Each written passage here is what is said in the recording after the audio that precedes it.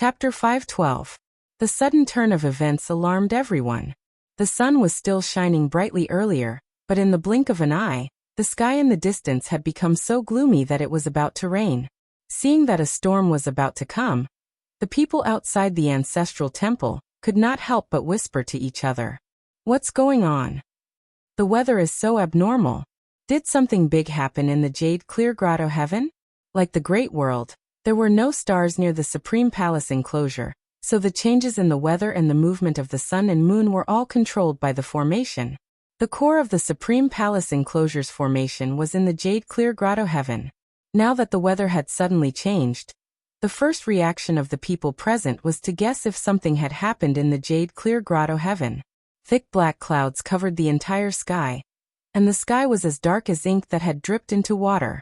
Looking from afar, the black clouds surged over one after another, like the ferocious and terrifying faces of monsters, like the low growl of a vicious dog before it pounced on its prey. The thunder in the sky accumulated power for a while before it suddenly burst out with an earth-shattering sound. Rumble! Rumble! In an instant, the thunder rumbled, and the wind howled.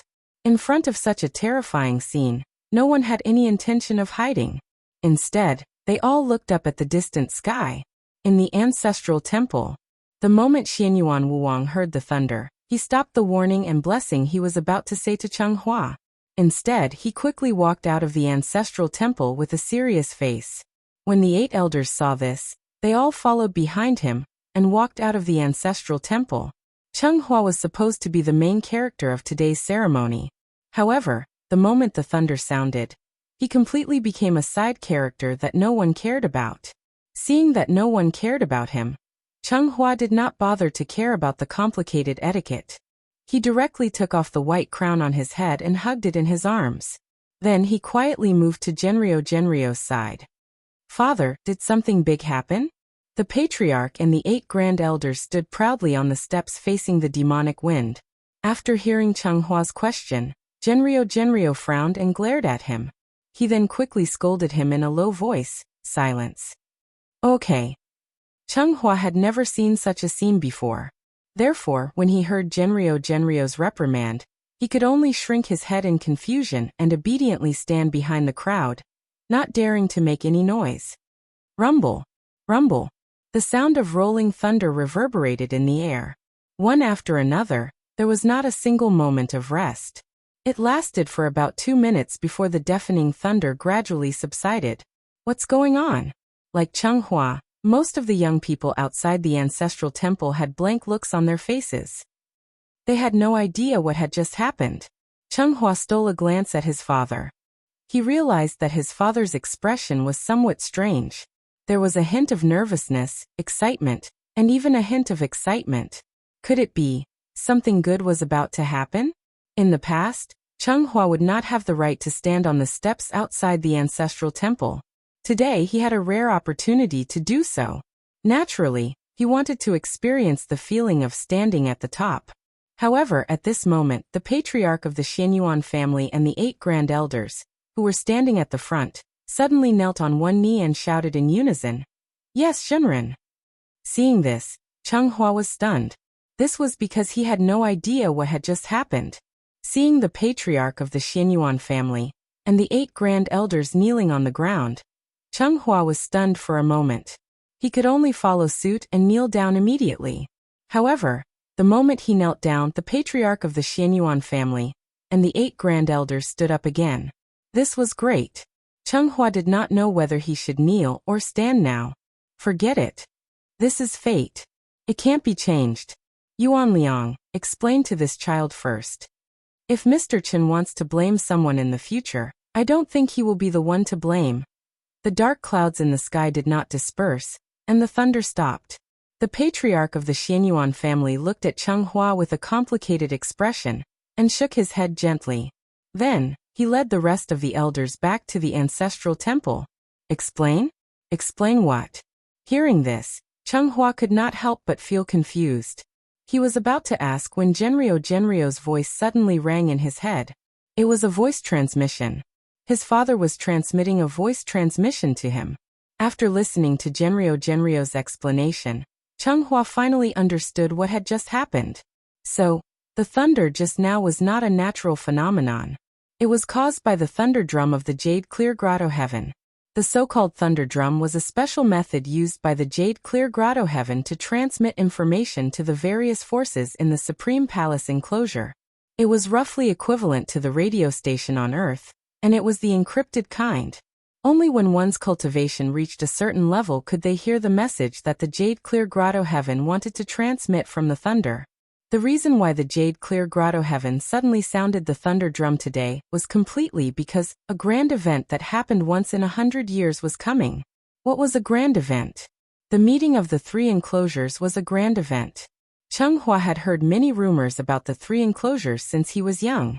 The so-called three enclosures were the Supreme Palace enclosure, the Crepe Myrtle enclosure, and the Heavenly Market enclosure. Legend had it that a long time ago, the three enclosures were originally a complete planet. Later on, something happened that caused the planet to be torn apart and turned into the three enclosures of today. Like the Supreme Palace enclosure, the Crepe Myrtle enclosure and the Heavenly Market enclosure were also plate-shaped landmasses that had been drifting in this vast universe for thousands of years. Because there were no stars to guide them, there was no trace of the three enclosures' whereabouts. The Supreme Palace enclosure was now near the solar system. Perhaps the Supreme Palace enclosure was still on the other side of the Milky Way 100,000 years ago. The three enclosures would meet once every 100 years, and the principle of its operation was still unknown. According to the speculation of a senior expert in the Jade Clear Grotto Heaven, the reason why the three enclosures would meet at regular intervals should be related to the arrangements left behind by the ancient powerhouses. In other words, the three enclosures were still hiding some shocking secrets that had not been discovered by anyone. In order to uncover this secret, since the establishment of the Jade Clear Grotto Heaven, its successive sect masters had been secretly searching for the truth. After various efforts, they finally found a clue. This clue came from Great Illusionary Land. Changhua knew about the three enclosures, but he had never heard of the Great Illusionary Land. Therefore, after hearing this term, he could not help but interrupt Genryo and ask directly, "Father, I still don't understand what you mean. This Great Illusionary Land. What does it have to do with me?" Hearing this, a meaningful smile suddenly appeared on Genryo's face. He reached out and patted Chenghua's shoulder, then whispered in Chenghua's ear, "Hua, prepare well, your opportunity is here." Chapter 5:13. For a junior like Changhua, the Great Illusionary Land was an extremely unfamiliar term. However, for existences like Genryo and even the Xianyuan family head, the Great Illusionary Land was a good place that symbolized opportunities and fortuitous encounters. Although the Great Illusionary Land was a specific name, it did not have a specific address. That was because the address it appeared at every time was not fixed. The Great Illusionary Land would only appear briefly in a thick fog on the day when the three enclosures converged. Every 100 years, the three enclosures would gradually get closer and more or less join together under the influence of an unknown force. Just like Asia, America, and Europe, if a sea was filled in between the three enclosures, then one could roughly see its original appearance when looking from afar in the starry sky. Once upon a time, it was also a complete planet. Every time the three enclosures converged, the fluctuation of the spirit energy of heaven and earth would become unusually intense, so much so that the spirit energy would gradually form a fog that would gradually cover the entire sky. At this time, one only needed to follow the spirit energy all the way. The place with the densest spirit energy would be the place where the Great Illusionary Land appeared. Unlike the unknown dangers of the Tianshu ruins, the Great Illusionary Land had real benefits. Genryo had a deep understanding of this problem. After all, if he had not been lucky enough to obtain the qualifications to enter the Great Illusionary Land and obtained many benefits from it, then Genryo, who was only from a collateral bloodline, would not have been able to sit in the position of the 8 great elders. At this point, it was necessary to first mention the so-called social resources and class consolidation. In fact, whether it was Earth or the Great Illusionary Land, except for some lucky people who were favored by the heavens, it was actually very difficult for ordinary people to climb from the bottom of society to the top of society. The Great Illusionary Land did not have a college entrance examination. So the Great Illusionary Land was the only way for everyone to reach the top in one step. Once one entered the Great Illusionary Land, all the opportunities and fortuitous encounters were in front of one's eyes. But it was a pity. The Great Illusionary Land could only allow 3,000 people to enter at a time. 3,000 people sounded like a lot. However, if it was placed in the entire Great Illusionary Land, this number was too small. Just Ning State alone had the Xianyuan, Dongfang, and Tuoba families, as well as many slightly weaker mid-size families. Moreover, besides the Ning Prefecture, there were still 8 other prefectures in the Supreme Palace enclosure that weren't inferior to the Ning Prefecture at all. Since everyone wanted to go in and get a share of the pie, then these 3,000 spots naturally needed to be properly distributed. Thus, with the Jade Clear Grotto Heaven taking the lead, the slots were accurately allocated to the various forces according to their overall strength. The thunderclap drum earlier was actually an announcement to the various great powers about the number of slots they would be able to obtain this time. This was the fundamental reason why Changhua had never heard of the existence of the Great Illusionary Land before. The quota was limited. Therefore, the fewer people who knew about the existence of the Great Illusionary Realm, the better. Otherwise, wouldn't those bumpkins from small families rebel against the heavens and swarm into the Great Illusionary Realm to change their fates? Therefore, it could be said that this was a carnival for the upper class of the Supreme Palace enclosure, and it had nothing to do with the general public. It was probably because the Tuoba family had suffered a heavy blow a few days ago. So during the distribution this time, the Xianyuan family and the Dongfang family were both given 3 slots, one more than before. Regarding this, the Xianyuan family patriarch was naturally overjoyed, so he immediately returned to the ancestral temple and used the excuse of inspecting the cultivation progress of his clansmen as an excuse to launch a large clan meeting that involved the entire Xianyuan family. Although it was called a large clan meeting, it was actually a martial arts competition. Anyone whose cultivation was above the Golden Core realm and below the Yuanying realm could sign up. As long as one obtained the top 3, they would be allowed to enter the Great Illusionary Realm. What needed to be mentioned here was, there was no requirement to enter the Great Illusionary Realm. Even the Yuanying and Soul Formation cultivators could enter at will. However, as long as one Soul Formation cultivator entered the Great Illusionary Realm, then the 3,000 spots would immediately be reduced to 2,000, or even less. According to past experience, it was basically certain that the benefits of entering the Great Illusionary Realm with 3,000 Golden Core cultivators were the greatest. Therefore, the Golden Core cultivators became the key targets of the various forces. Only the strongest among them were qualified to enter the Great Illusionary Realm. Chenghua's cultivation was only at the middle stage of the Golden Core realm. Logically speaking, he was not qualified to know the inside story in advance. Considering that his master was the great Supreme Chun, the patriarch could not help but place high hopes on him. After all, he was the disciple of the Supreme Chun. Although his cultivation was slightly lower, with his actual combat ability, he should not be too bad, right? However, nobody would have thought after hearing Genryo's words. Chenghua said hesitantly, "Father, can I not participate?" "What?" Genryo looked as if he had seen a ghost. It should be noted that the reason why Chenghua's elder brother did not enter the Great Illusionary Realm back then was that there was no third spot, so he could only stay in the top 3. Now that there was an extra spot, Chenghua actually wanted to give it up directly? Was there a mistake? Thinking of this, Genryo only felt a surge of anger in his heart rushing to his head. However, considering that this matter could not be forced, after taking a deep breath, Genryo forced himself to calm down and said, "Why don't you want to participate? Mr. Chen only gave me 7 days." Seeing his father's unfriendly expression, Chenghua could only answer honestly, "After 7 days, I must return to Tianshu. Otherwise, with Mr. Chen's temperament, it's very likely that he will personally come to the Supreme Palace enclosure to ask me to return." After hearing the 3 words Mr. Chen, Genryo's eyelids twitched obviously.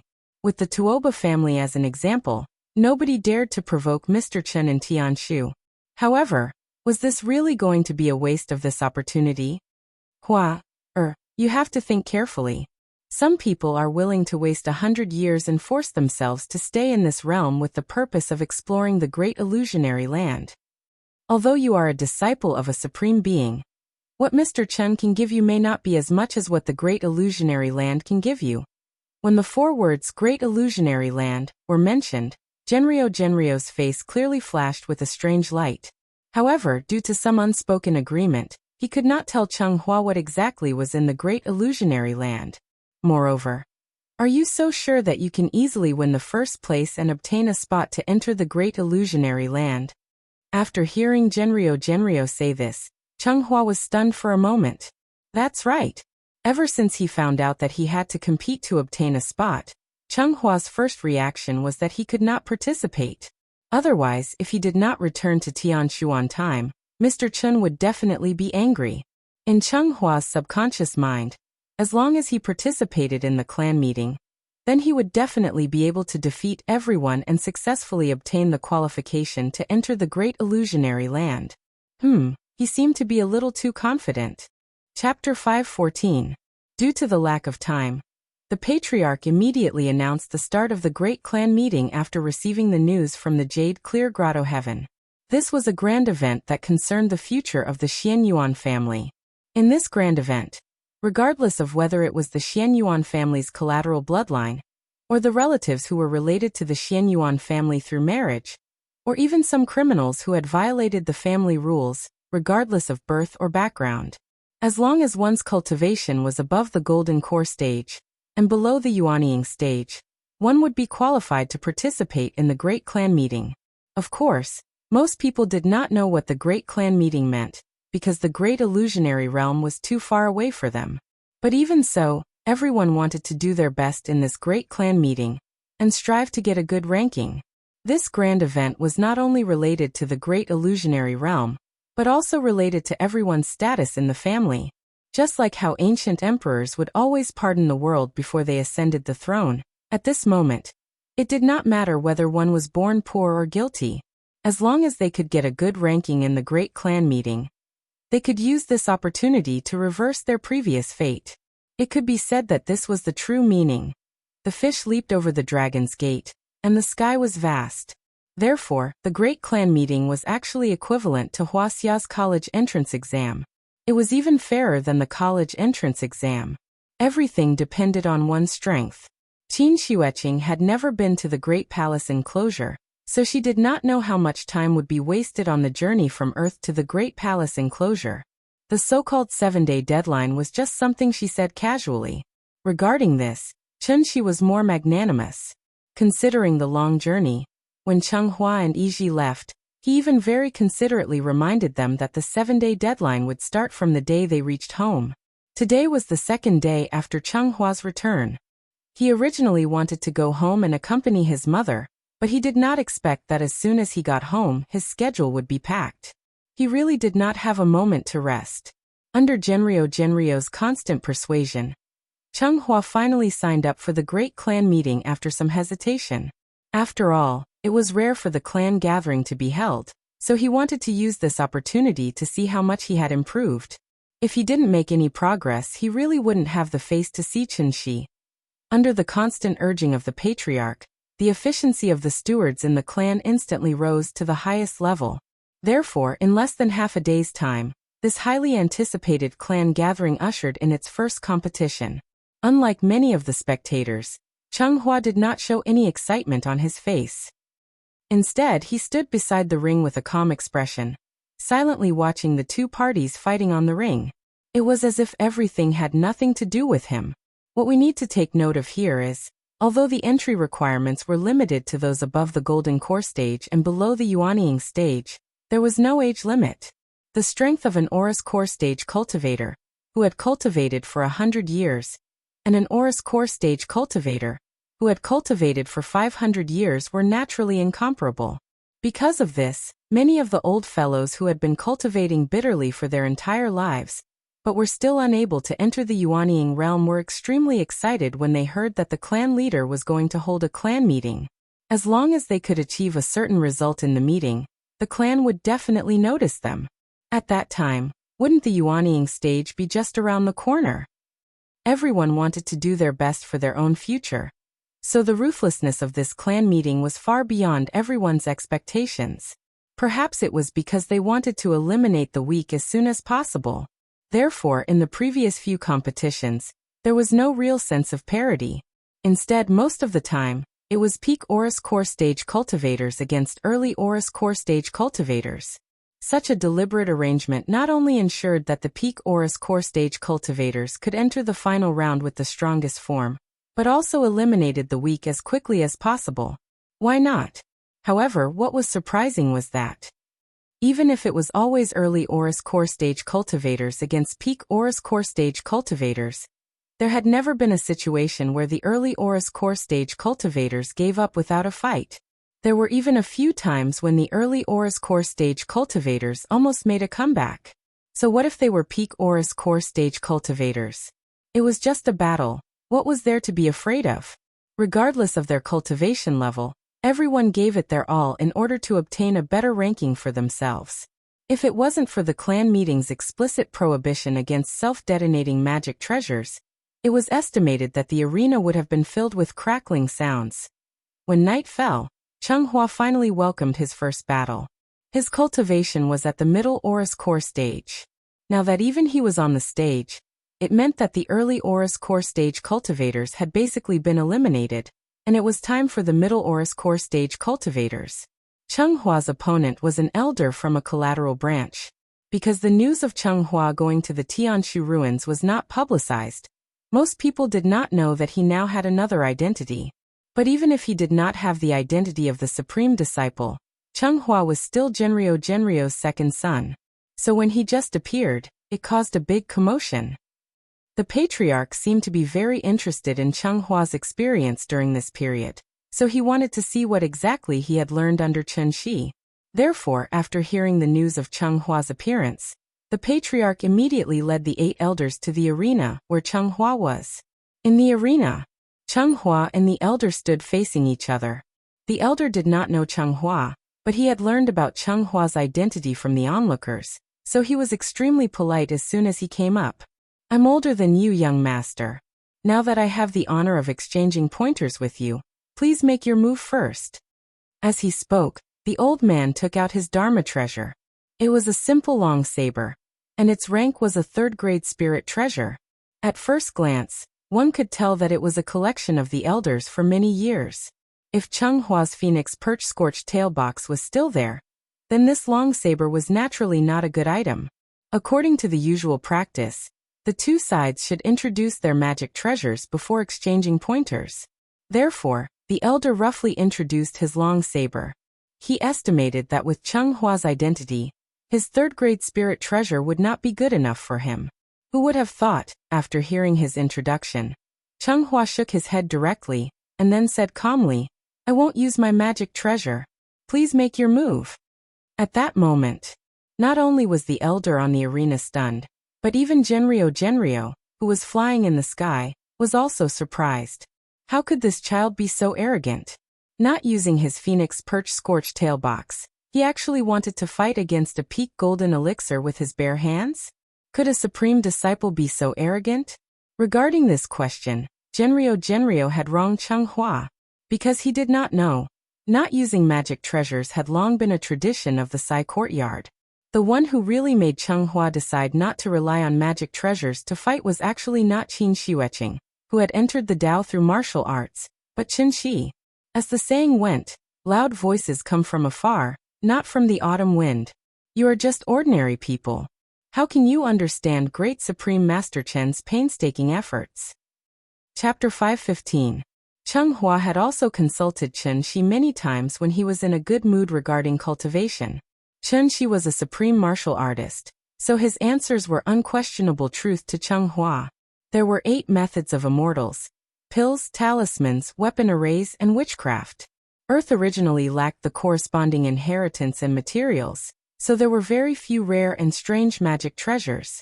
Even if there were 1 or 2, most of them were old antiques passed down from ancient times. The Supreme Palace enclosure was different from Earth. It had not experienced many changes, so compared to Earth, which lacked the inheritance of the 8 methods, The Supreme Palace enclosure was actually more like the United States, where weapons were not banned. Magic treasures were just consumer goods that could be seen everywhere. This was the reason why Qin Xueqing did not like to use magic treasures. On one hand, it was because she entered the Dao through martial arts, and her body was her most powerful weapon. On the other hand, it was completely because she had never come into contact with magic treasures. Since she had never come into contact with them, how could she understand the benefits? If it was normal that Qin Xueqing did not like to use magic treasures, then Qin Shi, who also did not like to use magic treasures, was obviously a little abnormal. Cheng Hua had always thought that if the phoenix perch scorched tail box was still in his hands, Qin Xueqing could not possibly be his opponent. Therefore, after he was beaten up by Qin Xueqing, he had a discussion with Qin Shi about whether magic treasures were important or not. The result was naturally very obvious. From then on, Cheng Hua was infected with the bad habit of not liking to use magic treasures. In fact, with Qin Shi's current cultivation, if he really wanted to obtain a magic treasure that suited him, it would not be difficult at all. He did not even need to spend much effort to find the materials. He only needed to take a stroll in the jade-clear cave heaven with the title of Supreme Martial Artist Tianqiu. There were so many treasures in there, so why couldn't he just casually pick one? As long as it was not some sect-guarding treasure. Would the four perfected masters not even give this little face? So in the end, it was just that Qin Shi himself did not want it. Just like the words he always said. There is no other reason other than the sword in your heart. Magic treasures were indeed very useful. Some magic treasures were even more powerful than the cultivator's own strength. But even so, what could they do? No matter how strong the magic treasure in his hand was, this power was still just an external force. Personal strength was the foundation of an immortal cultivator. Blindly pursuing the grade of magic treasures and neglecting one's own strength. Wasn't such behavior already inferior? You don't understand? It's fine. Let me ask you the simplest question. Didn't you have a 9th grade spirit treasure previously? If the current you with your bare hands were to face the you who used to have a 9th grade spirit treasure, then do you think? Which period would you be more powerful? With that, Qin Shi smiled mysteriously and patted Cheng Hua's shoulder. This scene also left a deep impression on Cheng Hua. Actually, this thing is just like dating. The one that suits you is the best. Though the phoenix perch scorched tail box is good, it does not suit you. Also, if you rely too much on external forces, other than being able to kill a few more people, it does not help your cultivation at all. So, before you truly find a Dharma treasure that suits you, I suggest that you be yourself first. After Qin Shi's advice, Cheng Hua finally understood. This sword, it was both in his hand and in his heart. When he did not have a sword in his hand, it was time for him to take out the sword in his heart. No magic treasures. After hearing Cheng Hua's words, the elder's eyes flashed with joy. One had to know that the competition schedule of the clan gathering was very tight. The competition was basically one after another. There was not enough time to rest and recuperate. If he went through a fierce battle right after he appeared, then even if he could successfully enter the final round, his performance would be greatly reduced. And if he could obtain victory at the lowest cost, and then face opponents of the same level in his peak state, his chances of winning would naturally increase by 30%. To the elder, the clan gathering was the only chance for him to make a comeback. Therefore, just as Cheng Hua finished speaking, the elder pretended to be in a difficult position and replied, "Since young master is so confident, I can only accept your favor. Young master, be careful. I am about to make my move. This move is called Wave Fanyan. Please enlighten me, young master." Even though the old man was calling himself a young master, the long saber in his hand danced with vigor and vigor. Although this move was called Wave Fanyan, it had nothing to do with water. As he waved the long saber in his hand, a streak of fire covered half of the arena like a cloud in the evening. This brat! How can he be so careless? In midair, seeing the elder attack with all his might, Genryo was so angry that he trembled. Middle stage golden elixir against peak stage golden elixir. His opponent had clearly allowed him to make the first move, but Cheng Hua insisted on being careless. Not only did he not use his Dharma treasure, he even allowed the elder to make the first move. What was this if not courting death? If not for the clan leader beside him, Genryo would have even appeared and reprimanded Chunghua. Genryo was extremely anxious, but the clan leader was extremely calm. It was unknown whether he had confidence in Chunghua or in Great Supreme Chen. In short, when the clan leader saw Genryo fidgeting, he immediately waved his hand and calmly comforted him.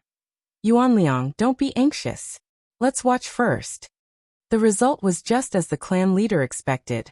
Just when everyone thought that Chunghua would be defeated by the elder in one move, Chunghua made his move. They saw, in the face of the raging flames that covered the sky, Chunghua did not retreat. Instead, he moved forward. In an instant, like a bullet, he passed through the sea of flames and came to the elder's side at the fastest speed. Before the elder could even react, Chunghua's fist brought along a strong gust of wind and smashed towards his head. A long punch from a distance and a short punch from close range. At that moment, not only did the elder not react, even the clan leader and the 8 elders who were watching from the side were stunned. Was this the move that Chunghua learned from the Supreme Qin? But why did this move seem so strange? Bang! With a muffled sound, Chunghua's fist made close contact with the elder's forehead. Chunghua had been preparing for this punch for a long time. Previously, when he stood still, he seemed to be careless. In fact, he had been observing the elder's aura and flaws. Lang Fanyan? The name sounded nice, but the move was flashy and impractical. Although the flames in the sky looked scary, the real threat to Chunghua was the long saber hidden in the flames. Therefore, Chunghua only needed to find the path of the saber and successfully avoid it. Naturally, he could easily come to the elder's side. As a result, under everyone's dumbfounded expression, Chunghua's fists were like a storm, crazily smashing on the old man's protective shield. Bang! Bang! Bang! Chapter 516. Punching the Nanshan nursing home and kicking the Beihai kindergarten. Wasn't such an absurd and ridiculous scene happening right in front of everyone's eyes? Chunghua had almost perfectly inherited Qin Xueqing's lifelong learning. Therefore, as soon as this move, which was very characteristic of Earth, appeared, it immediately caused a big sensation in the crowd. Since the day the 3 enclosures split apart, no one had ever seen such a shameless and strange move. Shouldn't the so-called immortal cultivators be like the immortals in the myths and legends, walking, sitting, and lying, showing the true colors of immortals? Immortals couldn't be like street gangsters, chasing each other with clubs and machetes, right? Therefore, when immortal cultivators fought with each other, most of them would only use magic treasures or spells to fight from a long distance. Here, ancient military formations could be used as an example. In a war, it wasn't just about which side had more people. If the cultivation of immortal cultivators was compared to the number of soldiers, then the magic treasures and moves they used when fighting were the tactical strategies arranged by the commander of the military formation. On the battlefield, the situation was changing rapidly. There were always many factors that could affect the outcome of a battle. Even if one side had few soldiers and was far less powerful than the opponent, before the real fight, no one could guarantee that the weak side would lose. The family had hoped that Chunghua could bring him a certain surprise. But what he never expected was, Chunghua not only brought him a surprise, but also a certain degree of surprise. Even if Chunghua had used tricks such as straw boats to borrow arrows and fire to achieve a narrow victory, the family head wouldn't be surprised at all. After all, Chunghua was the disciple of the Supreme Being. However, Chunghua had used a completely unimaginable way to win the battle in a one-sided manner. My younger brother, Zhang Ida, took the head of a general among millions of soldiers as easily as taking something out of his pocket. He single-handedly attacked the enemy's den. This was Chunghua's tactic. There weren't so many flashy moves, and there weren't so many strange movements. There were only punches to the flesh, as well as repeated attacks that accurately hit the same position. And under this storm-like attack, soon the old man's protective shield was broken. Boom! A strong gust of wind suddenly rose from the stage, and the old man's body was like a sandbag filled with cement, heavily smashing into the stage. From beginning to end, this unlucky Peak Jindan stage cultivator had never fought back even once. On one hand, it was because the rules of the competition forbade the use of defensive treasures. On the other hand, it was completely because he didn't react in time. Cough cough. Young master, you're so capable. This old man admits defeat. Looking at the expressionless Cheng Hua, the old man hesitated for a moment before shaking his head with a bitter smile. This was an arena competition. Methods such as self-detonating his golden core and burning his blood essence could not be used. Therefore, the moment the protective shield was broken, the old man had already lost the chance to make a comeback.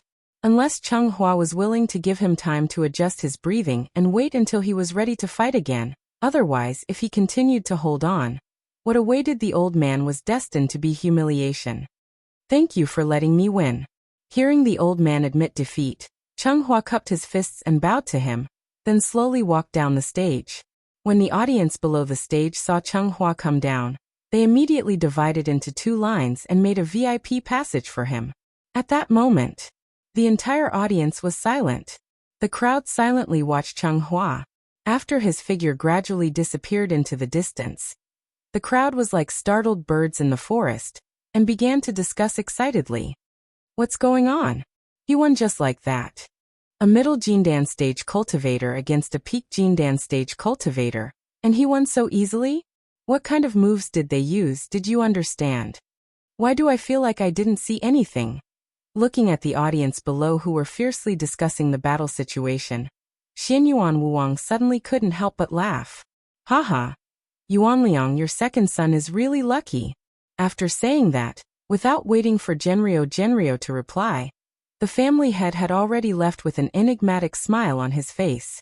Genrio looked at the stage below thoughtfully, but he suddenly had more expectations for this precious son of his. This was the move that the Supreme Being taught? It seemed simple, but it was very effective. Of course, with Genrio's cultivation, it was not difficult to see. Cheng Hua's victory in this competition was mainly due to the point of winning by surprise. Presumably, his next opponent would be prepared in advance after hearing that Cheng Hua had such a strange technique, so it was basically impossible for him to catch them off guard again. He didn't know what kind of surprise Cheng Hua would bring to him in the next competition. Thinking of this, even Genrio, who had always been serious, showed a faint smile at this moment. His son had done well, and as the father, he also felt proud. Immortal cultivators did not need to rest. Therefore, from the moment it started, the gathering had to continue until the end. Following this, Cheng Hua went through another 2 rounds of competition. However, the opponents in these 2 matches were weaker than the old man from before. Therefore, Cheng Hua did not spend much effort and easily defeated the 2 of them. By noon the next day, most of the weaker cultivators had been eliminated, and the competition officially entered the white-hot stage. Cheng Hua's 4th match was against a middle golden elixir stage cultivator. This middle golden elixir stage cultivator was incredible. Because he was of the direct bloodline, he even called the current family head uncle. The Xianyuan family had many members, and this person was older than Cheng Hua by 20 years, so Cheng Hua did not recognize him. Of course, Cheng Hua could not be bothered to recognize him. Speaking of which, it was strange, unknowingly, that rash and willful Xianyuan Cheng Hua had now become much more low-key.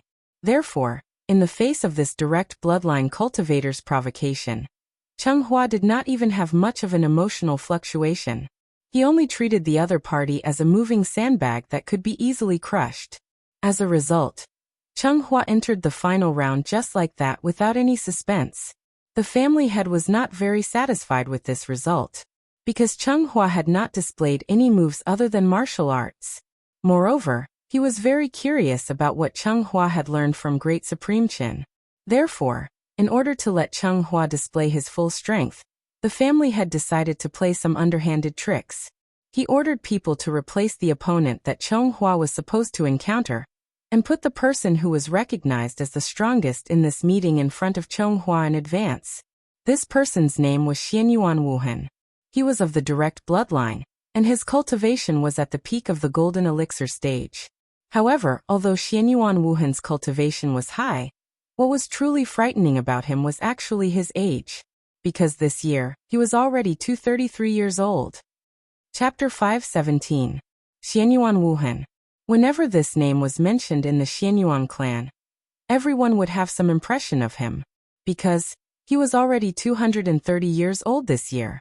Furthermore, this was already the third time Xianyuan Wuhan had participated in the clan gathering.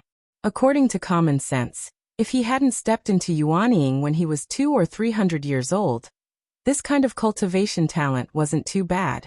Yuanying wasn't that easy to condense. Many people spent their entire lives and might never be able to step over that threshold.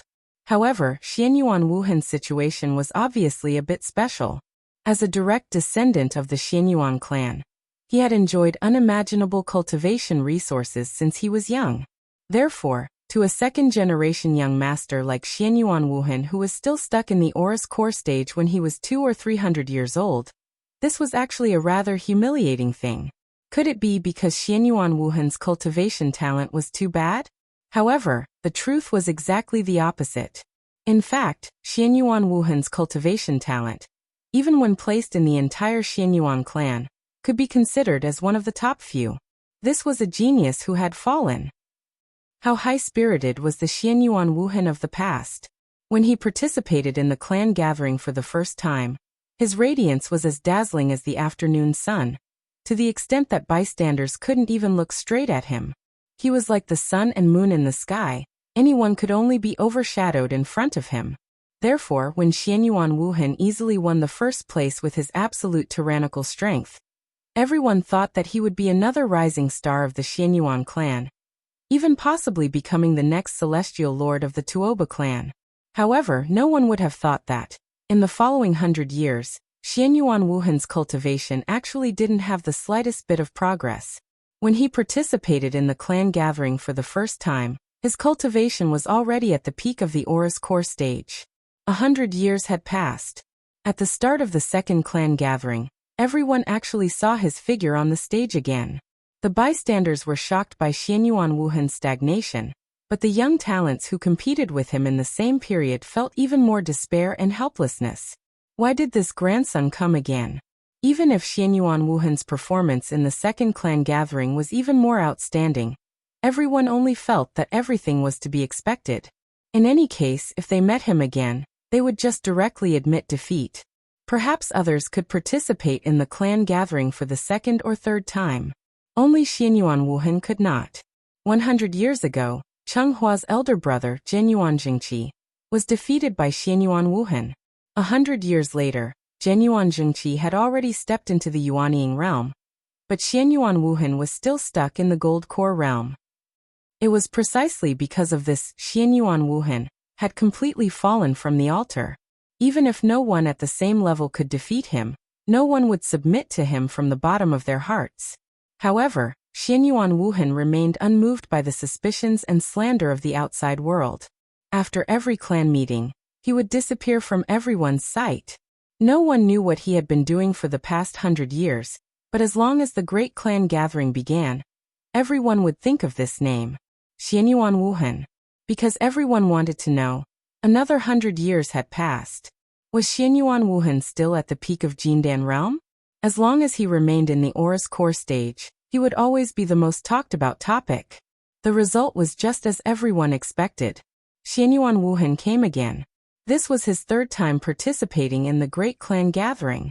Along the way, many of the competitors who were unfortunate enough to meet him didn't even bother to step onto the stage, and directly stood below the stage to admit defeat. And this situation continued until Cheng Hua appeared. When Cheng Hua stepped onto the stage expressionlessly, including the manager who presided over this competition, almost everyone was shocked. On the stage, after Cheng Hua stood still, Xianyuan Wuhan, who usually didn't like to speak much, took the initiative to speak for the first time. I've seen your competition before. You have a lot of potential. Hearing this, Cheng Hua couldn't help but stare blankly for a moment. Then he smiled and said, "Thank you for your attention, Mr. Wuhan." Cheng Hua is very grateful. As the saying goes, the one who reaches the top comes first. Before an immortal cultivator was sure of the difference in seniority between them, they would usually address the other party as Mr. or Senior. Therefore, It wasn't a problem for Cheng Hua to address Xianyuan Wuhan as Mr. The moves you used in the previous few competitions were very strange. Every move you made seemed simple, but in fact, it contained some kind of truth. Perhaps Xianyuan Wuhan also knew why he would suddenly meet Cheng Hua, so he didn't immediately start fighting as he usually did. Instead, he took the initiative to chat with Cheng Hua. The scene didn't seem to be as hostile as people imagined. Cheng Hua was about to reply, but unexpectedly, Xianyuan Wuhan suddenly changed the topic. He suddenly used a lifeless tone and calmly said, "But the realm of this cultivation technique isn't high. Although it's very ingenious, it's only limited to this. If you only rely on this cultivation technique, you shouldn't be able to last more than 10 moves against me. So I suggest you either directly admit defeat or take out some of your trump cards. Let me have a good feel of it." What's so special about the inheritance of the sovereign bloodline? Xianyuan Wuhan didn't say the last sentence in front of everyone. Instead, he used the secret method of telepathy to send it directly to Cheng Hua's ears. Obviously, this brother was very clear about Cheng Hua's background. The reason why he was willing to talk nonsense with Cheng Hua was actually entirely because of sovereign Qin. Cheng Hua was somewhat non-committal about this. It seemed like he was being looked down upon. It didn't matter. Let's see who's the real deal then. Therefore, Cheng Hua didn't say anything more. He directly cupped his fists and bowed to Xianyuan Wuhan. "I, Cheng Hua, would Mr. Wuhan please enlighten me?" Cheng Hua's reaction seemed to be somewhat out of Xianyuan Wuhan's expectations. Therefore, after hearing his declaration of war, a faint smile immediately appeared on Xianyuan Wuhan's face. "Oh, come then." The battle suddenly started just like that. Cheng Hua's figure was like a ghost, and he instantly disappeared on the spot. Seeing that, Xianyuan Wuhan's reaction was completely different from the opponents that Cheng Hua had encountered before. He didn't take out his own magic weapon. Instead, he imitated Cheng Hua and went up to meet him with his bare hands. Both of their speeds were extremely fast. As soon as they came into contact, there was a series of bang bang bang, sounds of fists and feet colliding on the stage. In just a blink of an eye, the two of them had already exchanged a few blows. Although Cheng Hua had already mentally prepared himself to a certain extent before this. But at this moment, only then did he truly understand how terrifying Xianyuan Wuhan was. Even though Xianyuan Wuhan hadn't learned martial arts before, he was actually able to rely on his own rich cultivation and some shallow experience that he had accumulated from watching the battle before the competition to firmly suppress Cheng Hua. Cheng Hua's movements were very fast, but Xianyuan Wuhan was even faster than him. Cheng Hua's moves were very ingenious, but Xianyuan Wuhan was able to imitate him in the blink of an eye and return the favor in an instant. This was the true peak of Golden Elixir realm. In terms of cultivation, in terms of experience, in terms of skills, Cheng Hua was still too young, and under the suppression of such absolute strength, he was like an unlucky person who had fallen into a quagmire. The harder he struggled, the faster he sank. When Xianyuan Wuhan gradually adapted to Cheng Hua's moves and gradually figured out some tricks from them, then, Cheng Hua wouldn't be far from failure. Chapter 518. In the end, the martial arts that Cheng Hua learned was actually just a gold core stage cultivation method. In the future, as Qin Xueqing's cultivation continued to improve, this cultivation method might gradually become stronger and perfect. But before that, if Cheng Hua wanted to completely defeat Xianyuan Wuhan with this imperfect martial arts cultivation method, this was tantamount to a fool's dream. Xianyuan Wuhan was really too strong. The so-called invincible in the same realm was not just a saying. Xianyuan Wuhan did not even use any magic arts, nor did he use any magic treasures. He only needed to copy and learn Cheng Hua's moves through actual combat, and he could quickly master these moves, and then use the same moves to deal with Cheng Hua. The reason was not that Xianyuan Wuhan had a unique skill of giving someone a taste of their own medicine, but because the moves that Cheng Hua used were all on the surface, so Xianyuan Wuhan could quickly learn them for his own use. Immortal techniques were from the inside out, martial arts were from the outside in. The two seemed to be poles apart, but in fact, they were different paths leading to the same goal. It was just like that old saying, the great Tao was like mercury flowing to the ground, and every grain was round. On the stage, Chenghua and Xianyuan Wuhan exchanged blows quickly. Below the stage, everyone cheered for Chenghua in unison. Since Xianyuan Wuhan was the great demon king in everyone's hearts, then Chenghua, who dared to fight with the great demon king, naturally became the hero in everyone's hearts. Although everyone knew that Chenghua would definitely fail, as long as he did not fall, the cheers below the stage would not stop for a moment. The two figures were like ghosts as they moved quickly on the stage. In just 10 minutes, the two had already exchanged no less than 200 moves. And as the two fought longer and longer, Chenghua also gradually showed signs of defeat. Just like a sports competition, when the skills and experience of the two sides were almost the same, physical strength became the most important deciding factor. Maintaining the protective shield consumed true essence, and every attack also consumed true essence. Chenghua was merely in the middle stage of the Gold Core realm. How could he fight with Xianyuan Wuhan, who was in the peak stage of the Gold Core realm for a long time? At that moment, any onlooker with a little bit of knowledge could see that Chenghua's defeat was inevitable. This child. He's already been forced to this point, but he's still not willing to show his true abilities. Yuan Liang, do you think he really only knows these moves, or does he have other plans in mind? The patriarch and the 8 elders were still watching the battle from the sky. After hearing the patriarch's question, Genryo fell silent. He did not respond. That was because he knew, regarding Chenghua's current performance, the patriarch was indeed somewhat disappointed. To be honest, if Chenghua wasn't a sovereign disciple, he wouldn't even have the qualifications to exchange blows with Xianyuan Wuhan. No matter how the outside world slandered and insulted Xianyuan Wuhan, in the patriarch's eyes, Xianyuan Wuhan would always be the person who had the most hope of breaking through to become a heavenly venerable after him. Outsiders didn't know the trick and only thought that Xianyuan Wuhan's potential had been squeezed dry. In reality, it was Xianyuan Wuhan himself who was unwilling to break through to become a Yuanying. In order to be able to repeatedly enter the great illusionary land, Xianyuan Wuhan had suppressed himself for 200 years. Even the patriarch couldn't help but be amazed by such boldness. There aren't that many geniuses in the world to begin with, and all those who have appeared out of nowhere are those who have accumulated in the past. Compared to Xianyuan Wuhan, Chenghua instantly became ordinary. As expected, after another 100 to 200 moves, Chenghua accidentally revealed an extremely small flaw because of his lack of strength. Xianyuan Wuhan keenly found this flaw, so he grabbed the opportunity and directly hit Chenghua's chest with a crushing punch. Bam!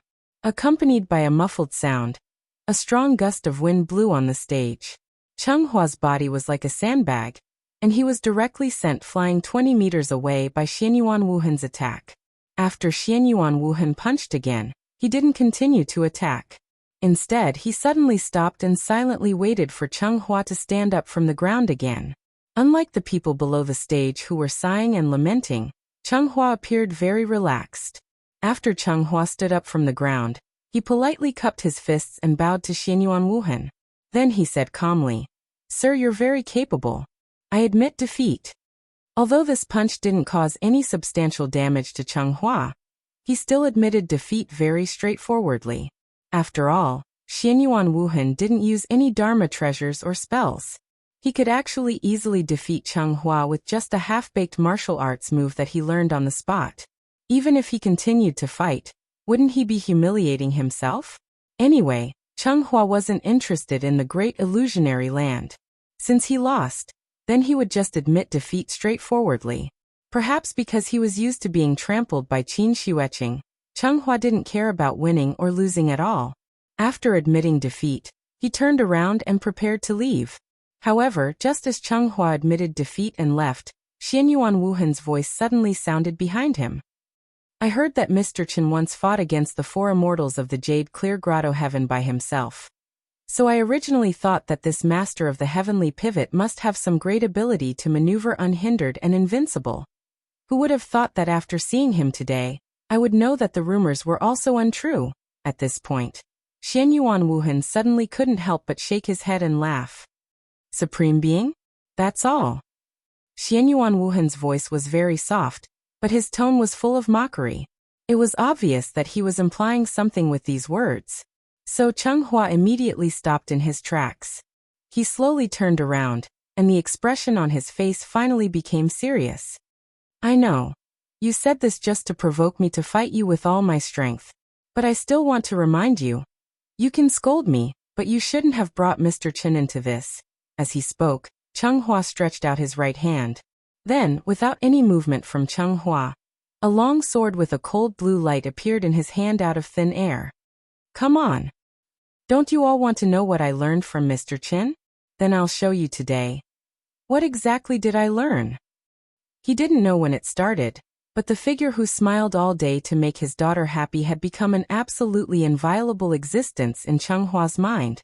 Xianyuan Wuhan could say that he wasn't good at learning, but he definitely couldn't say that Mr. Chen's reputation was undeserved. Including Genryo, the patriarch, the 8 elders and Xianyuan Wuhan, who was in front of him at this moment. Almost everyone was eager to know what peerless cultivation method Chung Hua had learned from Chen Shi. Was the cultivation method used by a supreme being really that important? Thinking of this, Chung Hua couldn't help but lower his head slightly to look at the long sword in his hand. In a trance, he saw the scene of Chen Shi holding the little fellow and standing in the courtyard with a smile on his face. Yes, Chung Hua was very lucky. Others would lose their lives in vain if they went to the Tianshu ruins. Not only was he fine when he went to the Tianshu ruins, but he was also lucky enough to live with Supreme Qin for a period of time. But who would have thought that, during this period of time, what really benefited Chung Hua was Mr. Chen's way of dealing with people. Chen Shi indeed didn't accept Chung Hua as his disciple, and he had never even planned to do so. But in Chung Hua's heart, Chen Shi was still half his master. It was just that he didn't dare to say it out loud. So Xianyuan Wuhan could scold him, but he couldn't scold Mr. Chen. Chapter 519. With the idea of clearing Mr. Chen's name, Chung Hua brazenly drew his sword. The 3-foot-long sword in his hand drew a semicircle in the air, and the tip of the sword pointed directly in Xianyuan Wuhan's direction. The distance between the two of them was about 20 meters. The moment Chung Hua pointed his long sword at Xianyuan Wuhan sensed a strong murderous aura surging toward him.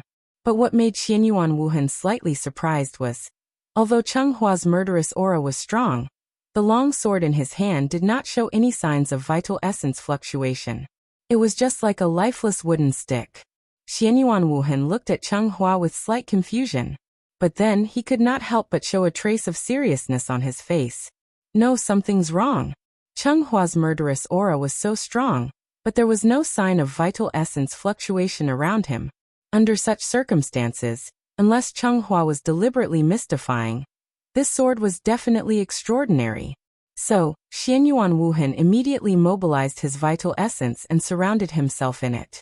At the same time, Chung Hua had also finished accumulating power, and raised his hand to wave the long sword in his hand. Mr. Wuhan, please enlighten me. Chung Hua roared fiercely, and the long sword in his hand suddenly bloomed with a dazzling light. Before the sword was drawn, the sword chi became one, hidden but not released. The sword momentum was released. In an instant, like a long river hanging upside down, it soared into the sky and into the clouds. Wherever the sword light went, it could be said that heaven and earth lost their color, and the sun and moon turned away in shame. The ultimate sword was only for a moment of youth. Just as Chung Hua waved this sword, the family head, who had been watching the battle in the air, suddenly changed his expression. This sword. Why was it so similar to the rumors? As one of the 3 major families in Ningzhou, the Xianyuan family was naturally very concerned about the Tuoba family's change. There were rumors that the reason why Tuoba Yi was seriously injured and had to escape to death was because he was hit by Mr. Chen's sword. One had to know that Tuoba Yi was an Empyrean-level existence. But he couldn't even take one hit from Mr. Chen. Such a strange situation. Just thinking about it made one's hair stand on end. After all, the outside world didn't know what exactly happened at that time. So it was inevitable that everyone would speculate too much about this incident. As the person involved in the incident, Tuoba Yi had been recuperating in seclusion. As for Daoist Master Void Pierce Stage, due to his identity, it was impossible for him to personally appear and refute the rumors. This also caused the rumors to become more and more outrageous.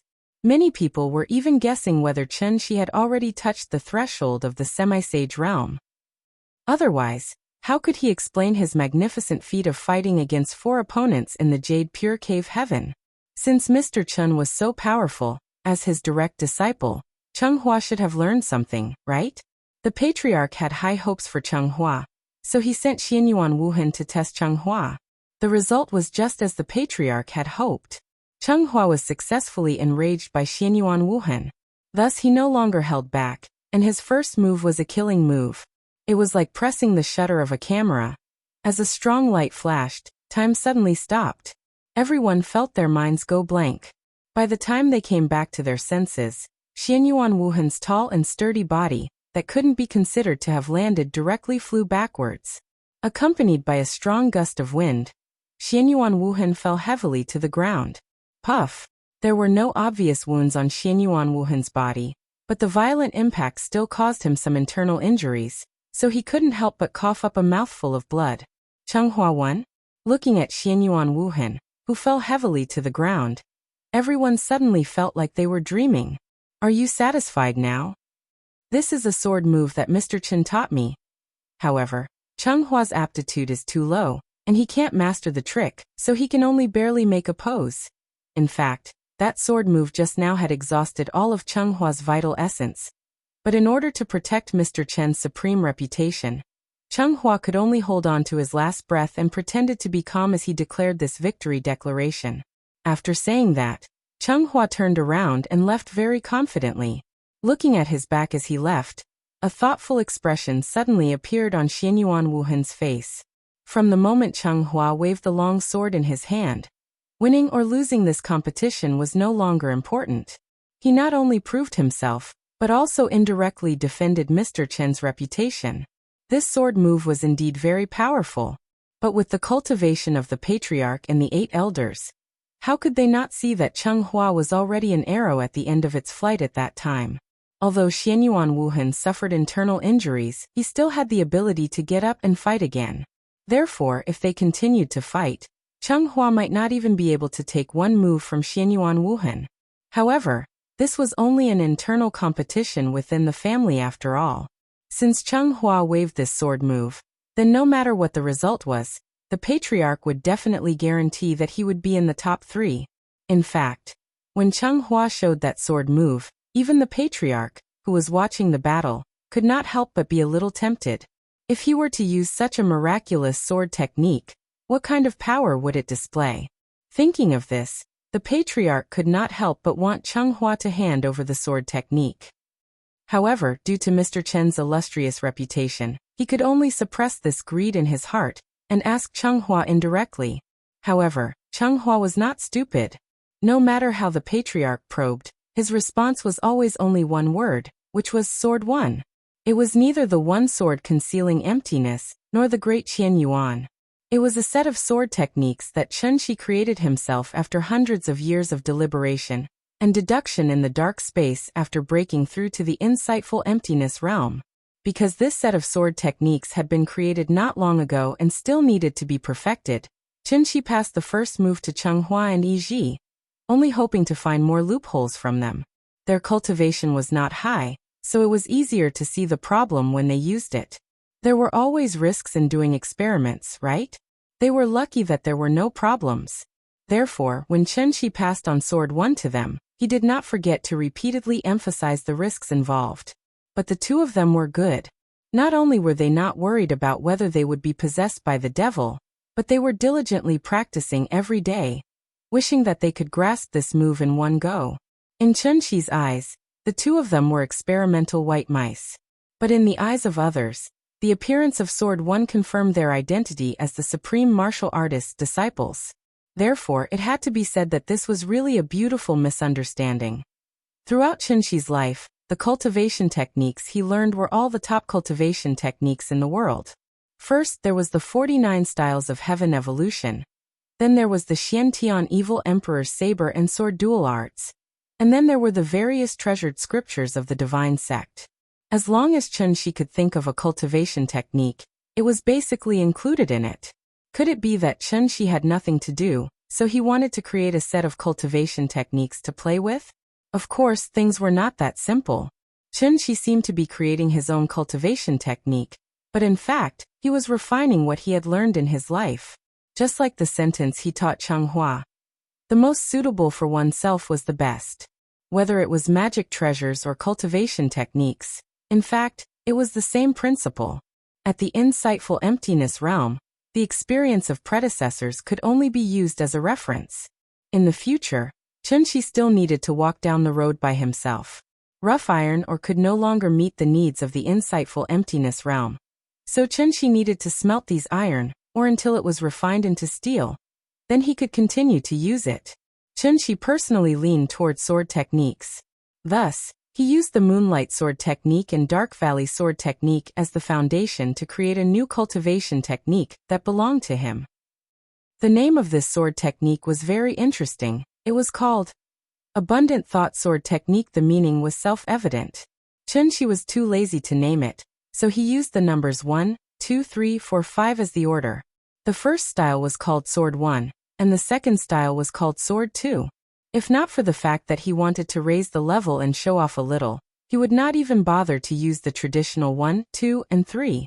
After all, wouldn't Sword 1, Sword 2, and Sword 3 be easier to write? Let's talk about it. Recently, many authors are using the main character's group writing method. I also want to try it, so there is this plot. Actually, the story is still the same story, but the way it is written is different. If it was from Chunshi's point of view, then this story would be written in the future, and the development of the story would also be different. Maybe it's because my writing is not good enough, so the ending is not very good. So sad. But I will correct it. Humans always grow strong through stumbles, you just have to get used to it. Chapter 520. What was the true purpose of the Patriarch's clan meeting? Wasn't it to select the strongest gold core cultivator, so that they could obtain enough benefits for the family from the great illusionary land? Therefore, after Changhua showed his strength, even if he didn't want to participate in any more competitions, the Patriarch would personally send him a spot to the great illusionary land. Of course, Changhua wasn't very interested in the great illusionary land. After fighting with Xianyuan Wuhan, he only wanted to take advantage of the last few days of vacation, to spend more time with his mother. Then he would take the time to choose a few exquisite gifts for Nian Nian. After that, he could wait to return to Earth. Changhua didn't know the importance of the great illusionary land, so he didn't know that the moment he took out Sword 1, the Patriarch had already made a decision. Next, even if he had to tie him up with a rope, he had to forcibly tie him up into the great illusionary land. After all, this was a major event that could affect the future development of the Xianyuan family. The Patriarch knew that Changhua had a 7-day limit, but considering that Changhua was only going to the great illusionary land for a while, it wasn't like he wouldn't come back, so he wasn't very worried about Chunshi holding him responsible in the future. For the Patriarch, this was really a very simple choice. Even if he made the worst choice, it would only delay Changhua for a while. Therefore, the Patriarch would rather let Changhua break his promise to Chunshi than miss this once-in-a-century opportunity. Whether it was for Changhua or the Xianyuan family, the great illusionary land had great opportunities.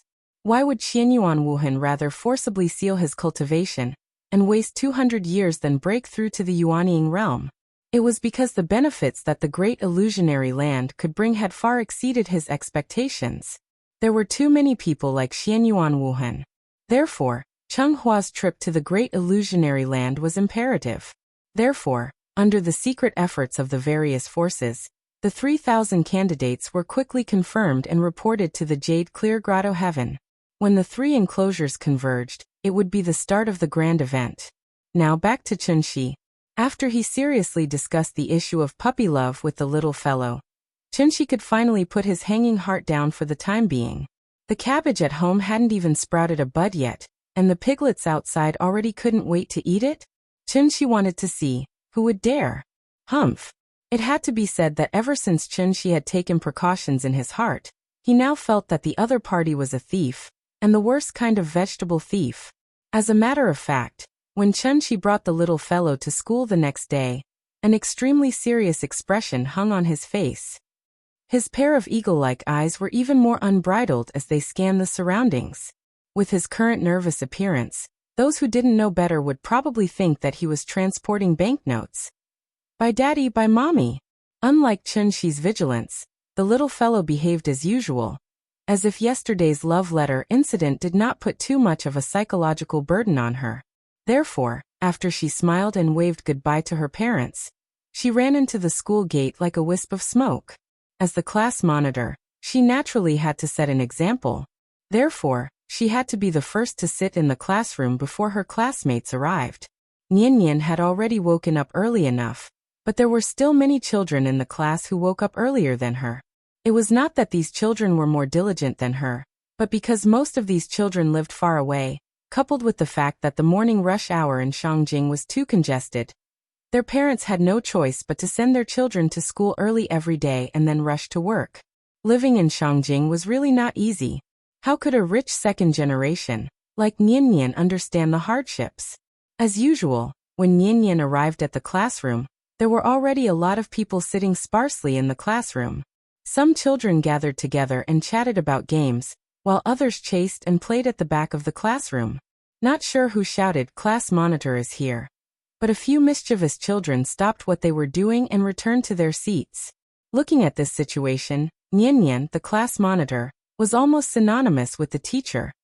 Nian Nian was very satisfied with the self-awareness of her classmates, so she went back to her seat. Because of yesterday's love letter incident, she did not immediately take out her textbook after putting down her bag. Instead, she bent down and looked at her drawer. Sure enough, there was another thing that did not belong to her. It was a piece of chocolate. Because Cheng Hua and Yiji loved to eat chocolate, Nian Nian also ate a lot with them, so she could be considered as knowledgeable. This type of chocolate was very common in the supermarket, called Ferrero. Usually there were 3 in a box, and a box cost 9 yuan. For adults, 9 yuan was naturally nothing, not to mention that there was only one here, and it did not even have a complete packaging.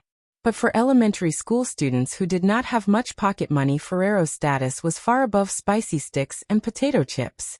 After all, he only bought one for 3 yuan. You could only eat 1 bite each. From this, it could be seen that this anonymous confessor's feelings for Nian Nian could be considered true love. The moment Nian Nian saw the chocolate, she could not help but hesitate for a moment. Then she took it out of the drawer. Regardless of who gave her this piece of chocolate, she would never eat it. Because, whether it was Chun-Shi or Aunt Zhang, both of them had taught her not to eat things given by others. Therefore, Nian Nian did not even bat an eyelid. She took the chocolate, turned around and walked directly to the trash can at the back of the classroom. Children who were arranged to sit next to the trash can by the teacher were usually the most mischievous children in the class. Therefore, when this child saw Nian Nian throw the chocolate into the trash can, his eyes immediately lit up. "This is chocolate. Class monitor, you don't want it. Then I'll take it." This kid was very mischievous. He had already noticed that Nian Nian was holding Ferrero's chocolate. The trash can had to be cleaned every afternoon, so the moment this golden chocolate fell into the trash can, this kid very quickly picked it up. "It's delicious." This child's name was Li Sanduo. His name was given casually, and so was his personality. He did not mind that the chocolate was picked up from the trash can at all. He tore open the packaging and ate it happily. Nian Nian saw that he had picked up the chocolate, and was about to return to her seat. At this moment, Li Sanduo suddenly called out to her. "Class monitor, if there's more good food in the future, don't throw it away, give it to me. I'll help you eat. Okay?" Chapter 521. Speaking of which, Li Sanduo was actually quite interesting. He wasn't tall, about half a head shorter than Nian Nian, so he was one of the shortest in the class. Even so, this kid relied on his usual outstanding performance to get the teacher to arrange him in the last row, near the trash can at the back door. From this, it could be seen how mischievous this kid was in the teacher's eyes. Li Sanduo was indeed very mischievous. However, his mischievousness was very different from other children. Perhaps it was because of his more antisocial personality. Li Sanduo didn't have many friends in class, so when he had nothing to do, he would be alone in the last row fiddling with something. Li Sanduo never played around with his classmates, nor did he like to bully others, but he had a very bad habit that the teacher disliked. and that was that he liked to interrupt during class. Just like a comedian, no matter what the teacher said on stage, he would always be the first to respond, and then make the whole class burst into laughter. In any case, he was a third-grade student, but he always pretended to be stupid in class, deliberately disrupting the class discipline, so the teacher naturally disliked him. They weren't afraid of students being mischievous, but they were afraid of students being unreasonable.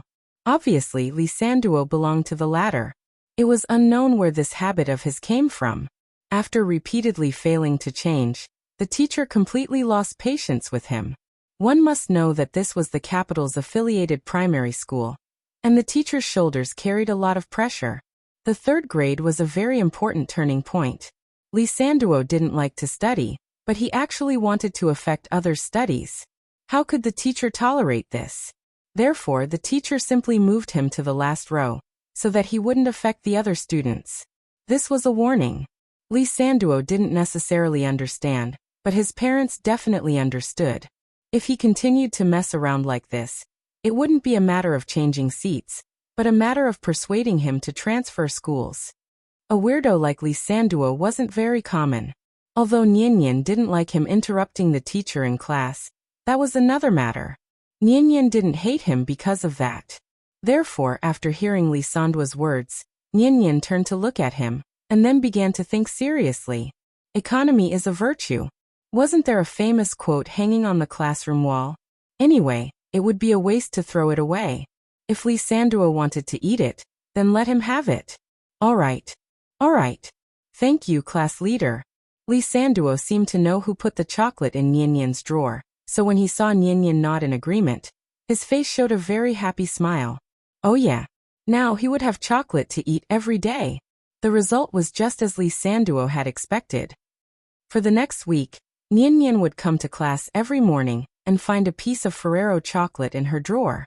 Actually, she could have asked Big Cat to use its sense of smell to find this guy who had been secretly giving her gifts.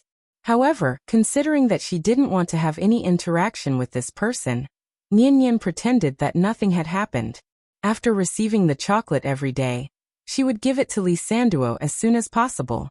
3 yuan worth of Ferrero chocolate. She gave it to him for a week. This was King True Love. Under the nourishment of these love chocolates, Lisanduo's complexion seemed to be a lot rosier than before. Even his thin and small figure showed signs of breaking out of the soil and growing at this moment. Lisanduo was very grateful for Nianyan's generosity. Therefore, he now looked forward to tomorrow every day, hoping that he could eat such delicious chocolate tomorrow morning. But unfortunately, Lisanduo's yearning for a happy life didn't last long before it completely came to an end. Early in the morning, after Nianyan came to class, she habitually looked down at her drawer as usual. Because she didn't see any chocolate, she couldn't help but be stunned. It couldn't be helped. Who asked her to develop a habit? Although she was a little surprised, Nianyan didn't take it to heart. It was better if no one disturbed her. Anyway, she would never fall in love with anyone early. Absolutely impossible. Without the chocolate, Nianyan naturally didn't need to deal with these things. Therefore, she subconsciously looked back, wanting to tell Lisanduo that she didn't receive any chocolate today, so that Lisanduo wouldn't have to wait there helplessly. However, after Nianyan turned back, she suddenly realized. Lisanduo was like a frosted eggplant today, hugging his head and curling up in his seat. Looking from afar, he gave off a delicate and pitiful feeling. According to Lisanduo's casual personality, even if he was scolded by the teacher, the expression on his face wouldn't change at all. Why did he seem like a different person today? Nianyan felt that it was a little strange. Out of concern for her classmate, after she put away her bag, she went straight to Lisanduo's side. Lisanduo, what's wrong with you? Hearing this, Lisanduo buried his head on the table and didn't move at all. Nianyan couldn't help but worry, so she reached out and gently pushed him twice. Are you sick? Do you want me to help you apply for leave? Under Nianyan's constant questioning, Lisanduo finally sat up from the table. However, he didn't immediately raise his head. Instead, it was as if someone had discovered a shameful secret. He impatiently waved his hand and said, I'm fine, don't bother me. What's wrong with you? Nian felt that his reaction was very strange, so she couldn't help but bend down so that her eyes were level with Lisanduo's head. Then she saw the expression on his face. Lisanduo seemed to be crying? Nian's eyesight was very good, so she immediately saw something strange on Lisanduo's face. Lisanduo's right cheek was a little red, and she could faintly see that it was a slap mark, plus the tear stains at the corner of his eyes. Looking at this situation, it seemed like he was bullied. This was bad. The little guy exploded on the spot. You're crying? Who bullied you? Tell me. I'll tell the teacher. Not to mention that she was now the class monitor, even if she didn't have any position. Nian would never allow bullying in her class, because her father once said, "We must firmly say no to bullying in school." Seeing that Lisanduo was like a coward who only knew how to lie on the table and cry, Nian was suddenly a little angry. Thus, she grabbed Lisanduo's arm, pulled him up from his seat, and shouted angrily, "Lisanduo! Stand up. Tell me who bullied you. I'll help you." Chapter 522. Although Nian didn't understand the specific meaning of the 8 words, eliminate evil and defend justice for the time being, this didn't stop her from having a warm-hearted heart that loved to fight for justice. Just like what her father usually taught her, regardless of status, background, knowledge, or upbringing, people need to respect each other. It was obvious that bullying others was a form of disrespect. Regardless of whether it was her or others who were bullied, Nian would never allow such things to happen around her. Therefore, after confirming that Lisanduo was bullied, Nian immediately took out her position as the class monitor and fiercely wanted to fight for justice for Lisanduo. Tell me who bullied you. Perhaps because she was angry, Nian's words were powerful and resonating. Her voice was very loud and instantly attracted the attention of the other students. In a moment, Lisanduo, who was forcefully dragged out of his seat by Nian, became the focus of everyone's attention. According to Lisanduo's personality, he definitely wouldn't care about how others looked at him. In fact, he might even be proud of himself. But Lisanduo didn't know what was wrong with him today, but when he realized that the other students were looking at him, his face suddenly flushed red. Following that, he shouted at Nian with an agitated face, "It's none of your business. Go away." As he said that, he struggled with all his might, as if he wanted to break free from Nian's grip. Seeing Lisanduo's extreme reaction, Nian could only resentfully withdraw her hand. Lisanduo. Nian originally wanted to persuade him, but this Lisanduo seemed to have eaten gunpowder. Not only did he not accept Nian's concern, he even straightened his neck and shouted at her, "Go away. It's none of your business. What does it have to do with you? Annoying." Since he had already said that, Nian naturally couldn't say anything more. She could only helplessly turn around and return to her seat. What did it mean to grieve for misfortune and be angry for failure to fight? That was it. Compared to high school, school bullying was actually more common in elementary and middle school. The so-called school bullying was actually bullying other students through beating, insulting, and mocking. There were 2 types of people who were the easiest to bully. One type was introverted and cowardly.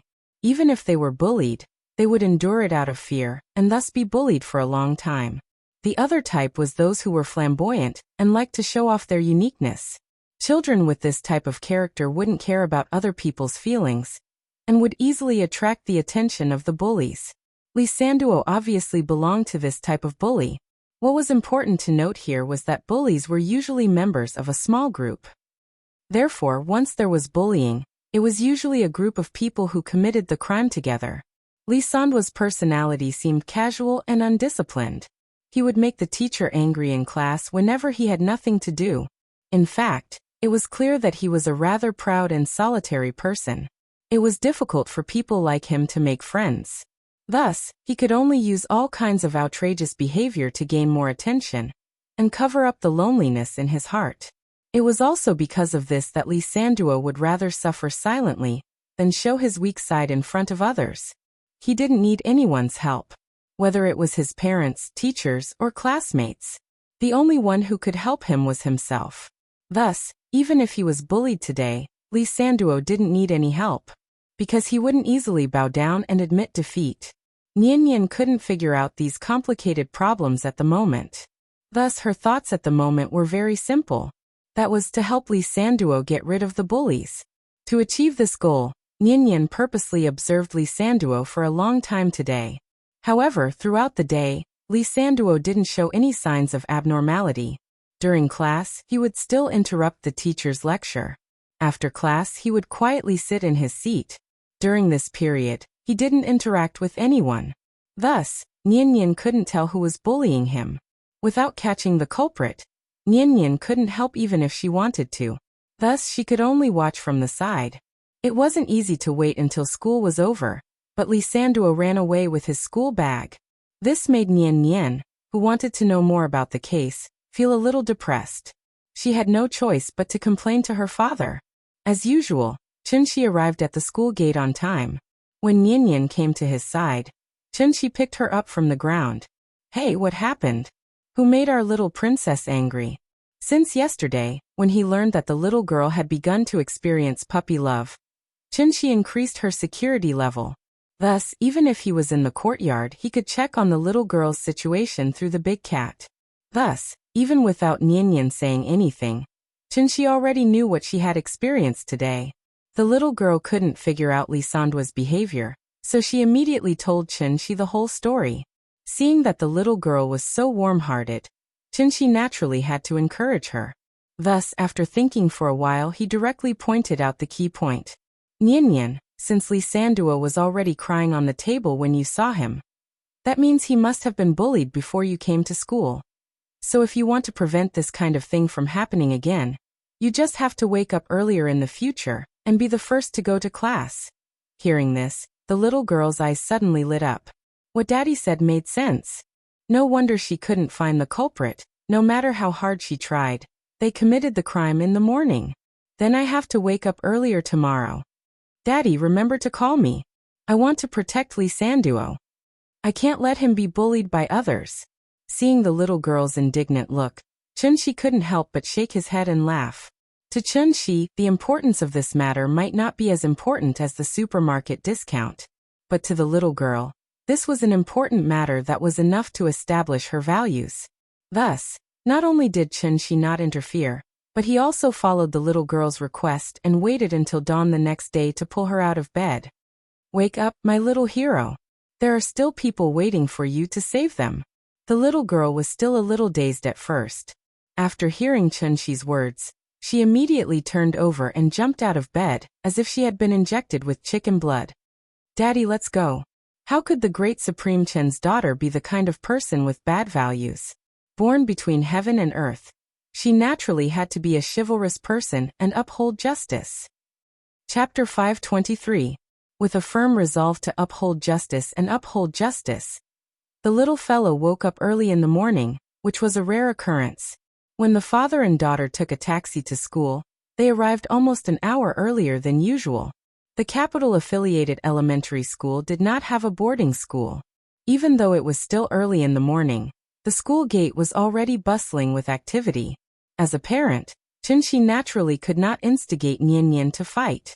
Regardless of whether he could win or not, fighting was definitely wrong. Thus, when he saw the little girl's excited face, Chunshi smiled and reminded her.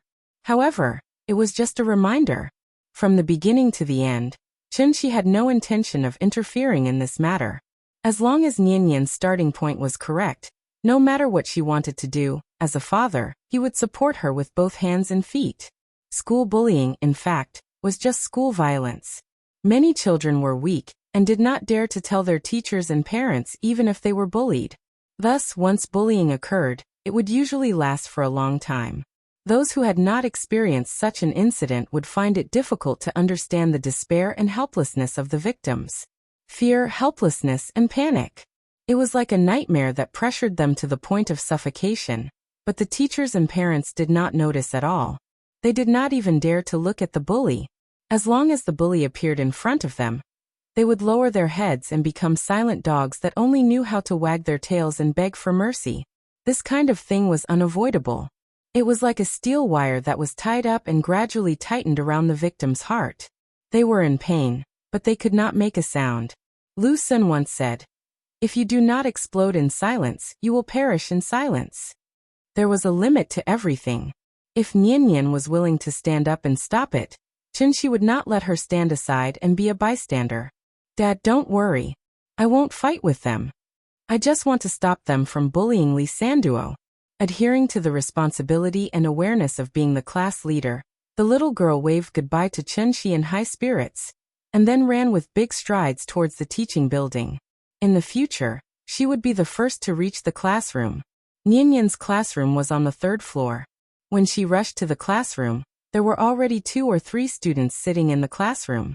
She glanced at the back of the classroom and saw that Lee Sanduo was not there yet. Thus, she returned to her seat and habitually looked at her drawer. Fortunately, there was no chocolate. It was still early, and even the teacher hadn't arrived at school yet, so after waiting for a while, Nian temporarily put these distracting thoughts behind her. She took out the textbook and began to review it seriously. In fact, she was not sure if Lee Sanduo would be bullied today. However, it was best if it did not happen. The only thing she could do was to stand up and stop the bullying as soon as it happened again. Nian was to study. As time passed, there were more and more people in the classroom. Perhaps it was because Nian had come too early today, so the children who usually liked to chase and play at the back of the classroom didn't make a fuss today for the first time. Instead, they sat obediently in their seats as soon as they entered the classroom. Taking advantage of the fact that class had not started yet, many students started to chat in low voices. But at this moment, a piercing cat's cry suddenly came from outside the window. Meow, meow, meow, meow. After hearing this familiar voice, Nian immediately looked out the window. She saw the big cat lying on a tree branch and staring at the little girl with its faintly glowing eyes. When Nian noticed it, the big cat gently wagged its tail and quietly jumped to another tree branch. Nian understood what it meant. So, without thinking, she stood up and quickly ran out of the classroom. The big cat moved around the tree while Nian chased after it in the corridor. When she ran into a classroom in the corner, the big cat finally stopped. Meow. There was a situation here. Nian looked up at the door sign and realized that she was in the music classroom. The door of the classroom was tightly shut. Nian subconsciously pressed her ear against the door and listened. She immediately heard some movement from within. There was someone inside. The big cat never did anything meaningless. Since it spoke, it meant that something must have happened. Hence, Nian didn't think too much about it and tried to twist the doorknob. The door was not locked. Nian pushed the door open and went in. At this moment, she suddenly realized. In this half-empty music classroom, there were 6 or 7 people standing there. Seeing this, Nian could not help but be stunned. She glanced at the people in front of her and saw a familiar figure. She could not help but ask, Lee Sanduo? Why are you here? There were 7 people in the classroom. Lee Sanduo was alone in the corner of the back door. The other 6 people were in a semicircle, surrounding him. Nian's sudden appearance seemed to have frightened these mischievous bullies. Hence, when they heard her voice, the children who were originally facing away from her all turned to look at her in unison. The situation was awkward. Nian and these people stared at each other. After a few seconds of silence, one of the people who seemed to be the leader reacted. He quickly whispered to his companions, "Let's go." This person was tall and muscular. He looked like he was at least a 6th grade student. Perhaps it was because he was older, but to Nian, this guy looked ferocious. She was stunned on the spot. There were no instruments in the music classroom, so the door was not locked. The leader of the group had a high reputation. After he gave the order, the other children followed behind him and walked out of the back door. However, just as they were about to leave, Nian clearly saw. The leader of the group suddenly kicked Lee Sanduo's inner side, causing Lee Sanduo's body to sway. If not for the wall supporting him, he would have fallen to the ground. At this moment, Nian finally regained her senses. So, Lee Sanduo was bullied by these people? She looked at Lee Sanduo, who was curled up in the corner, and then looked at the group of people who were swaggering towards her. At that moment, driven by a sense of justice, Nian rushed to the corridor and opened her arms to block the group of people. "Stop. You're not allowed to leave." Someone said that I should observe children more, so I'm very confused. Haven't you experienced these situations before?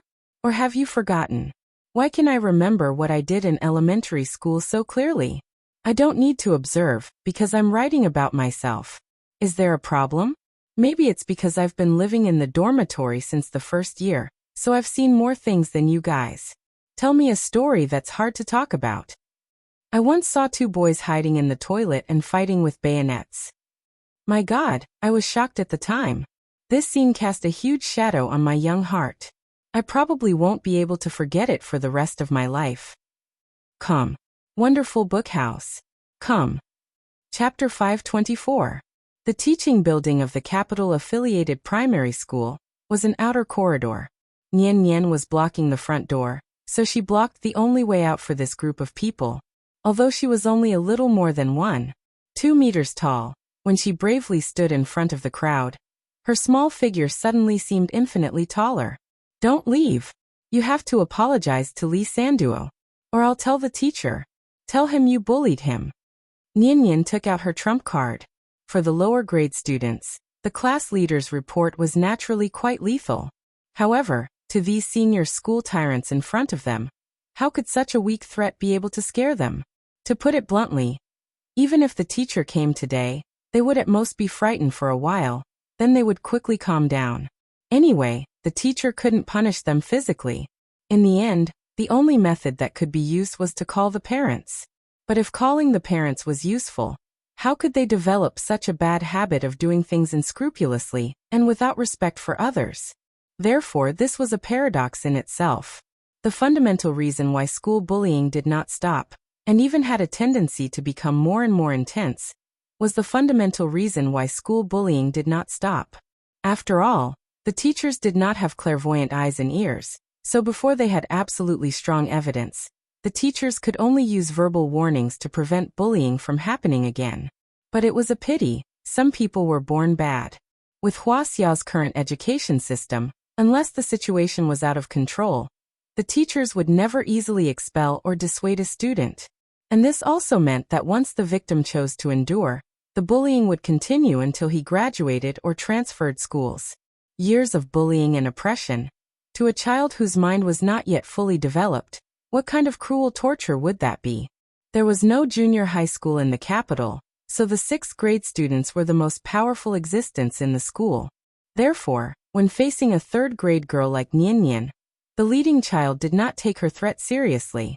Children at this age already knew the difference between boys and girls, so he did not deliberately make things difficult for Nian Nian. Instead, he said impatiently, "Go away." The group of people did not stop walking. Soon, they arrived in front of Nian Nian. Nian Nian tried to reach out and stop him, but he pushed her aside with his long arms and legs. Things were getting out of hand. Before Nian Nian could react, the big cat, who had been observing the situation from the tree, was the first to explode. Meow. As if someone had stepped on its tail, the big cat let out a fierce howl and crouched on the tree trunk, ready to pounce. But just as it was about to pounce, the big cat seemed to have received some sort of command, and its body suddenly froze in place. Both of its ears trembled slightly, and its tense body immediately relaxed. Then it returned to its soft and feeble state. Meow. The big cat obediently laid back down, as if nothing had happened. The children had no idea that they had just walked through the gates of hell. Because of the seal in her body, even though Nian Nian had already started cultivating, the strength of her body did not change much. Therefore, after being pushed hard by the leader of the children, Nian Nian immediately staggered and leaned against the railing of the corridor. From the beginning to the end, the leader of the children did not take her seriously. But he did not expect, after being pushed away, Nian Nian immediately went forward and grabbed his arm, then shouted angrily, "You're not allowed to leave! You're not allowed to leave!" This completely angered the other party. After all, he was a 6th grade student. Facing Nian Nian, who had skipped a grade to become a 3rd grade, he naturally had an absolute advantage in terms of physical strength. So he immediately grabbed Nian Nian's wrist and used all his strength to twist her fingers. "Let go. Believe it or not, I'll beat you up. Get out of my way." An absurd farce was suddenly staged. Nian held on tightly to the person's arm, and the leader of the children struggled with all his might. After a few seconds of entanglement, the other party suddenly lost his patience. So he no longer cared about gender differences, and raised his leg to kick Nian. Seeing this, the big cat could only helplessly close its eyes. It had no choice. Chunchi did not allow it to interfere. Bang! The big cat did not stop him, and Nian's calf suffered a heavy kick. This was great. Nian was completely angered by the other party's actions. Do you still remember what Daddy said? We don't bully others, but we definitely can't let others bully us. So she immediately copied the other party, raised her right leg, and without a word, kicked over. Moreover, her kick was even more ruthless and decisive than the other party's. After being kicked by her, the expression on the leader's face was very interesting. You still dare to fight back? Brothers, beat her up for me. The other children had some reservations, but after seeing that Nian dared to fight back, they swarmed over. They wanted to gang up on Nian, just like when they ganged up on others in the past. Meow. The big cat could not bear to watch any longer. But just as it stood up again, and was about to jump over to interfere, a thin figure suddenly rushed out from the front door. Crack. A crisp sound was heard, and everyone, including Nian, could not help but turn to look. It was Lee Sanduo. After seeing that Nian was being ganged up on, this kid suddenly had the courage to pick up a plastic broom and hit the back of one of the children who was standing there. After the child who was beaten felt the pain, he immediately let out a blood-curdling scream. Then, as if he had gone crazy, he turned around and rushed towards Lee Sanduo. Then, he violently pressed Lee Sanduo against the wall and started beating him up with all his might. After all, Nian was a girl, so when facing her, these children might not be able to do it.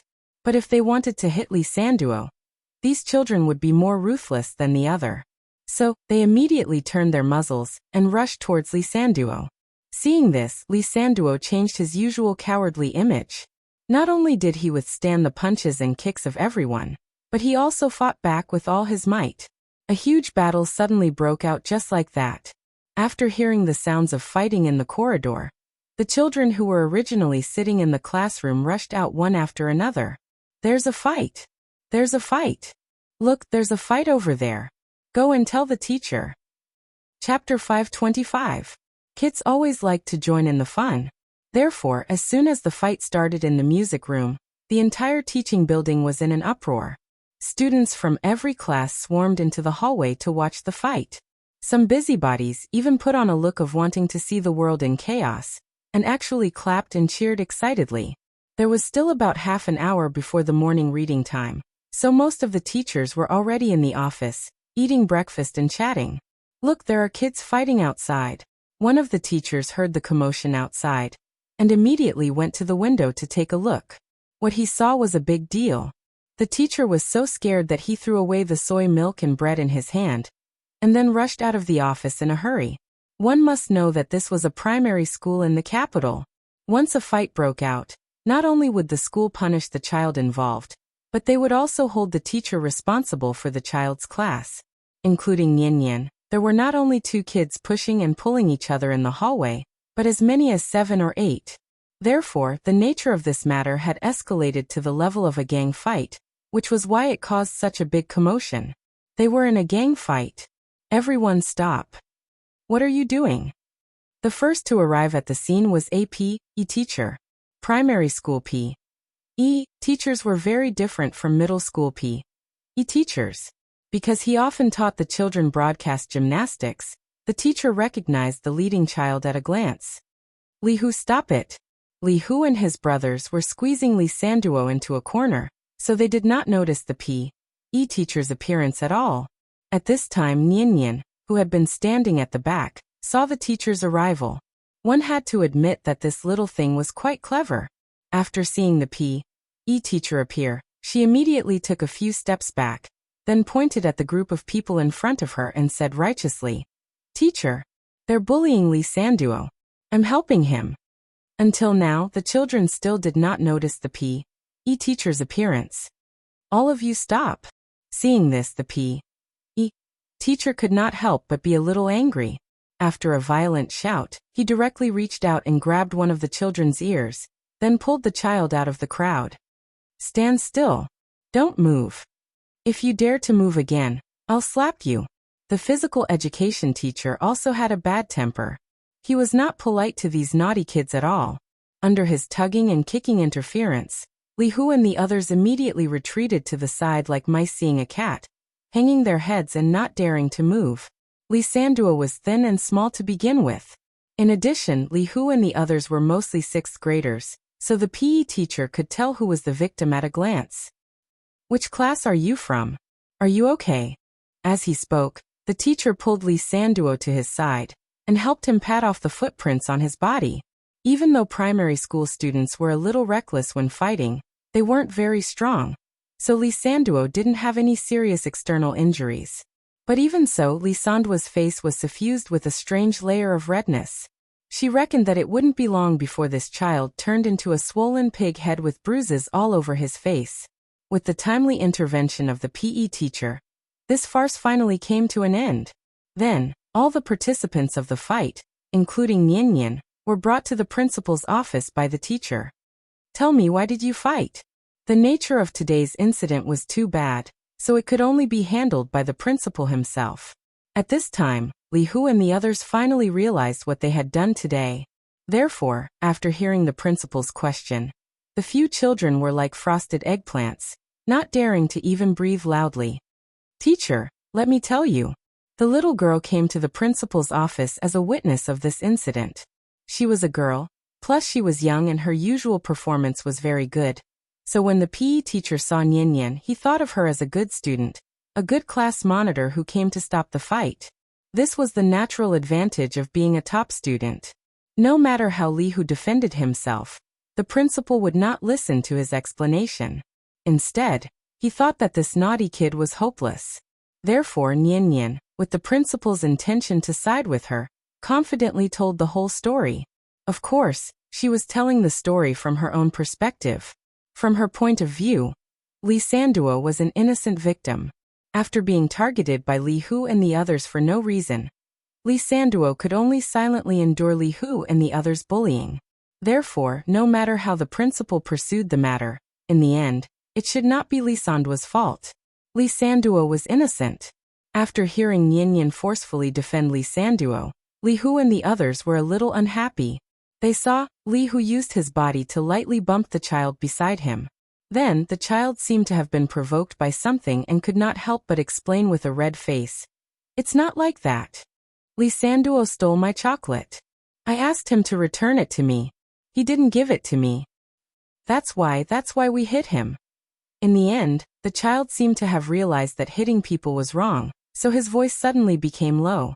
Seeing this, the principal did not immediately speak. Instead, he looked thoughtfully at Nian. The principal originally wanted to use the confrontation between the two sides to clarify the entire matter, so that he could give an absolutely fair punishment. Who would have thought? After being glanced at by the principal, Nian said very honestly, "I gave the chocolate to Li Sanduo." After saying this, Nian was still a little afraid that the principal would not believe her, so she told him about the love letter and chocolate that she received previously. Now this was great. After hearing Nian's story, the child's little face flushed red all the way to his ears. He was so embarrassed that he did not even dare to raise his head. "What's your name?" The principal was not asking Nian, but the unlucky one who had a crush on her. My name is Zhu Xingyu. Which class are you from?" "Third year, class 1. At that moment, the principal suddenly understood the entire situation. Thus, after waving his hand to let Nian and Li Sanduo leave first, the principal turned his head to look at Zhu Xingyu calmly and said, "Zhu Xingyu, right? Come here for a moment. There's a phone here. Do you know your parents' phone number? Come give them a call." After hearing the principal's words, the child named Zhu Xingyu immediately burst into tears. It was obvious that this child knew what it meant to call his parents. However, all of this had nothing to do with Nian anymore. Li Sanduo and Nian walked out of the principal's office side by side. At this time, class had already started, so the entire school returned to its usual tranquility. The two of them were silent. Lee Sanduo suddenly thought of something. Then he said to Nian with a serious face, "Thank you." This time Lee Sanduo did not call Nian class monitor in a sarcastic manner. Instead, he called her name seriously. Chen Nian. Chapter 526. After writing, deleting, and writing, he was still not satisfied. He really couldn't afford to do it now. Sleep. I'll fight again tomorrow. I can't finish writing, returning from cultivation to become a stay-at-home dad. Please wait a moment. After the content has been updated, please refresh the page to get the latest update. Chapter 527. In the face of school bullying, silence was not a good solution. Silence was a disguised form of retreat. So instead of hoping that the bad guys would be kind and show mercy, it was better to tell them with the most firm attitude. "We're not that easy to bully. Maybe I can't beat you, but I'm definitely not afraid of you. If you kick me, I'll return the favor with a punch. As long as I don't fall, I'll never bow down to evil." Lee Sanduo really experienced this feeling today. Although he had been beaten up so badly that he was limping a little, he was still able to walk. But at least at this moment, Lee Sanduo was still in a very good mood. It had to be said, it felt good to use his fists to win respect for himself. Recalling the bravery he displayed at the critical moment, Lee Sanduo suddenly felt as if he had been injected with chicken blood. He walked with vigor. "Class monitor, don't worry. If they dare to cause trouble in the future, I'll never be afraid of them again. So what if they have more people? I'll punch them until they cry." Like all boys, Lee Sanduo's performance before and after the incident was like a different person. He kept bragging about his brave performance just now. But after Nian heard it, she kept her head down and didn't say a word. It was not good to show off without support. So Lee Sanduo couldn't help but poke Nian, then asked with a puzzled face, "Class monitor, what's wrong with you?" Nian glanced at him, but still ignored him. Instead, she frowned slightly and muttered to herself, No. Auntie didn't teach me that. When Li Hu kicked me, I should have used my knee to block his foot, then raised my elbow to hit his chin. That way, he would have instantly lost his ability to fight." As he spoke, the little guy even began to mimic the movements of his hands. Qin Shiueqing taught her some basic martial arts moves, but she was still young, so she couldn't understand the subtleties. Therefore, after everything had been settled, she finally remembered the moves that Qin Shiueqing had taught her. Nian gestured as if there was no one around. After seeing this scene, Lee Sanduo's expression was very interesting. That's right. Wasn't the main culprit who started this war the class leader who always acted like a good student in front of him? If it wasn't for the class monitor, would Lee Sanduo be able to walk out of the principal's office unscathed today? Thinking of this, Lee Sanduo didn't dare to say another word. As the two of them returned to the classroom under the watchful eyes of the entire class, the farce finally came to an end. After Li Hu and his group were severely warned by the principal, they were completely dispirited. After that, not only did Lee Sanduo never see them again, but even Nian's drawer didn't have chocolate anymore. Now that he thought about it, Nian seemed to have suffered a loss. Life returned to its usual tranquility. The weather in Shangjing gradually became hot. The tea house welcomed the peak season again, but unfortunately, its owner was no longer in the mood to run it. Because of this, Gu Lao had to make a special trip to the Sai courtyard to drink tea with Chen Shi under the old locust tree. The two played chess and chatted. Their days were particularly comfortable. The life of a retired veteran was probably like this. Early in the morning, Chen Shi sent Nian to school. Not long after returning to the courtyard, there was a rush of knocking outside the courtyard. He thought that Gu Lao was here to drink tea again, so he opened the door with a smile on his face. But what Chen Shi didn't expect was, when he opened the door, it wasn't Gu Lao who appeared in front of him, but a man and a woman. Chen Shi knew these two people. The man was called Xiao Wang, and the woman was called Xiao Lu. The two belonged to the Wu Lian inspection office and were responsible for monitoring him.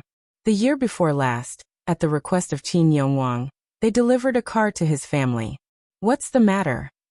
Chen Shi wasn't a voyeur, so under normal circumstances, he didn't release his divine sense to pay attention to the situation around him. After all, he lived in the capital of the country, and in the most central part of the city. Naturally, he didn't have to worry too much about safety.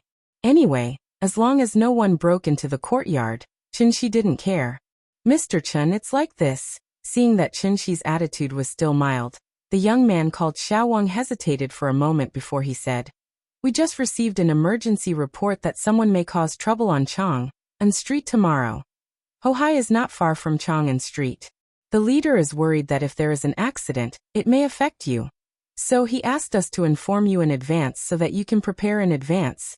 After hearing what Xiaowang said, Chunxi was instantly amused. Wang Chuanju's arrangement was a bit interesting. What was Chang'an Street? The first street of Huaxia. Not only was there the Forbidden City and Tiananmen Square on this street, but there was also Zongnanhai and the Great Hall of the People.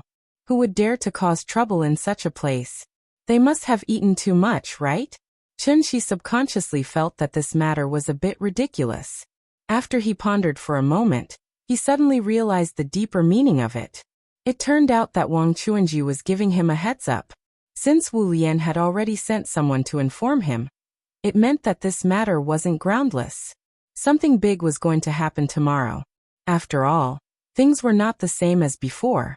Now that the internet was so advanced, once something happened on Chang'an Street, it would spread throughout the country and even the world in an instant. How embarrassing would that be? It would be embarrassing for the whole country. It was said that the security at the entrance of the Forbidden City was very strong, but had there been any lack of incidents on Chang'an Street over the years? For example, the Jinshui Bridge incident, the Founding Gate incident, the self-immolation incident, it would be embarrassing to pick out any one of them. Why did Wang Chuanju specifically send someone to inform him? It was to prevent the situation from getting out of control, so she wanted Chunxi to act as insurance. What was prevention? That was to nip all the criminals in the bud before they started their illegal activities. Could it be that they had to wait for the other party to blow up Chang'an Street and directly commit a crime before they could arrest them? What a joke! Nothing must happen on Chang'an Street. Therefore, Wu Lian had to catch them all in one fell swoop before they took action. Although Chunxi made it clear that he wouldn't help Wu Lian do anything, this happened in front of his house. Could he just sit by and do nothing? If the troublemakers were forced to do something desperate by Wu Lian and did something shocking, they would naturally need Chunxi's help to resolve all of this in time to avoid causing panic among the people. There was nothing wrong with Wang Chuanju's arrangement. However, what made Chunxi feel slightly strange was, who exactly was the troublemakers tomorrow? Who would make Wu Lian put on such a big show and even need him to act as the last safety guarantee? Chapter 528. Chunxi was very curious about what would happen tomorrow, so he asked Xiaowang in detail. But no matter how he probed, Xiaowang refused to reveal any details. He didn't know if he really didn't have enough authority, or Wang Chuanju deliberately told him not to say anything. In short, no matter what the truth was, Chunxi's curiosity was successfully aroused by Xiaowang. It was said that within 10 years, Huaxia would have a total of 96 new types of frigates, including aircraft carriers, and officially entered the naval establishment. Under such circumstances, there were still people who dared to make trouble on Chang'an Street. It had to be said that they were really courageous. As an outstanding young man of the new era who grew up singing, "I love Beijing's Tiananmen Square. The sun rises on Tiananmen Square." As long as Chunxi thought about what might happen tomorrow on Chang'an Street, he really wanted to immediately move a small stool to the front row to occupy a good seat. This was a very pure family plot, and it had nothing to do with personal experience. As long as one was not born rebellious, one would have a special feeling for the homeland that raised them. Homeland, homeland, homeland. That was the meaning. Of course, with Chunxi's current cultivation, he could basically be regarded as a god who lived on Earth. Gods would not intervene in the affairs of the mortal world, but they would always pay attention to every move in the mortal world.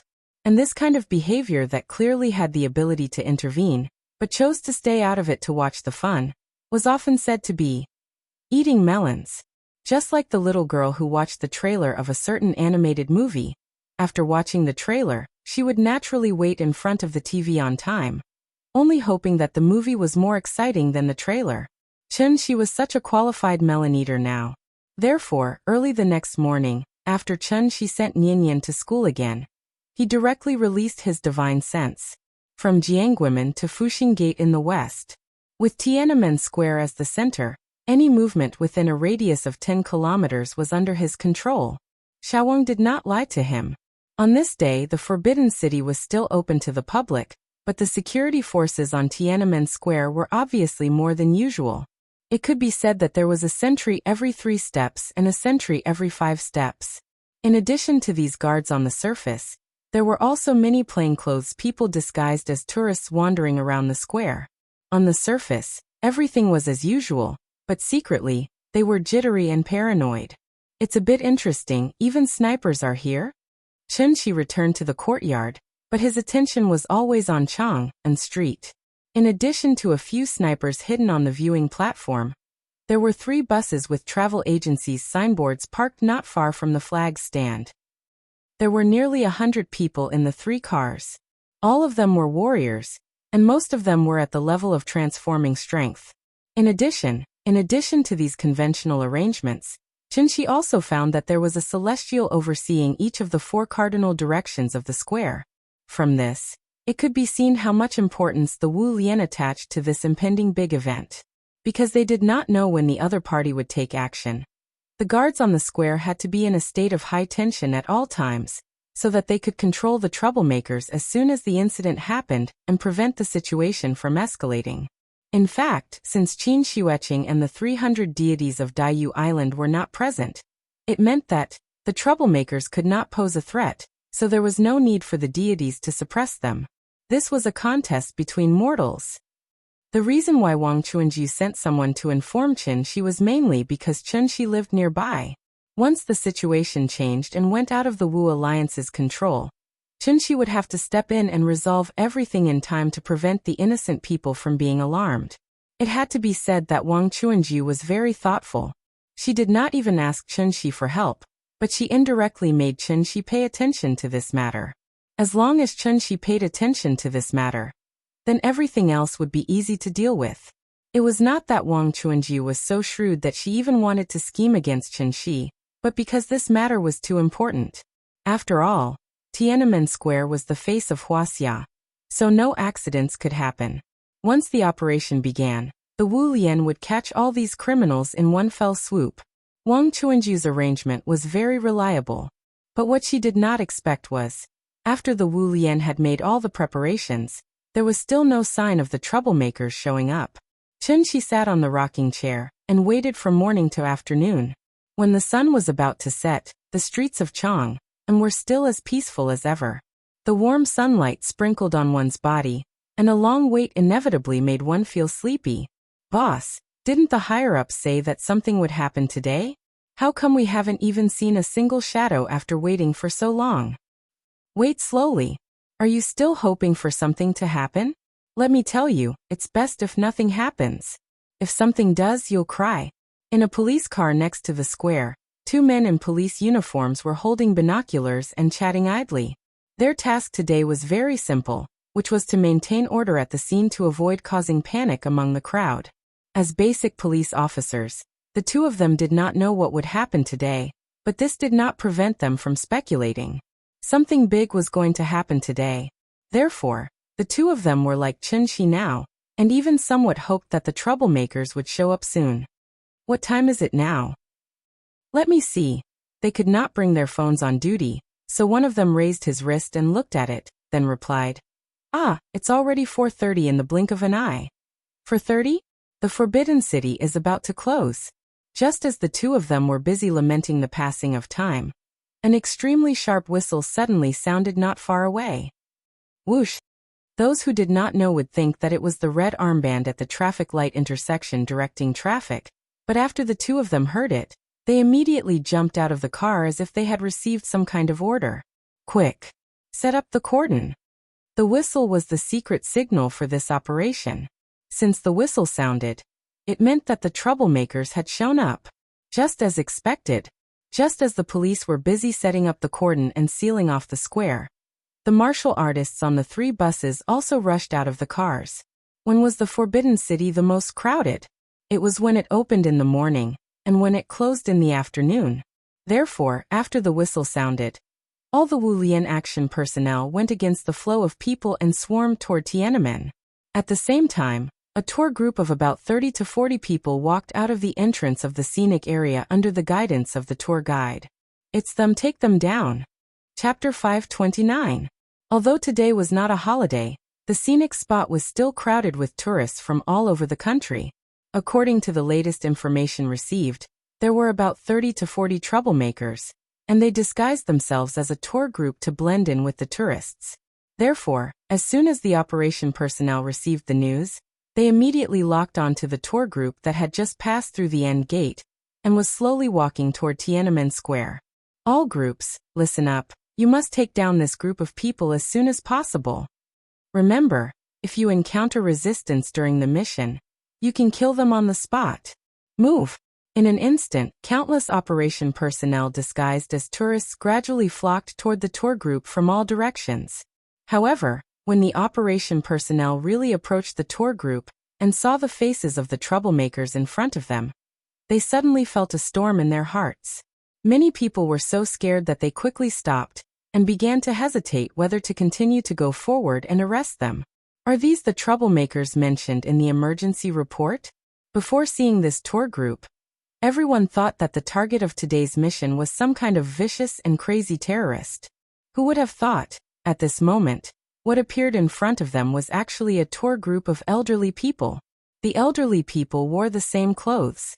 They wore a small red vest with the travel agency logo on their upper bodies and a white baseball cap on their heads.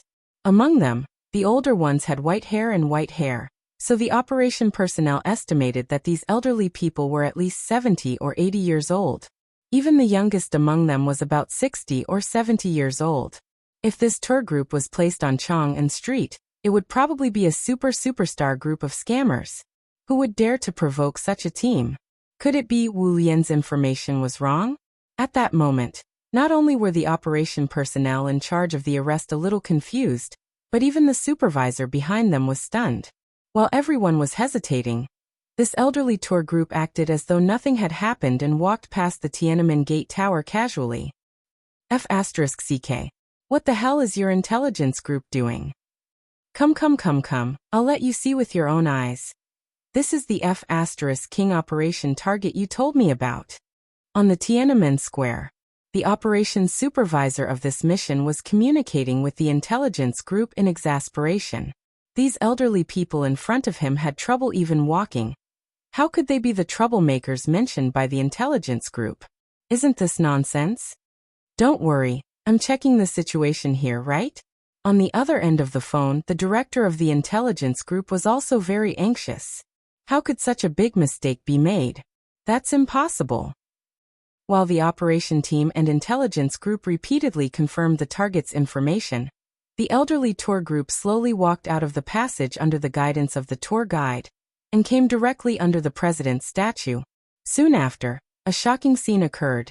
After these old men walked out of the city gate tower's passageway, they neatly lined up in a 6x6 square formation as if they had rehearsed it beforehand. Then they all sat cross-legged on the ground. From the beginning to the end, these elderly people did not make a single sound. Wait. Something happened. They're staging a sit-in. Unlike ordinary protesters, this Superpungsi group was small in number, and their behavior was very strange. The tour guide was the only middle-aged man. After seeing his tour group doing such a shocking thing, he did not stand up to stop them. Instead, he directly walked past the crowd and stood in the first row of the group. The tour guide stood while the elderly people sat. When the passing tourists saw this scene, they could not help but stop and stand nearby and whisper to each other. What's going on? What's going on? Is something big going to happen? Where's the phone? Take a picture. As more and more people gathered in the square, after taking a deep breath, the tour guide faced the elderly people and slowly sat on the ground. Then the middle-aged man dressed as a tour guide recited in front of everyone in the room, with a cadence of intonation. This is the beginning of the end. Xian cultivator, the ancestor of nature, and the great sect of thousands of people. It's profound, so it's called subtle. It's continuous, so it's called wonderful. It's high, so it covers the 9 heavens, so it's wide, so it covers the 8 corners. It's as bright as the sun and the moon, so fast as lightning. It's as bright as a flash, or drifting like a stream of stars, or rippling like a deep pool, or flying like a cloud. This passage came from a Taoist classic. Naturally, ordinary people would not understand what he was saying.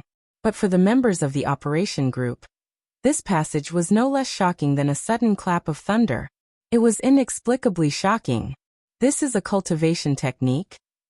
He's preaching? Quick, stop him. Hearing the manager's angry roar from the headset, the staff suddenly came back to their senses. Then they no longer cared about shocking the world. In front of all the tourists present, they directly pounced on the elderly tour group fiercely. However, just as one of the operation members was about to get close to the elderly people, an invisible force suddenly sent him flying, and he fell heavily on the wall of the tower. Bang! With a muffled sound, the operation member, who was only at the mid-stage of concealing strength, fainted on the spot. At this time, the manager of the operation group suddenly realized that these elderly people, who seemed to be on the verge of death, had secretly set up a defensive array under the tower according to the arrangement of the 36 Big Dipper gods.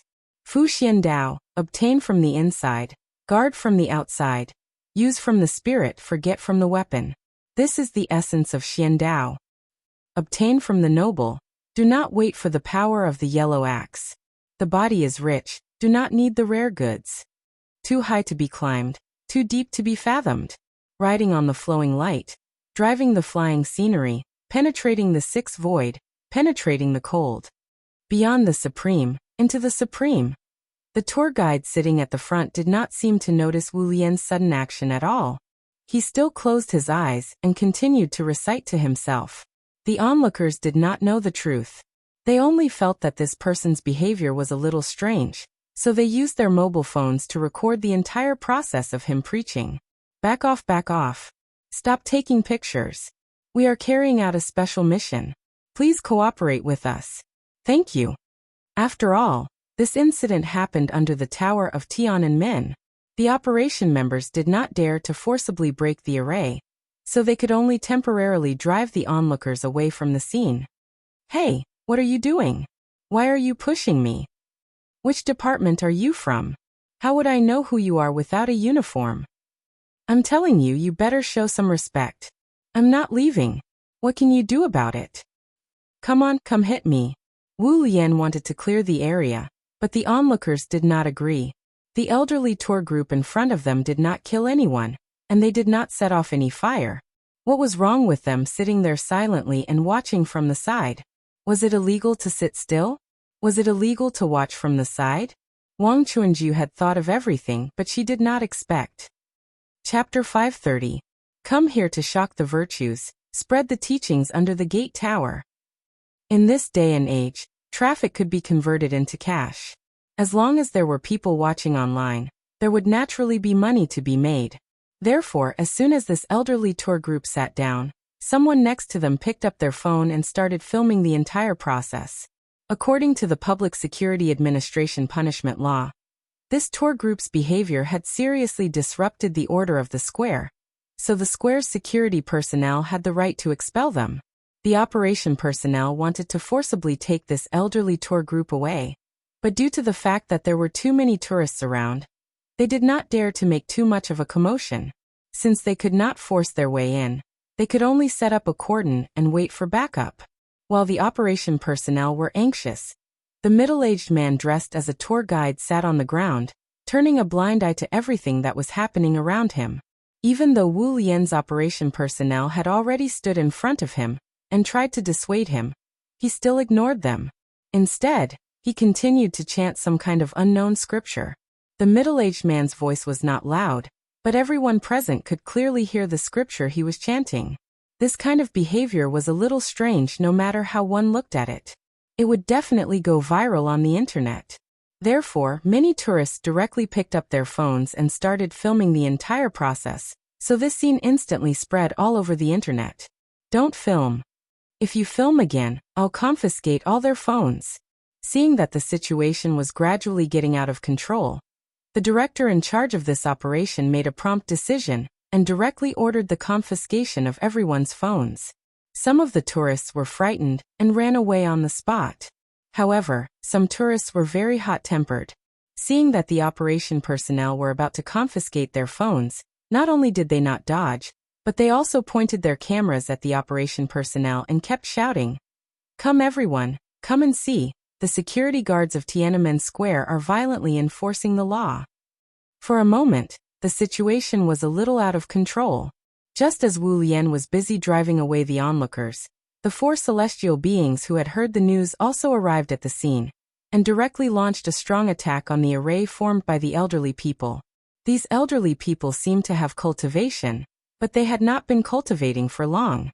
Among them, the most powerful one had probably just touched the threshold of the Qi refinement stage. Therefore, as soon as the 4 celestial beings launched an attack, the entire array suddenly shook. But at this moment, the tour guide suddenly stopped chanting. Then he slowly stood up from the ground and said to the people around him, "Everyone stop. I've done what I have to do. I'll go with you now." As soon as the middle-aged man finished speaking, the elders behind him all stood up from the ground and quickly walked to his side. From the looks of it, these old people in their 70s and 80s seemed to be following the lead of this middle-aged man.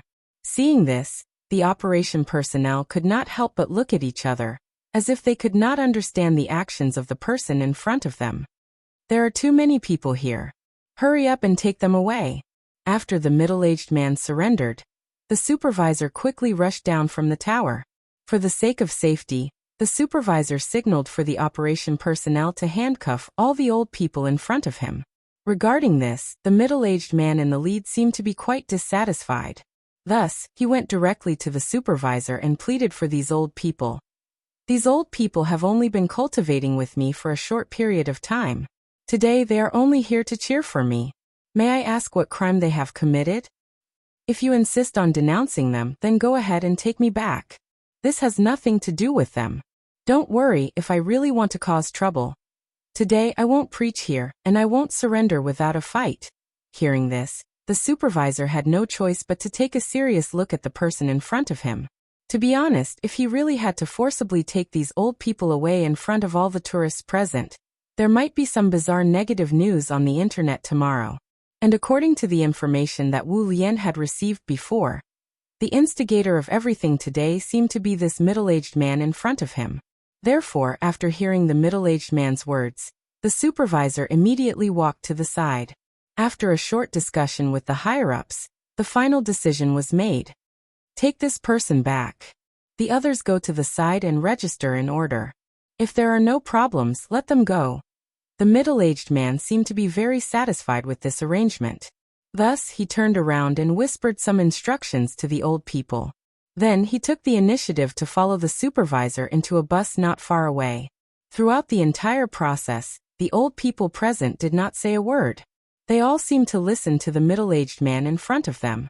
Therefore, after the middle-aged man was taken away by Wu Lian, only a few old people could not suppress the sadness in their hearts and silently shed tears. On the bus, as usual, Wu Lian began to interrogate the middle-aged man. "What's your name? Where are you from? Do you know what you've done today?" Wu Lian had to treat this celestial being with caution. Therefore, once the man got on the bus, the operation personnel handcuffed him with special stainless steel handcuffs. "My Taoist name is Yujing. Since I was born in Huaxia, then I'm from Huaxia. Is that how you answer? Speak human language." The investigator was very dissatisfied with the middle-aged man's attitude, so he pretended to be fierce and slammed the table. Seeing this, the middle-aged man was not offended at all. Instead, he chuckled and said, "Looking at your arrangements today, it seems like you're afraid that I'll do something evil here? You gathered people to spread religion and tried to mislead people. Isn't that evil? Is that so? Huh?" Hearing this, the middle-aged man who called himself Yu Jingzi suddenly shook his head and laughed.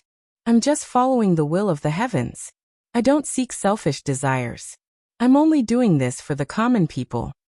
Now that the golden age is coming, the ancient path is flourishing. Since the Wu Lian is the weapon of the country, how can we just block and expel them and forcefully cut off the path of cultivation? As the saying goes, it's better to lead than to block. What's the difference between such a forceful and foolish method and the tyranny of ancient times? Hearing Yu Jingzi's words, the investigator was amused. Oh, you know about the Wu Lian too? I almost thought that you've become stupid from cultivating in the mountains. Aha. There was no point in saying anything more. The middle-aged man was a proud man. Seeing the investigator's bad attitude, he shook his head lightly, closed his eyes, and said nothing more. After all, he had done what he had to do. Even if the Wu Lian wanted to punish him, he would not have any complaints in his heart.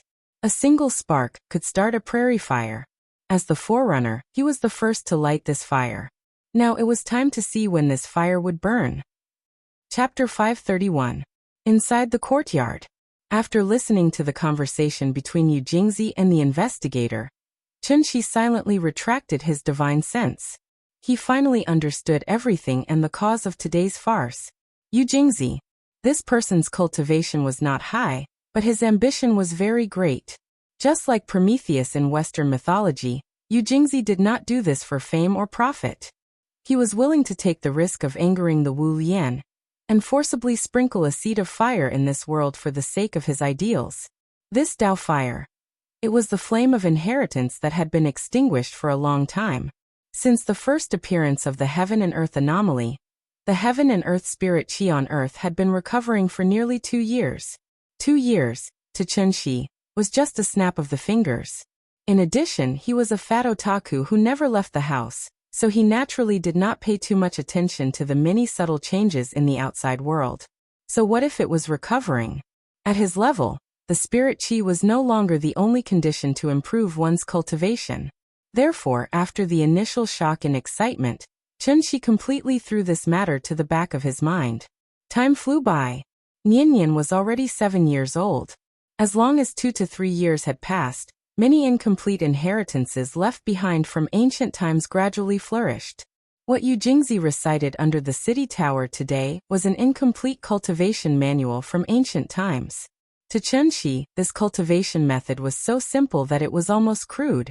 However, to ordinary people who had never come into contact with cultivation methods, this cultivation method was comparable to a priceless treasure. There were always geniuses in the world who were far superior to ordinary people. They only needed to cultivate step by step according to the cultivation method, and they might really be able to successfully step into the immortal sect. Qi refinement was just the beginning. However, this simple step seemed to be separated by mountains and seas and a natural moat. Take a step back and be mortal. Take a step forward and you will become an immortal. The difference between immortal and mortal was ultimately just a step. The ancestor once said, Confucians use literature to break the law, while chivalrous people use martial arts to break the law. With the recovery of spirit qi and the gradual rise of inheritances, the existing social order on Earth would definitely be severely impacted. Not to mention, the threat that the cultivators posed was far greater than that of ordinary firearms. Once they succeeded in their cultivation, they would be able to overturn mountains and seas and pluck stars and moons with just a wave of their hands. They would be like human-shaped nuclear bombs walking on the streets. And when cultivators possess such strength, who could guarantee that? Could they be like Chunxi, who stayed at home all day, taking care of their children and playing with their cats? One person could destroy a city. One person was enough to overturn a country. Although the world is big, I am the law. Where could they not go? Who did they not dare to kill?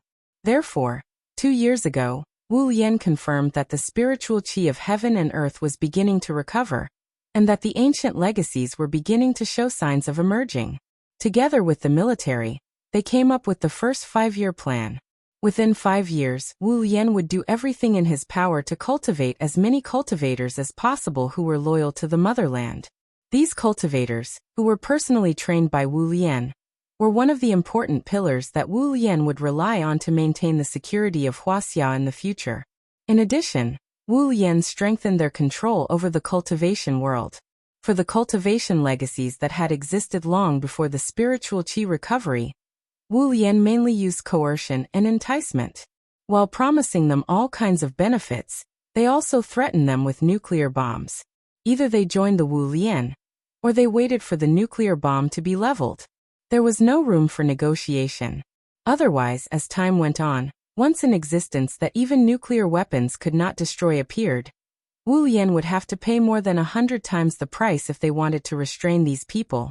Using thunderous means to show the kindness of a bodhisattva. The Wu Lian was a powerful weapon of the country, not a dictatorial force. Since they could obtain all kinds of benefits out of thin air if they joined, even the most noble cultivator would think twice before refusing. Moreover, even a 1,000-year-old turtle like Jiang Yan was willing to join. In fact, it already showed that joining the Wu Lian was definitely a very wise decision. Therefore, after the first 5-year plan was proposed, Wu Lian successfully gathered most of the cultivation legacies in Huaxia. The plan went smoothly. In fact, as long as the first 5-year plan was successfully achieved, Wu Lian would consider opening the cultivation legacies to the public and take the initiative to take responsibility for promoting the development of the cultivation world. But it was a pity.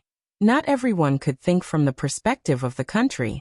Therefore, no matter how good Wu Lian's plan was, it could not win everyone's approval. When the forest was big, there were naturally all kinds of birds. Perhaps these cultivators did not recognize their national identity from the beginning to the end. Although they were born and raised in Huaxia, they did not have the concept of a country in their hearts, so they could not understand the Wu Lian's actions. In ancient times, there was no Wu Lian, but everyone cultivated well. How come after the Wu Lian, ordinary people could not cultivate? Therefore, in the second year of the spiritual qi recovery, pioneers like Yu Jingzi, who had great ambitions and cared about the common people, stepped forward one after another. They believed that cultivation should be free and unrestrained, so they could not accept the Wu Lian's unified management model. What kind of *T country was this? Cultivation was one's own business. What did it have to do with the country?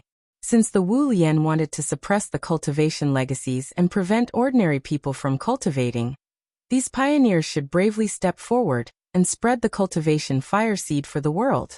A single spark could also start a prairie fire. Yu Jingzi was not the first, and presumably would not be the last. But unlike other people who secretly preached, Yu Jingzi's thoughts were more extreme, and his style of doing things was more daring. How developed was the internet these days? As long as there was a farce, it would spread throughout the country almost instantly. Preaching under Tiananmen Square. Today's incident was so big that even the Wu Lian could not block and delete the related videos and audio immediately. Of course, after ordinary people saw it, they might just chuckle, click like, and then scroll down to watch another video. This was what most people did, but it was definitely not what everyone did. As long as 1 in 1,000 people was willing to carefully study what Yu Jingzi was talking about, then he would definitely be able to benefit from it. Since the fire seed had been thrown, the next step was to see when it could start a prairie fire. The world is going to change. In the courtyard, Chunxi silently sighed. Then, as if he suddenly thought of something, he quickly got up and took out a laptop from his room. Don't forget, long before becoming an immortal cultivator, Chunxi was also a diligent programmer, and the kind with excellent professional skills. Yo, it's been deleted so quickly? Chunxi took the laptop and did a simple search. He found that the news about today's farce had been mostly deleted by the Wu Lian, leaving only some 404 pages that had not been updated in time. Therefore, he decisively used his specialty. After a series of fierce operations, he opened a slightly strange website on the laptop. Yu Jingzi. Oh, it's here. The update of the information is quite timely. So this is the limit of this cultivation technique. Then what should I do after I reach foundation establishment? This kind of trash can be sold for 5 million. Are you kidding me? Kavenka cried. I'm so sorry. I really don't want to stop updating. Chapter 532. The webpage she was browsing at this moment was not a webpage that could be accessed by ordinary people. This was the legendary dark web. Since Wu Lian had blocked related events, Chunxi wanted to go to the dark web to see if there was any top secret information that was not known to the public. Of course, he had to enjoy it to his heart's content. The result was just as Chunxi expected. Since the beginning of the recovery of spirit qi, countries around the world had taken corresponding actions. It was just that when it came to the management of the cultivation world, The control that capitalist countries had was far less than a socialist country like Huaxia. Therefore, many Western countries, especially traditional countries with a long history like England and France, had already established many large-scale cultivation organizations. Cultivation also meant extraordinary ability. For anyone, it was simply an irresistible temptation. As a result, in these short 2 years, the foreign cultivator organizations developed like a virus. Among them, the Knights Templar and the Wizard Association were the most famous. The website she was browsing at this moment, Solomon, was the world's largest dark web built and operated by the Knights Templar. In addition to conventional firearms and opium transactions, one could also buy all kinds of unconventional goods, such as beautiful women, slaves, human heads, and even military aircraft, tanks, and cannons that could not be obtained through conventional channels could all be bought here. Of course, the premise was that one had enough money. In addition to these things, the most eye-catching one was naturally the cultivation method. This was also a special product that had only appeared in the past 2 years. Perhaps Yu Jingzi had lost his mind after secluding himself in the mountains, and did not know how to use modern technology flexibly. Therefore, when he had just finished teaching under Tiananmen City, the dark web had already listed the cultivation methods he had imparted. 5 million per copy unlimited. In other words, as long as one person chose to pay, the Knights Templar could pick up 5 million for free. If 1,000 people bought, the Knights Templar could pick up 5 billion for free. What kind of concept was this? It was no wonder that Chunxi was surprised. After all, cultivation methods were written on paper, and how much did a piece of paper cost? Although his foundation cultivation pill was also very expensive, he still spent some money on it. Chunxi not only had to purchase the raw materials, but he also had to process them himself. Thinking about it this way, it seemed that selling cultivation techniques was more cost-effective. The dark web was not Taobao. Naturally, there was no detailed sales data on it. Therefore, Chunxi did not know how many copies of this cultivation method had been sold. However, Chunxi speculated that this set of cultivation method should not be able to sell many copies. Because it was incomplete, if he cultivated according to this cultivation method, he could only reach the peak of the qi refining stage at most. He was still thousands of miles away from the foundation establishment stage. However, what Chunxi did not expect was, up until now, the number of people who had bought this cultivation method had far exceeded the range he could imagine. Chunxi underestimated the attractiveness of cultivation methods to ordinary people.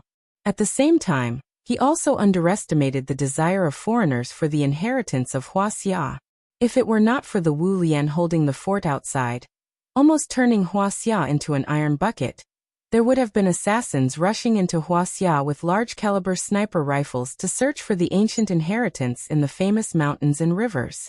In this world, there were too few ancient inheritances as strong as Daiyu Island. More of them were individual cultivators like Yu Jingzi. Was the foundation establishment stage weak? That was equivalent to Chunxi's point of view. For ordinary people, the foundation establishment stage was second only to the celestial beings. Even according to Wu Lian's strength evaluation standards, the foundation establishment stage was at least an A-level expert. What did this mean? A mere incomplete cultivation method could make an ordinary person become an A-level expert. Now it was only selling for 5 million. Was it too expensive? Of course it was not.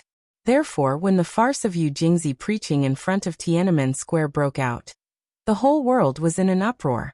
It had to be said that the Wu Lian had really put in a lot of effort to maintain the security of Huaxia. No wonder there had been less and less news coming from abroad in recent years. It turned out that the Wu Lian had blocked all of it in advance. Even so, if the situation continued to develop at this rate, it wouldn't be long before Huaxia would once again bring out the policy of seclusion until the Wu Alliance completed the first 5-year plan. Other than trading, the most practical function of the dark web was intelligence and information exchange. This was the world's largest cultivator forum, and also the world's largest news website. Chunxi browsed through the news channel and found that it was all about cultivators. For example, a knight commander of the Knights Templar had a fight with a Brahmin boss some time ago. Or, a high-ranking member of Inyang Liao had a fight with a white-robed wizard of the Sorcerers Association. If the two sides fought in public, the website would even list the actual combat videos. This is interesting. I wonder if my name is on it. Let's search. Chinshi seemed to have opened the door to a new world. He did not do anything for the whole day. He just sat in the courtyard with his computer and browsed the website while drinking tea. Unlike official websites, searching for content on the dark web costs money. It cost a few hundred yuan each time. Therefore, Chinshi spent a lot of effort and finally got past the surveillance of the Huaxia Internet Police and successfully tied his bank card to the dark web. As the notifications of successful purchases kept ringing, Chinshi found several pieces of information about him in a short while. Oh, there's really something. Mr. Chun, real name unknown, age unknown, from Huaxia, strength evaluation X, third on the heaven leaderboard. Main experience. Defeated the leader of the Dark Ghost sect, Su Feng, at the peak of Taihang Mountain in Huaxia. Compared to Chinshi's other achievements, the battle with Su Feng at Taihang Mountain was too eye-catching. Therefore, it was not surprising that it was recorded by the dark web.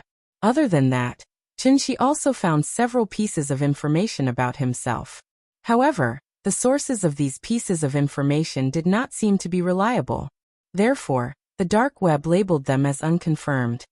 Third on the heaven leaderboard? Chinshi noticed this so-called ranking. Therefore, he tried to click on the two words heaven leaderboard.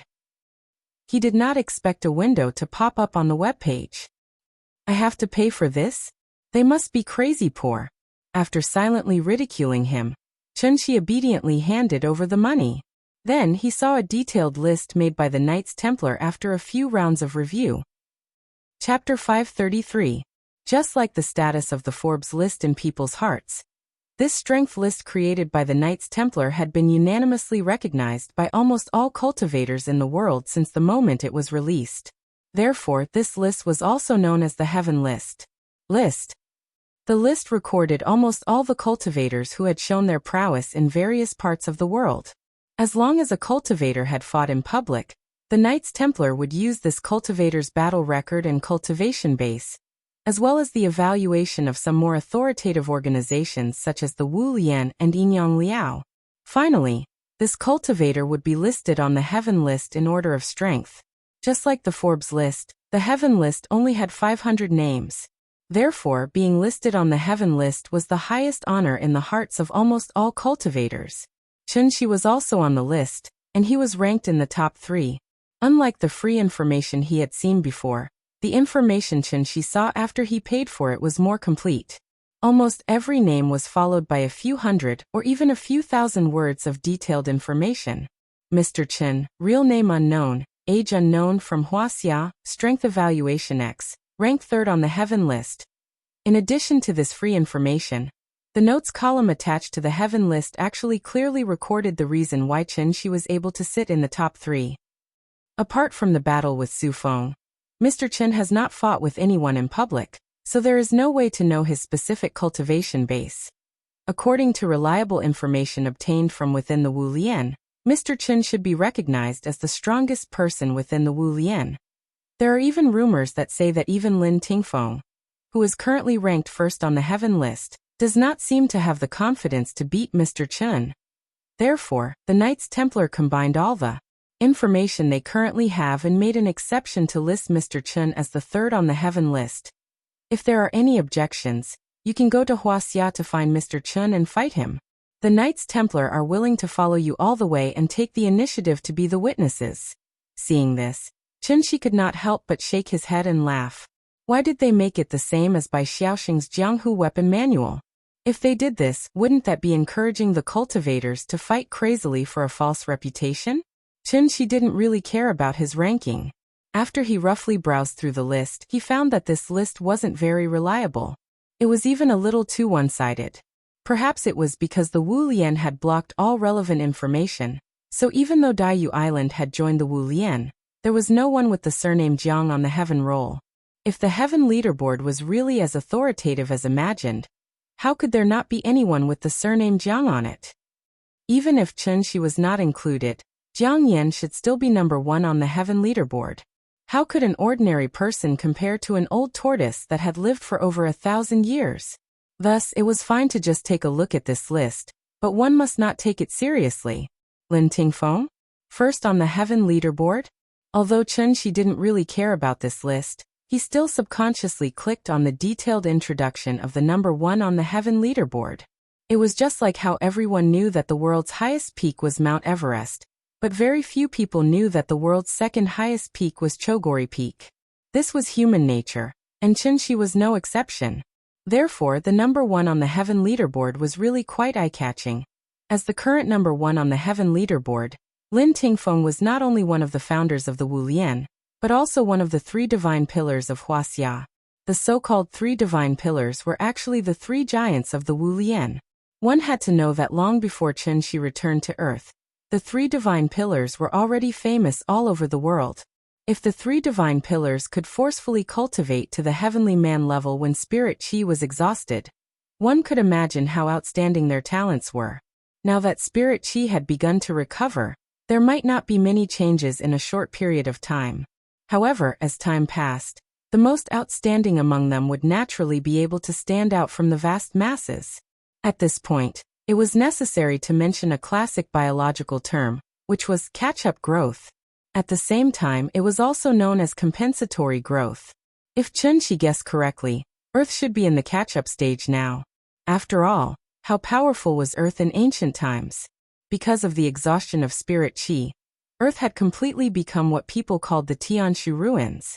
Therefore, once spirit chi on Earth began to recover, it would inevitably lead to an almost abnormal increase in the strength of cultivators. At present, the powerhouses on the heaven leaderboard were mainly concentrated in the heavenly man level, which was the level above the foundation establishment level and below the golden core level.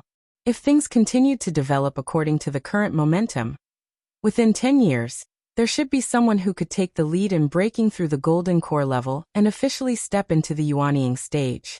Yuanying? What kind of concept was that? At that time, the Earth should also show a different appearance, right? Chen Shi stood from the perspective of a bystander, and roughly deduced the changes of Earth's future. Then he suddenly thought of a very serious problem. 10 years later, Earth would no longer be the stage for him, the great supreme Chen. It would be Nianyan's turn to shine. At the age of 17 or 18, wasn't it the best time for Nianyan to be in her prime and full of vigor? When he thought that Nianyan might face a new golden age in the future, Chen Shi couldn't help but feel happy for his daughter from the bottom of his heart.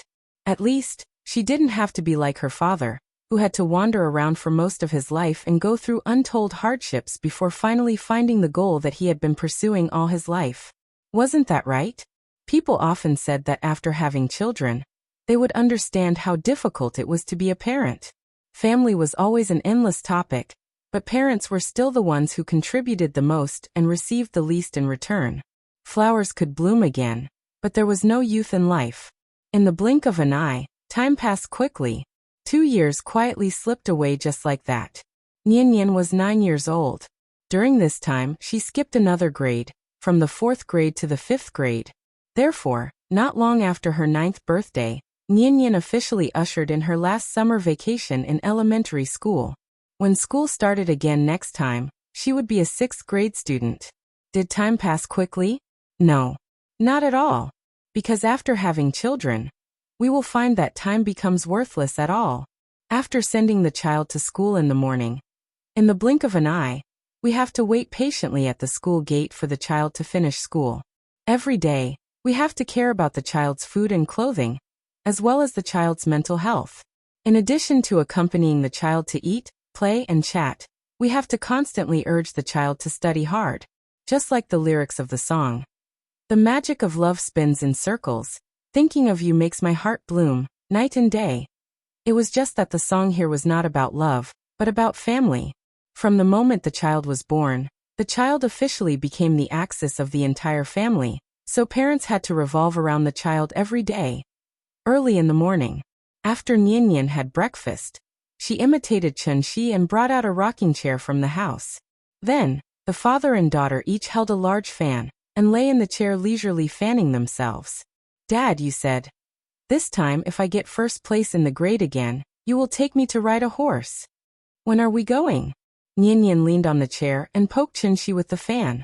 After that, a look of anticipation appeared on her face.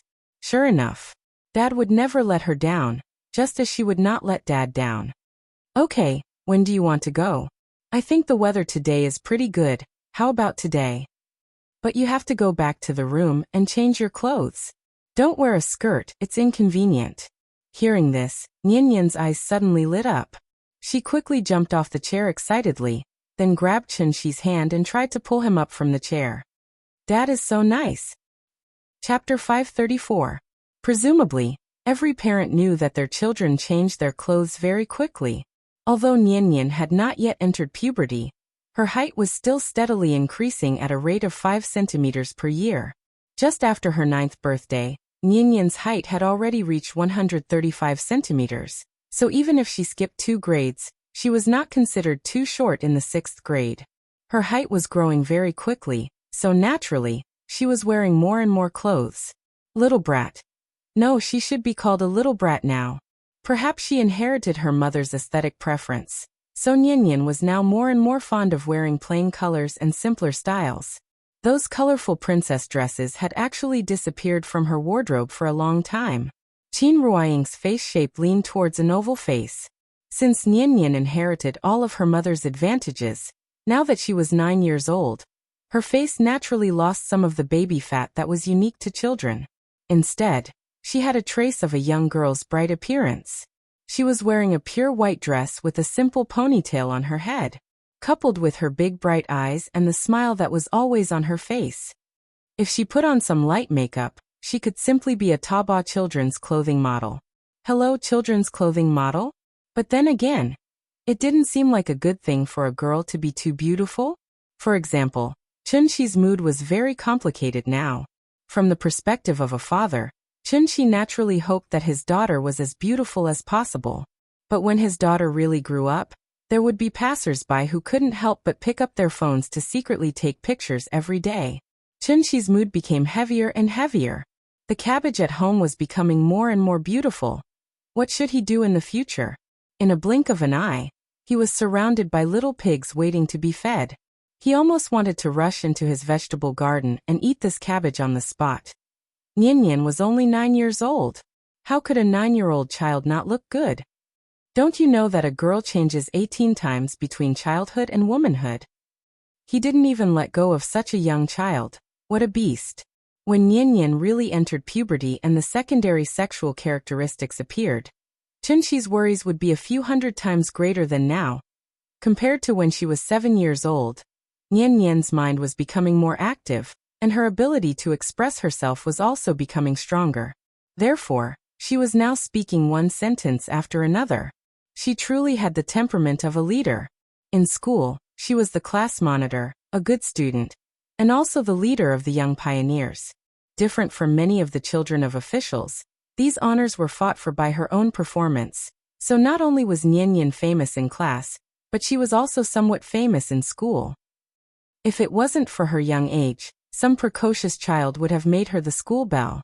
She was already a combination of wisdom and beauty.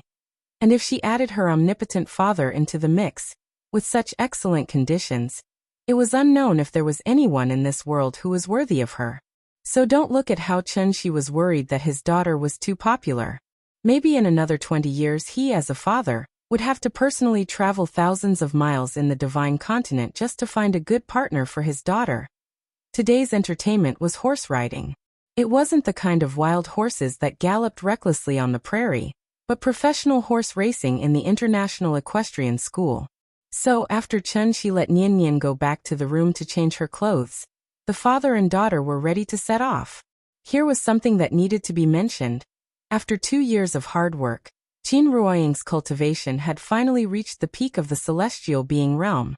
Currently, she was at the stage where she could break through at any time. So during this period of time, Qin Ruoying didn't attend the family gatherings.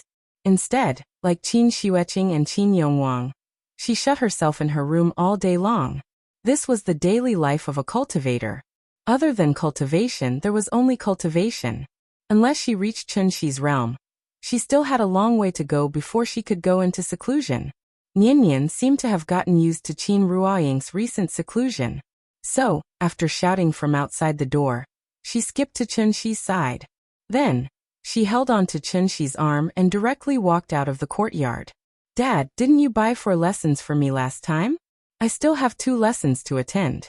How about we come back later today and attend the remaining 2 lessons together? Okay, then we can only eat outside today. Later on, you can't be picky about your food. As he spoke, Chunxi smiled and pinched her face. This child's mouth had already been spoiled by him. Now she basically didn't eat outside food, so he had to give her a heads up in advance. Okay, I'm not picky about my food. Perhaps it was because she had ridden a big cat when she was young. Ever since Chunxi took her to the racetrack, this little girl was completely infatuated with riding horses. Unfortunately, the land in Shangjing was too expensive. It was impossible to open a racetrack in the core city. So no matter how much she liked it, Chunxi couldn't take her to ride horses every day. The father and daughter chatted and laughed as they walked out of the gate of drooping flowers in large strides. But at this moment, all of a sudden, a strong demonic wind blew in the courtyard. It was clearly a bright and sunny morning, but the demonic wind in the courtyard was blowing so loudly that Nian couldn't open her eyes. Dad, is it going to rain? The little girl seemed to be frightened by the sudden demonic wind, so she hurriedly burrowed into Chunxi's arms. Seeing this, Chunxi thoughtfully looked back at the courtyard. Then he raised his left hand and lightly waved it. Following his wave, the heaven and earth suddenly quieted down. The wind stopped. Everything returned to normal. Nian, wait for me here. It might rain. I'll go back and get an umbrella. Okay. Nian didn't suspect anything. After nodding her head honestly, she obediently stood under the eaves and waited for Chunxi to go get an umbrella. Chunxi smiled and patted her head. Then he turned and walked into the courtyard. Then, a familiar figure appeared in front of Chunxi again. Oh, you broke through? Congratulations. Like Qin Ruoying, Qin Xueqing had been in seclusion during this time. Her sister-in-law's talent was excellent. In addition, she had a certain foundation in martial arts. So in just a few years, she completed the transformation from foundation establishment to golden core. The demonic wind just now was a fluctuation of vital energy that she accidentally set off when she came out of seclusion. After not seeing her for 2 years, her sister-in-law was still elegant. So when she saw Chunxi, the smile on her face suddenly turned cold. It's been 2 years. You lied to me in seclusion just to delay for 2 more years? Chapter 535. The atmosphere in the courtyard was a little awkward. In the face of Qin Xueqing's sudden accusation, Chunxi was stunned for a moment. Then he pretended to be surprised and asked, "What did I lie to you about?" After hearing Chunxi's self-righteous question, Qin Xueqing became even angrier. She frowned and opened her mouth slightly as if she wanted to say something, but Chunxi didn't give her the chance. Before she could open her mouth again, Chunxi's side was like a string of cannons. Her mouth kept rattling. Say, we are relatives now. Can you not measure the heart of a gentleman with the yardstick of a villain? Didn't you practice the great wilderness physical exercise technique well? Why don't you recognize me now? Look at you now. Ice skin, jade bones, and jade body are at the initial stage. You can block the attack of an ordinary Dharma treasure with just your physical body. What else are you not satisfied with? If you're still not satisfied, you can continue to practice. When you practice this technique to the highest level, you might be able to shatter the void with your physical body and step into the void realm in a whole new way. Looking at Chunxi's serious expression, those who didn't know would think that Qin Xueqing really took advantage of him. In fact, wasn't this cultivation method the same one he had given to the big cat before? What needed to be mentioned here was, whether it was Tianshu, Tianxian, or Taiwei enclosure, the cultivation system in these places was mainly qi refinement. It was the most orthodox cultivation system known to immortal cultivators, which was the immortal cultivation method. However, with Chunxi's current experience, although the orthodox cultivation system was complete and strong, it didn't mean that other cultivation systems were necessarily weak. They were even regarded as wrong paths by others. For example, the martial arts that Qin Xueqing was learning now, or the magic and witchcraft on earth, or even the deformed children, that evolved from necromancers like the Onmyoji. The end of the chi refinement method was the Immortal Emperor. Then, what was the end of the body refinement method? The reason why people couldn't see the end was because they hadn't found the path to the end. Cultivation methods were dead. But people were alive. The universe was vast and boundless. Who could be sure that the other cultivation holy lands would focus on chi refinement? Therefore, in the end it was still the same old saying. The great Tao flowed like mercury, and every grain was round. Therefore, Qinshi never asked about his sister-in-law's cultivation method. Since she liked to practice like this, then he would let her practice on her own. As her brother-in-law, the most he could do was give her some help from the side. For example, he could provide her with the Great Desolation body tempering technique and use it as inspiration. Perhaps it was because the big cat was a monster, so even after cultivating for so long, it was still stuck at the initial stage. On the other hand, after Qin Shiueqing obtained the Great Desolation body forging technique, she was able to completely complete the first stage of transformation within a short span of 2 years. From then on, she became a true body cultivator. The Great Desolation body forging technique was found by Chun Shi in the Sky Yin Divine Sex Library. This was an incomplete body tempering technique, so Chun Shi didn't want to give this technique to Qin Shiueqing. The reason why he changed his mind and took the initiative to pass this technique to Qin Shiueqing was mainly because Cheng Hua and Yi Ji, these two brats, didn't keep their promises. They used their mother's birthday as an excuse to gain sympathy. They said that they would be back in 7 days, but in the end, it had been 2 years. They hadn't returned for 2 whole years. Great Sovereign Chen didn't even have enough time to make his children happy, so how could he really run to the Supreme Palace enclosure to catch them? As the saying goes, revenge is a dish best served cold. Chun Shi wasn't anxious at all, but his sister-in-law couldn't sit still anymore. They said that it would be 7 days, but it was delayed again and again. 1 month wasn't enough, so they waited for another 2 months. 2 months had passed, but Cheng Hua and Yi Ji still didn't show any signs of showing up. His sister-in-law couldn't wait any longer, so she kept saying that she wanted to go to the Supreme Palace enclosure, and that she had to personally catch those 2 brats. How could Chun Shi agree to her going to the Supreme Palace enclosure when he saw her being so impatient? What if she was captured by the Xianyuan family or Jade Clear Paradise before they were caught? At that time, wouldn't Great Sovereign Chen have to personally make a trip? Chun Shi obviously wouldn't do this kind of loss-making business. So he used the Great Desolation body forging technique as bait, and after some careful guidance, he successfully lured his sister-in-law into a death seclusion. This time, his ears were finally clear. Chun Shi originally planned to wait until Nian came of age, then bring his family to the Supreme Palace enclosure for a tour, and then catch those 2 brats. Who would have thought that? Qin Shiueqing's talent was actually so outstanding. In a short 2 years' time, she had successfully mastered the Great Desolation body forging technique.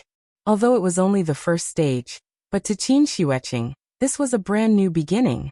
Now that Qin Shiueqing had come out of seclusion, it actually meant that Chun Shi must give her a satisfactory explanation today. Either he went or she went.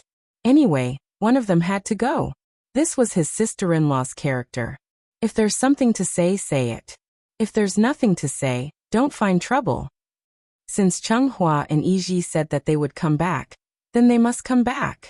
Qin Shiueqing could forgive their previous mistakes, but she absolutely couldn't tolerate being played and fooled like this.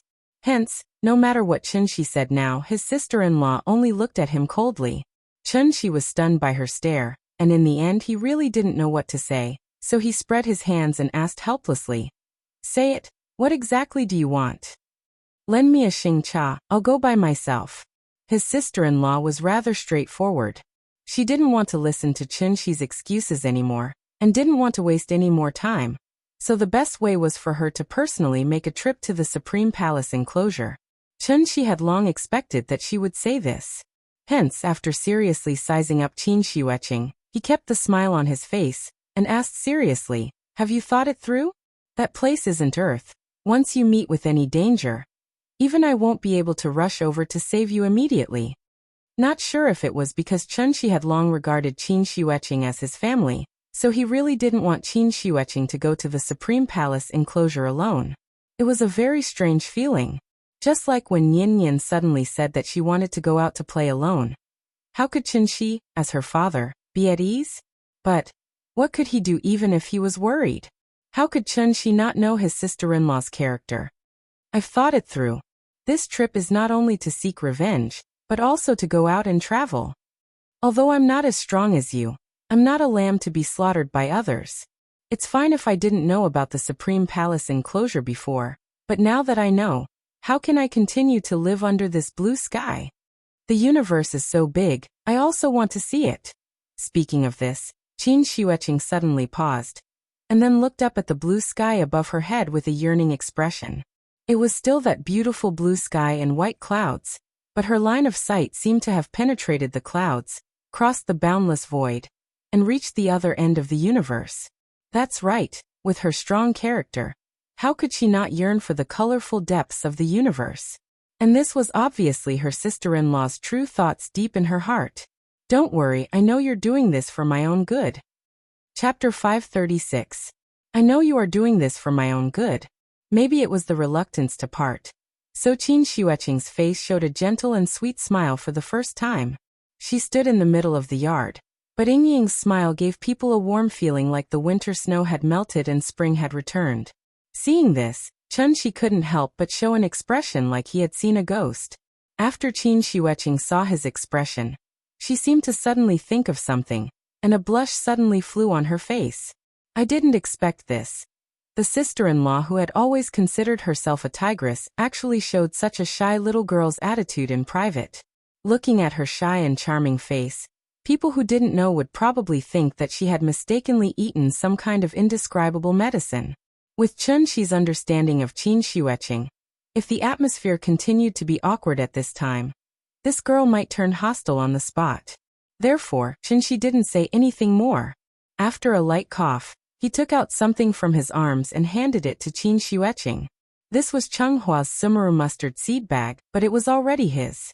In addition to a xingcha that was improved by Qinshi, there were also the spirit stones left by Yi, as well as some defensive magic weapons and medicinal materials. For Qinshi, these things were not valuable at all, and they were not even as practical as yuan. But for Qin Xueqing, these things were like the novice equipment that came with the system, and they were also necessary for her to enter the martial arts world. The imprint of these things has been erased by me. As long as you drip a drop of blood on them, you can use them freely. The journey to the Supreme Palace enclosure is long. Once you encounter any danger, even I can't come to save you immediately, so you have to remember that you must be careful on this trip. When I went to the Supreme Palace enclosure earlier, I'd made a few friends there. If you really encounter any danger, then it's best that you don't try to be brave and directly report my name. Perhaps you'll be able to scare them.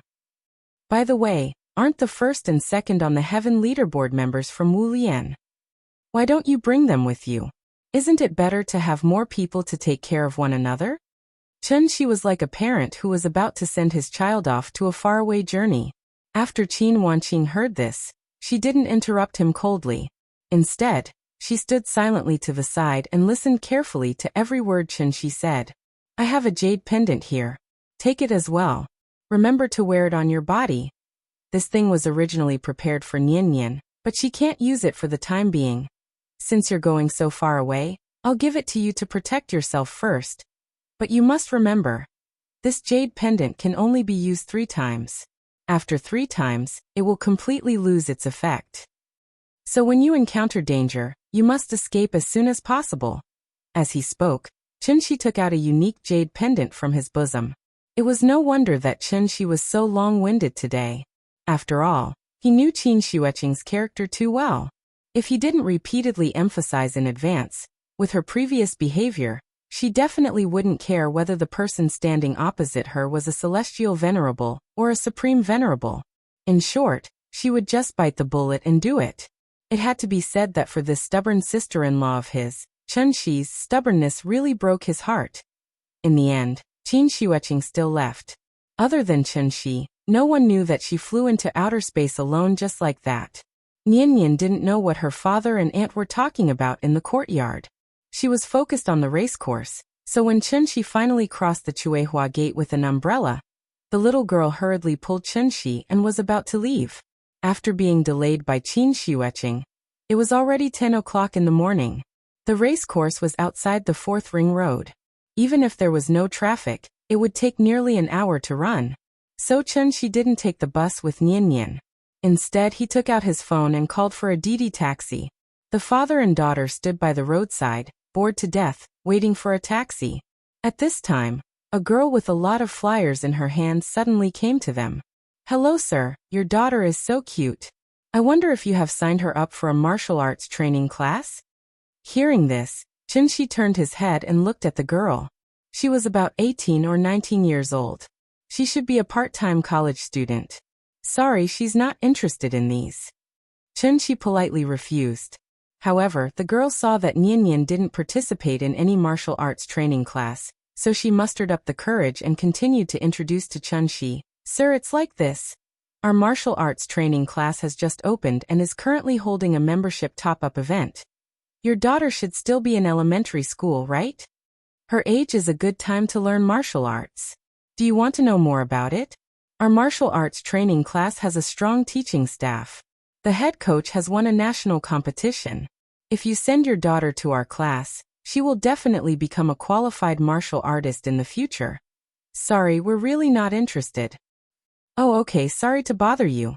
The girl left with a disappointed face. From beginning to end, Nian didn't say a word because she was already used to it. Just like the popular swimming and fitness 2 years ago, for some reason, there was a sudden martial arts craze in the country in the past 2 years. With the slogan of strengthening the body and retaining one's youth, this martial arts craze was extremely fierce. Whether it was a small city or a big city like Shangjing, there was a martial arts training class near every residential area. The low-end ones were called martial arts training classes, and the high-end ones were called martial arts halls.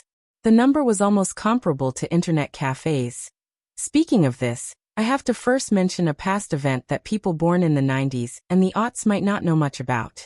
In the 1980s, there was a Qigong craze in the country. From military commanders, national defense experts, and academicians of the Chinese Academy of Sciences to ignorant old people and young children, almost everyone was learning Qigong and believed in it without a doubt. Speaking of which, this wasn't a shameful thing. Because when Qigong was popular in Huaxia, the theory of telepathy was also popular in Western countries. At that time there was no 4G network, and there were no Weibo videos. Therefore, only people who experienced it personally knew how exaggerated the Qigong craze was. In the blink of an eye, 40 years had passed. Society was constantly developing, and humans were constantly improving. Looking back, some people might think that people in the past were too stupid and ignorant. How could they believe in something as unreliable as Qigong? If people had such doubts, it meant that they didn't know. The eye exercise was actually a product of the Qigong craze, and it had been passed down to this day. And the original name of this famous set of eye health exercises was Clear Eye Qigong Exercise.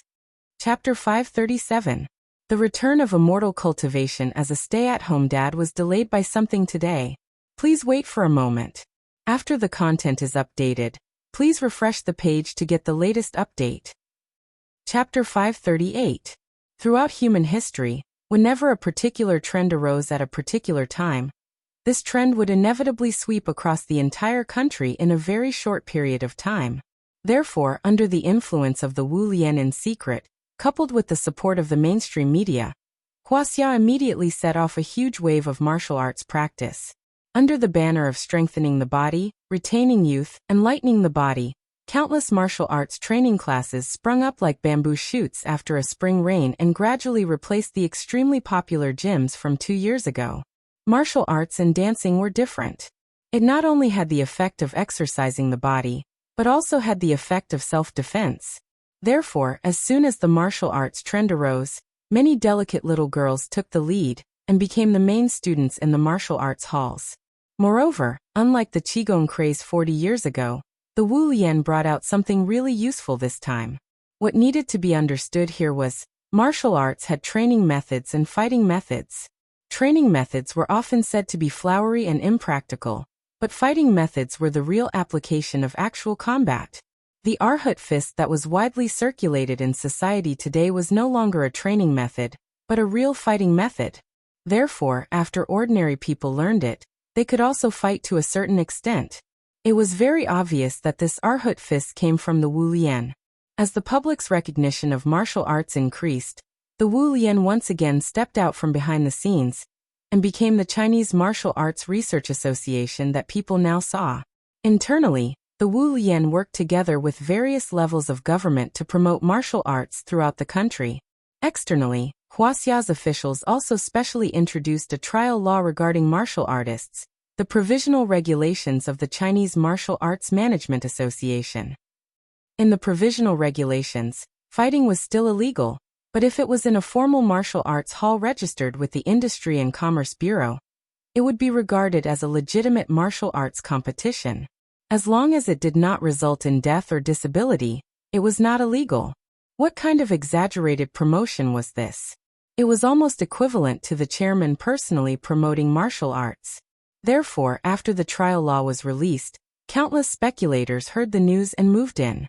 In a short period of time, regardless of whether there were real martial artists in charge, martial arts training classes of all sizes vied to open and settle down, looking as if they would reproduce Yuan's style. These days, children would always be led by their parents into various interest training classes. In terms of interests and hobbies, the little girl didn't seem to inherit Qin Ruoying's quiet elegance. Instead, she inherited Qin Xueqing's liveliness and energy. After Chen Shi took her to experience riding a horse, the little girl was completely infatuated with horsemanship.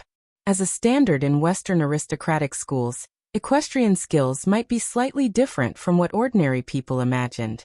It was the only event in the Olympic Games where men and women competed on the same field. So many children from rich families abroad began to learn horsemanship when they were young. Just like a European proverb says, those who can ride horses are not necessarily nobles, but nobles certainly can ride horses. As more and more Huaxia people went to study in British aristocratic schools, this trend naturally spread to Huaxia as well. Nobles, of course, had to be particular. A helmet, gloves, riding boots, breeches, charbus, and a protective vest were all indispensable. It was as if without it, it could no longer be called an international equestrian skill, but a traditional equestrian sport in Huaxia. Therefore, when Nianyan just signed up, the staff of the equestrian club persuaded her to buy a set of equipment. Although Chen Shi was not very interested in these things, because Nianyan wanted to learn, he paid the money quickly and bought 16 classes at one time. Since this thing was called an aristocratic sport, the charging standard naturally had to be according to the aristocratic standard. A 45-minute class cost 800 yuan, and the coach had to charge extra. But even so, when Chen Shi came to the club with Nianyan, the race course was still crowded with children practicing. Although many of the children were just individual customers who bought in a group, but it should be known that children also had vanity. Therefore, after experiencing such high-end extracurricular training like horsemanship once, these children would usually be like Nianyan, clamoring for their parents to pay for the class. If the child liked it, then buy it. Although it was a little painful, it was not unbearable. In fact, the reason why many parents agreed to let their children learn horsemanship was that they actually had their own calculations in mind. Children from ordinary families certainly had no way to come into contact with children from rich families. In order to let their children come into contact with a higher social circle, the equestrian club was obviously a very good platform. After all, whether a family was rich or not, one only needed to look at the children's clothes to know. Children from ordinary families would definitely only wear the free clothes provided by the club. Only the truly wealthy families would buy their own equestrian outfits for their children. Nianyan's appearance was already outstanding, so when she changed into her equestrian clothes and came to the lounge to wait for the staff to arrange the horse, several parents could not help but whisper to each other. Children were not so calculative. As long as their children could have a good relationship with Nianyan, they, as parents, would naturally be able to talk to Chen Shi. Judging from her appearance, Chen Shi didn't look very old, and her dressing was very low-key. But where was this place? It was one of the best equestrian clubs in Shangjing. Therefore, the more low-key people like Chen Shi acted, the more complicated their background was. As long as they could get in touch with Chun-Shi, they might be able to get some unexpected benefits from it. For example, they could take this opportunity to become Chun-Shi's agent and help Chun-Shi deal with some trivial matters that he could not personally deal with.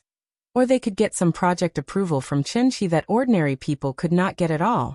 In short, in the imagination of these parents, Chun-Shi had already become a powerful young master in Shangjing, and the kind that could get a redhead approval. Therefore, after a simple discussion, several parents from ordinary backgrounds told their children that they must find a chance to get close to Nian later, and it would be best if they could directly become friends with her.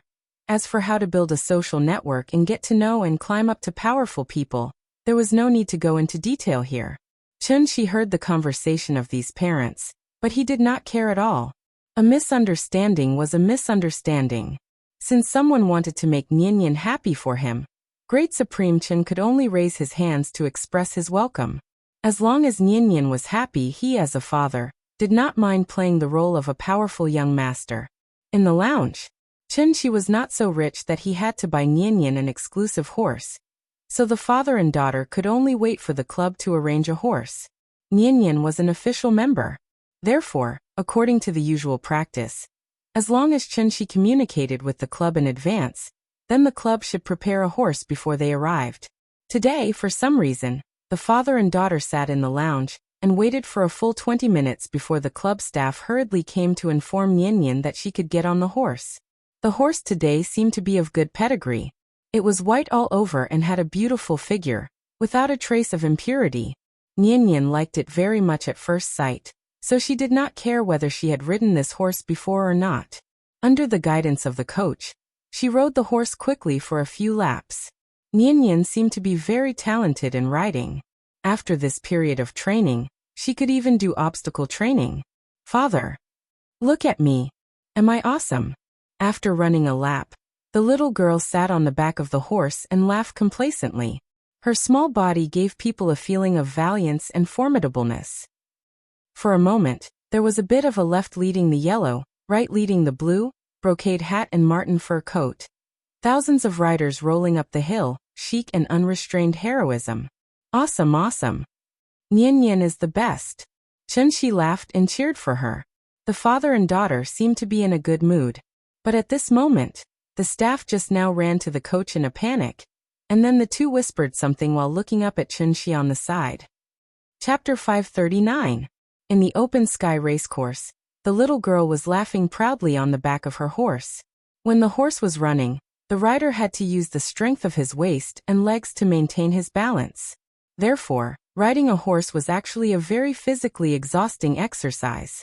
In addition, it was currently summer vacation, and the equestrian costume was very tight. Therefore, after one lap, the little girl's face was obviously covered in sweat. She was hot and tired, but she was still smiling from ear to ear. It was as if she had been injected with stimulants. The little girl was eager to try again. She seemed to want to do another lap. However, according to the club's regulations, the rider was not allowed to do obstacle training without the approval of the coach. Therefore, she could only ride the horse and look at the coach from the side. She almost directly interrupted the conversation between the staff member and the coach. During the conversation, the coach seemed to have heard some unpleasant news, so he frowned slightly. Seeing this, the staff member's face couldn't help but flash a trace of awkwardness. Then he continued to explain with a flourish. Looking at the situation, it seemed like there was a problem. Okay, then it's settled. But you'd better explain to Mr. Chen first, in case he complains about you. After a short communication, the coach waved his hand impatiently and signaled the staff member to explain to Chun-Shi. Although Chun-Shi was standing outside the racecourse, he still heard every word of the conversation between the two. Therefore, when the staff member hurried over to him, Chun-Shi was already smiling and waving at Nian. Nian, let the coach help you get off the horse. Come out for a second. Dad has something to tell you. Chun-Shi wanted Nian to get off the horse. Hearing this, the little girl, who was in high spirits, suddenly became a little unhappy. She shook her head, then pouted and shouted at Chun-Shi unhappily. No, I want to run 2 more laps. As she said this, Nian even clamped her legs together as a demonstration. Speaking of which, this little girl was almost 10 years old. In addition to acting cute and coquettishly, she more or less had some rebellious mentality, so she would not listen to and obey Chunshi like she used to. In this regard, Chunshi was not angry. Instead, he turned his head with a smile and looked at the staff walking towards him. Mr. Chun, I'm sorry. It's like this. Due to the negligence of our staff, the horse that your daughter is riding today is actually a customer's private horse. Now that the client has arrived at the club, the training is about to begin. So, do you think you can forgive our mistake and let us arrange a new horse for your daughter? The attitude of the staff member was also very sincere. After hearing this, Chunshi just smiled slightly and did not directly express his opinion. In fact, what kind of mistake was this? Because there were too many customers today, the horse farm didn't have their own horses. Thus, they randomly pulled a private horse for official members like Nian to practice. After all, the club needed to make money, so in addition to taking in official members, receiving individual customers was the main source of income for the club. And once the number of users increased, the club's horse would inevitably be in short supply. The club did not want to offend official members, nor did they want to give up on individual customers. Therefore, the club turned its attention to VIP customers. One had to know that VIP customers were all big tycoons. Official members like Nian would at most buy a set of equestrian clothes, but VIP customers directly bought a horse and left it at the club. For example, the white horse that Nian rode today was a purebred horse imported from abroad. Its price was estimated to be comparable to a McLaren. However, no matter how expensive a horse was, it was still a horse. Horse naturally had to be taken out for a walk, just like a dog. VIP customers bought horses to show their status, so they would not often come to the club. Therefore, providing VIP customers' horse for official members to practice became an unspoken rule of the club. Nian encountered such a situation today. She was riding a horse, but the owner of the horse suddenly came to the club. Therefore, no matter how unwilling she was, the staff had to politely ask her to get off the horse. It wasn't as if this had never happened before. It was just that the customers had to change their clothes before riding, so the club had enough time to coordinate. Therefore, no mistakes were made. After all, the horse that Nian rode was their private property, so although Chunshi was a little unhappy, he did not mean to deliberately make things difficult for the staff. Therefore, after listening to the staff, Chunshi turned his gaze back to Nian and was about to ask Nian to return the horse to them. But no one would have thought. Just as Chunshi was about to speak, there was a sudden cry from the side of the path. "Mom! My horse! Someone is riding my horse!" The moment they heard this voice, not only did the staff's expression change, even Chunshi could not help but frown. "Who are you? This is my horse. Who agreed to let you ride my horse? Come down quickly." After hearing this shout, Nian could not help but feel a little confused. She rode high on the horse and turned her head to look at the direction of the voice, only to find a little girl about her age standing at the railing of the racecourse, glaring at her. The girl seemed to be very angry. If it were not for the railing, she would have rushed over and forcefully pulled Nian off the horse. The sudden change of events caused Nian's little brain to stop working. She sat on the horse in a daze, and before she could react, the coach beside her hurriedly came to her side and signaled for her to come down quickly. "I'm not coming down." Seeing that the coach seemed to want to forcefully carry her down, Nian was a little unhappy. She immediately pouted, turned her head and shouted at Chunshi. "Dad, I haven't played enough. Can you let me play for a while more?" Children did not understand the filth between adults. She had not played enough, so of course she would stay on the horse and refuse to come down. For a moment, the situation was a little awkward. Seeing that Nian still refused to come down, the little girl by the railing suddenly blushed, as if she had been provoked by something, and could not help but burst into tears. "Mom, Mom, Mom!" Outside the racecourse, the little girl wailed loudly. Seeing her so pitiful and helpless, Chunshi could not bear to see her like this. Hence, he did not spoil Nian anymore, and directly went forward to carry Nian down from the horse. Chapter 540. Nian was a good student from the capital-affiliated primary school. Although when she stayed by Chunshi's side, it was inevitable that she would throw a little tantrum. but her worldview was still very correct. As a matter of fact, after seeing the girl suddenly cry, Nian Nian immediately stopped talking and sat silently on the horse's back. Even when Chen Shi wanted to carry her down, she didn't resist. "Dad, I didn't bully her." The little girl felt wronged. Otherwise, with her usual personality, she would have rushed up to comfort the girl. Speaking of which, Nian Nian was now 9 years old, and had already formed a more complete concept of consumption. Therefore, in her mind, she was a consumer who spent money to ride the horse here, so she didn't think she did anything wrong. Maybe the girl saw that she was having fun riding the horse, so she wanted to steal it from her? After all, children like to steal other people's toys. Similar things happened to Wenwen and Mingming too many times, so Nian Nian was already used to it. Nian Nian still didn't understand what was going on. Chen Shi comforted her in a low voice, then held her hand and stood aside, silently waiting for the other party's parents to come. The child was crying very loudly. It was not an exaggeration to say that she was wailing. Therefore, not long after she started crying, a well-dressed lady ran over from the other side of the path. After hearing her daughter's crying, the lady ran over in her high heels. Perhaps it was because she paid a lot of attention to maintaining her appearance, so it was impossible to tell the woman's true age from her appearance. "Nan Nan, what's going on? Who bullied you?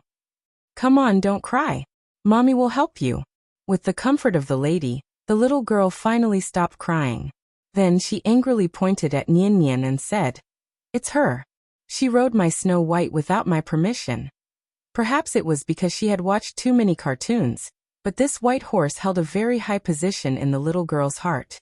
Therefore, she could not accept anyone else riding her white horse other than herself. "Hey, what's wrong with you guys? Don't you know who this horse belongs to? Who are they? A professional coach? Or a paramedic? Who agreed to let them ride up? I pay hundreds of thousands of dollars a year to your club, and this is how you take care of my horses? Don't you know how expensive my horse is? Hurry up and ask your manager to give me an explanation." The cause of this incident was very simple. After listening for a while, the woman figured out the crux of the matter, so she pointed the muzzle directly at the staff on the side. The staff member felt bitter inside. Facing the woman's accusation, he opened his mouth a little cowardly, but in the end he couldn't say a word. He could only stand there and take the scolding with his head down. In fact, this kind of mistake was not easy to make. This was because whenever the private horse of a big client arrived at the club, the staff would carefully observe it for a period of time. Only after confirming that these big clients rarely came to the racecourse would they list the horse as a spare tire. The horse had been in the club for more than half a year, but the owner had never ridden it. Today, they had pulled it out for Nian Nian to ride for a while, but they didn't expect that something would happen. As the owner of the horse, the little girl's age was about the same as Nian Nian's, so she could only come to the racecourse to practice during the holidays. She was a child, so naturally, she couldn't be like adults and pay attention to formalities. She wanted to see her horse as soon as possible, so after arriving at the club, she rushed directly to the racecourse, so that the staff didn't have time to mediate. "I'm sorry, Miss Zhuang. Today's incident was caused by the mistakes of our staff. Please calm down first, don't be too agitated." After hearing the commotion outside, the manager hurried to the racecourse. The woman seemed to recognize him, so she immediately turned the muzzle and scolded the manager. One had to know that this lady in front of him was a big client of the club. Who could afford to offend her? Therefore, no matter how bad the woman's scolding was, the coach and staff just stood aside and didn't dare to say a word. The manager kept nodding in agreement, hoping that the woman would calm down. In fact, today's incident had nothing to do with Nian Nian. It was all the club's fault. After listening for a while, Chen Shi couldn't be bothered with the people in front of him. He looked down at Nian Nian and asked, "Nian Nian, do you still want to ride? If you want to ride, I'll get them to find you another horse, okay?" "Okay." Hearing this, Nian Nian immediately nodded. Although her father didn't say it clearly, she roughly understood the situation, and knew that she couldn't ride this white horse in front of her anymore. Therefore, the little girl reluctantly looked at the white horse next to her, then quickly walked out of the racecourse under Chen Shi's lead. "Stop! Where are you going?" The woman was still angry at the club for using her horse without permission. Suddenly seeing that Chun-Shi and his daughter wanted to leave, the woman was instantly angry, so she directly stopped them. After hearing the woman's reprimand, Chun-Shi immediately stopped. He frowned and turned around to say something. The club manager directly blocked in front of him, then said to the woman with a smile, "Miss Zhuang, these two are also members of our club. Today's incident was mainly due to our mistake in the work arrangement. I hope you don't take it to heart. Why don't we do this? In order to compensate you for your loss, I can represent the club to give you a free maintenance and management package, plus a set of equestrian clothes." The manager's attitude was still correct. He took the initiative to ask the woman for compensation, and at the same time, he took all the responsibility. He only hoped that the woman wouldn't vent her anger on others. However, even if the woman knew that today's incident was caused by the club, she couldn't accept Nian swaggering away like that. Didn't she see that her child was still crying? Therefore, if Nian didn't apologize, the woman would definitely not let her go easily. "Do you know how much this horse costs? What if it breaks? You pay for it." No, she has to apologize to Nan today before she can leave. For a moment, not only was the club manager stunned, even Chun-Shi suspected that he had misheard. Apologize? Was this woman crazy? Or was her worldview distorted? Chapter 541. Apologize. After hearing the woman's righteous request, Chun-Shi couldn't help but be stunned for a moment. Then he couldn't help but shake his head and laugh. Did I hear wrongly? Seeing Chun-Shi's completely unrepentant appearance, the woman suddenly couldn't help but get angry. So, she immediately turned her gun and aimed it at Chun-Shi. She seemed to have reason and evidence to back it up. "What, is there a problem? Is it so hard to say sorry? Your child is about the same age as my Nan. As a parent, haven't you taught her that she needs to have basic manners when interacting with others? This horse was originally bought for Nan as a birthday gift. Normally, even I, as her mother, can't ride it, let alone strangers like you. Your daughter rode Nan's horse without Nan's permission. Do you think this kind of behavior is any different from stealing?" After hearing this, Chun-Shi couldn't help but frown deeper. He opened his mouth and wanted to refute the woman's point of view, but the woman didn't give him a chance to speak. She continued, "Of course you can also push the blame to the club. Then I want to ask you in return. Someone handed you a knife. After you kill someone, can you push the blame to the person who handed you the knife? May I ask which law stipulates this?" After hearing the woman's words, Chun-Shi was suddenly angered by her and laughed. In this life, he could be considered to have lived for hundreds of years. He had come into contact with unreasonable people, but he had never seen someone who could be so unreasonable to this extent. Was this a crosstalk? If it weren't for the fact that the other party was a woman, Chun-Shi would have taken Nian and left. "What are you laughing at? Do you think I said something wrong? Also, I'm not a petty person. I don't have the leisure to argue with a child. I just hope that as a parent, you can understand that educating a child is not a very easy thing to do. There's a good saying, if you make a mistake, you have to admit it. If you are beaten, you have to stand upright. The reason why I want her to apologize to Nan is to help your child establish a correct sense of right and wrong. At the same time, I want to prevent Nan's heart from continuing to be hurt. Tell me, is my request really too much?" Needless to say, when a woman came up with a crooked argument, she could really turn black into white. If it was an introverted person who had encountered such a situation, perhaps he would have hurriedly asked his child to apologize to the other party and take the blame for this matter, without knowing what was going on. Anyway, it was just 3 words. "I'm sorry. What's the big deal?" The woman felt that her request was not excessive at all. But it was a pity. Chun-Shi and Nian were not the kind of muddle-headed good guys. We choose to be kind, but that doesn't mean that we will condone fallacies. Outside the stable, after the woman expressed her opinion, she looked at Chun-Shi and his daughter confidently. "Nian, do you think what Auntie said makes sense? Shouldn't we apologize to her?" Chun-Shi couldn't be bothered with this crazy woman in front of him, so he lowered his head and looked at the little girl next to him. As expected, as soon as Chun-Shi finished speaking, Nian quickly shook her head. Seeing this, Chunshi couldn't help but nod in satisfaction. Then he raised his head and looked at this crazy woman in front of him. Chunshi originally wanted to take this opportunity to discuss the child's education with this woman. But what he didn't expect was, just as he was about to refute the woman, Nian suddenly stood up and said to the woman very loudly, "Auntie, you're secretly changing the concept." Hearing this, the woman couldn't help but be stunned.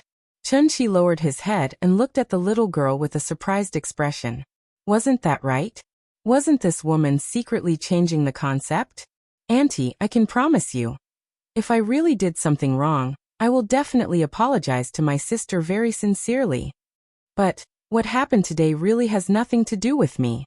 I didn't know that this horse belonged to my sister, so I listened to the coach's arrangement and rode it. This uncle just said that this was a mistake in the arrangement of work. If you want me to apologize just because my little sister is crying, then I will cry too. As she spoke, Nian's voice couldn't help but lower. It was obvious that the woman's rude request had ruined her good mood, to the extent that she had become somewhat listless. Nian, let's go. After Nian's voice fell, without waiting for the woman to react, Chunshi directly held Nian's hand and turned to walk to the lounge. Chunshi's patience had reached its limit. Since Nian had said what he wanted to say, he didn't need to add anything else. As the saying goes, when a scholar meets a soldier, he can't reason clearly. Instead of continuing to be entangled with this crazy woman, it was better to leave when she was distracted and save his ears some peace. Looking at the back of the father and daughter leaving, the woman's face was a little uncertain. Actually, if those words were said by Chunshi, the woman might have 10,000 fallacies to say. But if it was Nian who said it, for a moment, she really didn't know how to continue. Did she really have to argue with a child? So no matter how angry she was, the woman could only stand there sullenly, and she couldn't find a way to vent her anger.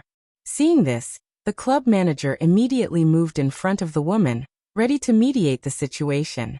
This farce seemed to be coming to an end. But at this moment, the little girl next to the woman burst into tears again. After all, not every child could be as reasonable as Nian, so she couldn't accept this at all. They secretly rode on her horse, but they didn't even apologize.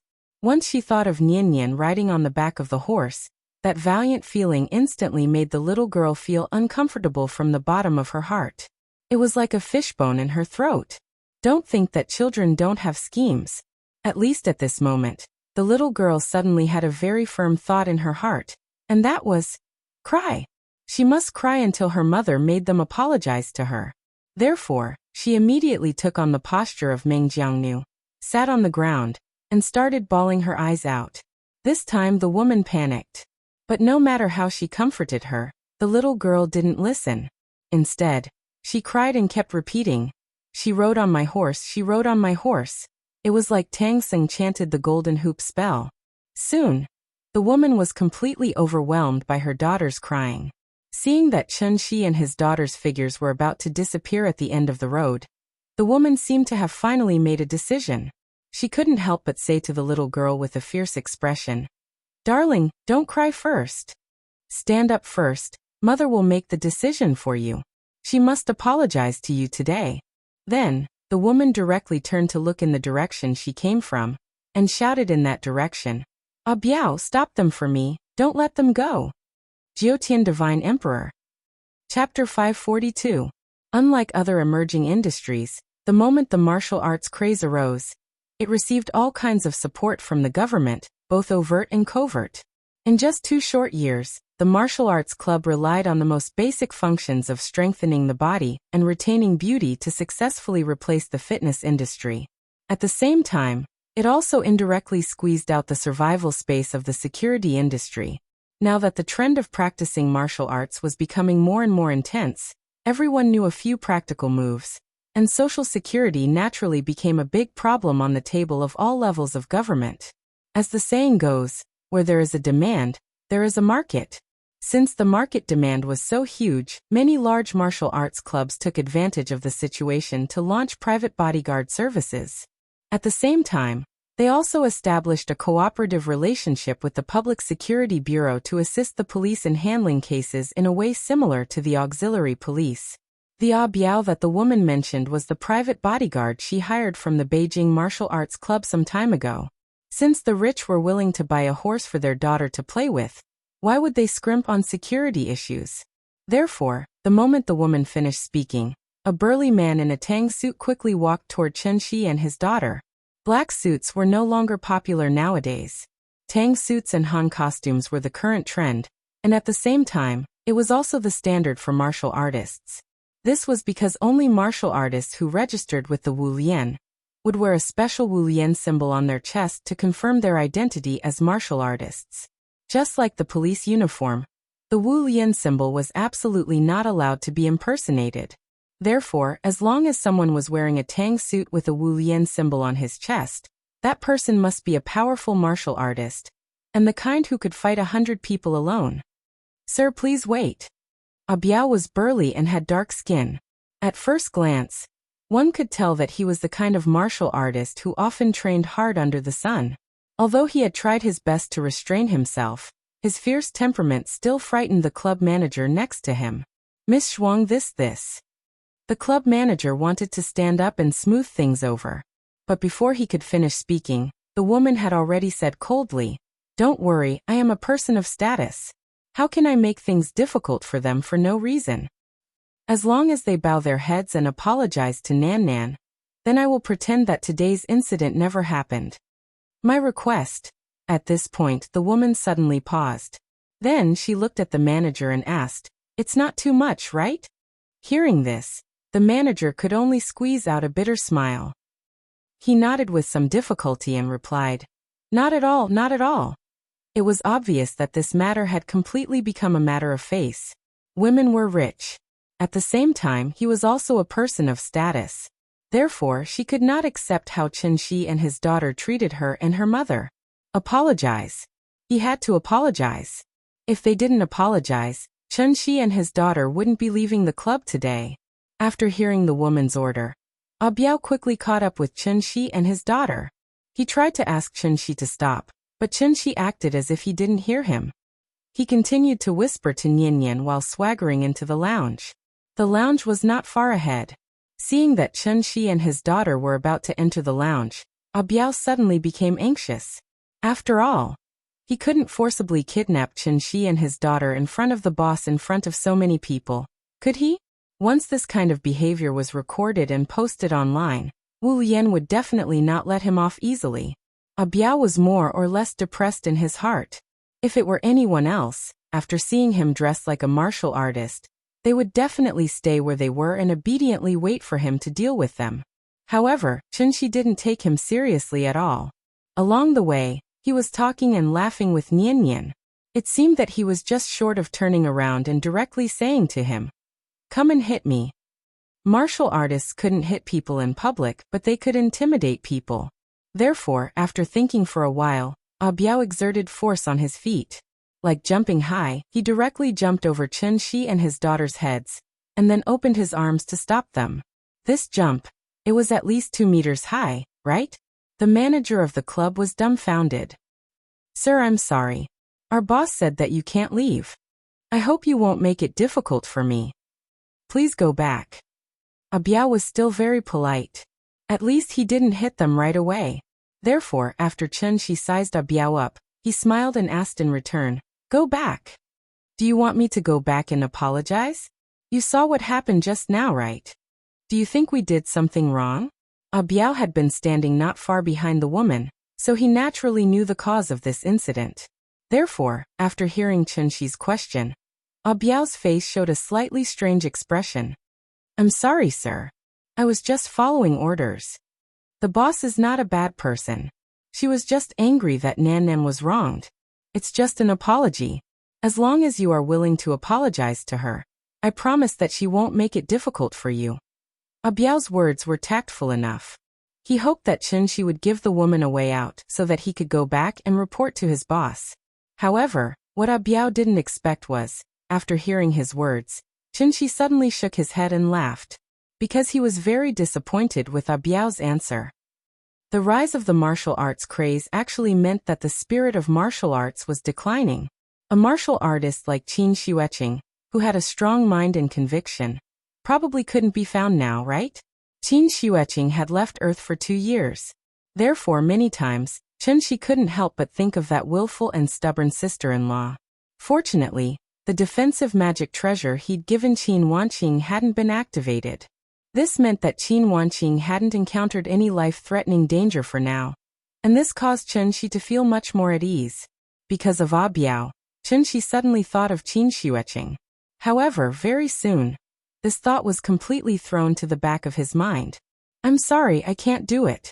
Please don't make it difficult for me," Chen-Shi said to Ah Biao with a serious face. After that, he walked past Ah Biao with Nian Nian. "Sir, please wait." Seeing that Chen-Shi was still going to leave, Ah Biao directly stretched out his arm to block his way. "Please make way." Without any superfluous movements, Chen-Shi directly bumped into Ah Biao's arm. Like a train slowly moving, Ah Biao tried to block Chen-Shi with force. However, it was fine if he didn't use force. But this force, a huge force that was enough to suffocate people, suddenly burst out from Chen-Shi's body. Bang! With a muffled sound, Ah Biao's whole body flew out instantly as if he was hit by a train. At that moment, Ah Biao was completely stunned. He only felt that his mind was blank. When he finally came back to his senses, he found that he was sitting under a big tree by the roadside, and the lounge where Chen-Shi and his daughter were was at least 10 meters away from him. Ah Biao touched his chest and his arm. There was not a trace of injury on his body, not even a trace of pain. It was like a dream. When he woke up, he was already lying under this tree. "You." Ah Biao pointed at Chen-Shi, as if he wanted to say something. However, when Chen-Shi looked back at him, Ah Biao suddenly felt like a bucket of cold water was suddenly poured on him, and his whole body slightly trembled. "Well, I saw that some readers seem to have misunderstood. In fact, I'm not writing a face slap. I want to use this incident to indirectly tell you about the changes in Nian Nian in the past 2 years, and the changes in the whole society. In the end, it seems that I failed again." Chapter 543. With a flash of inspiration in his mind, Ah Biao seemed to have suddenly thought of something. He couldn't help but widen his eyes slightly.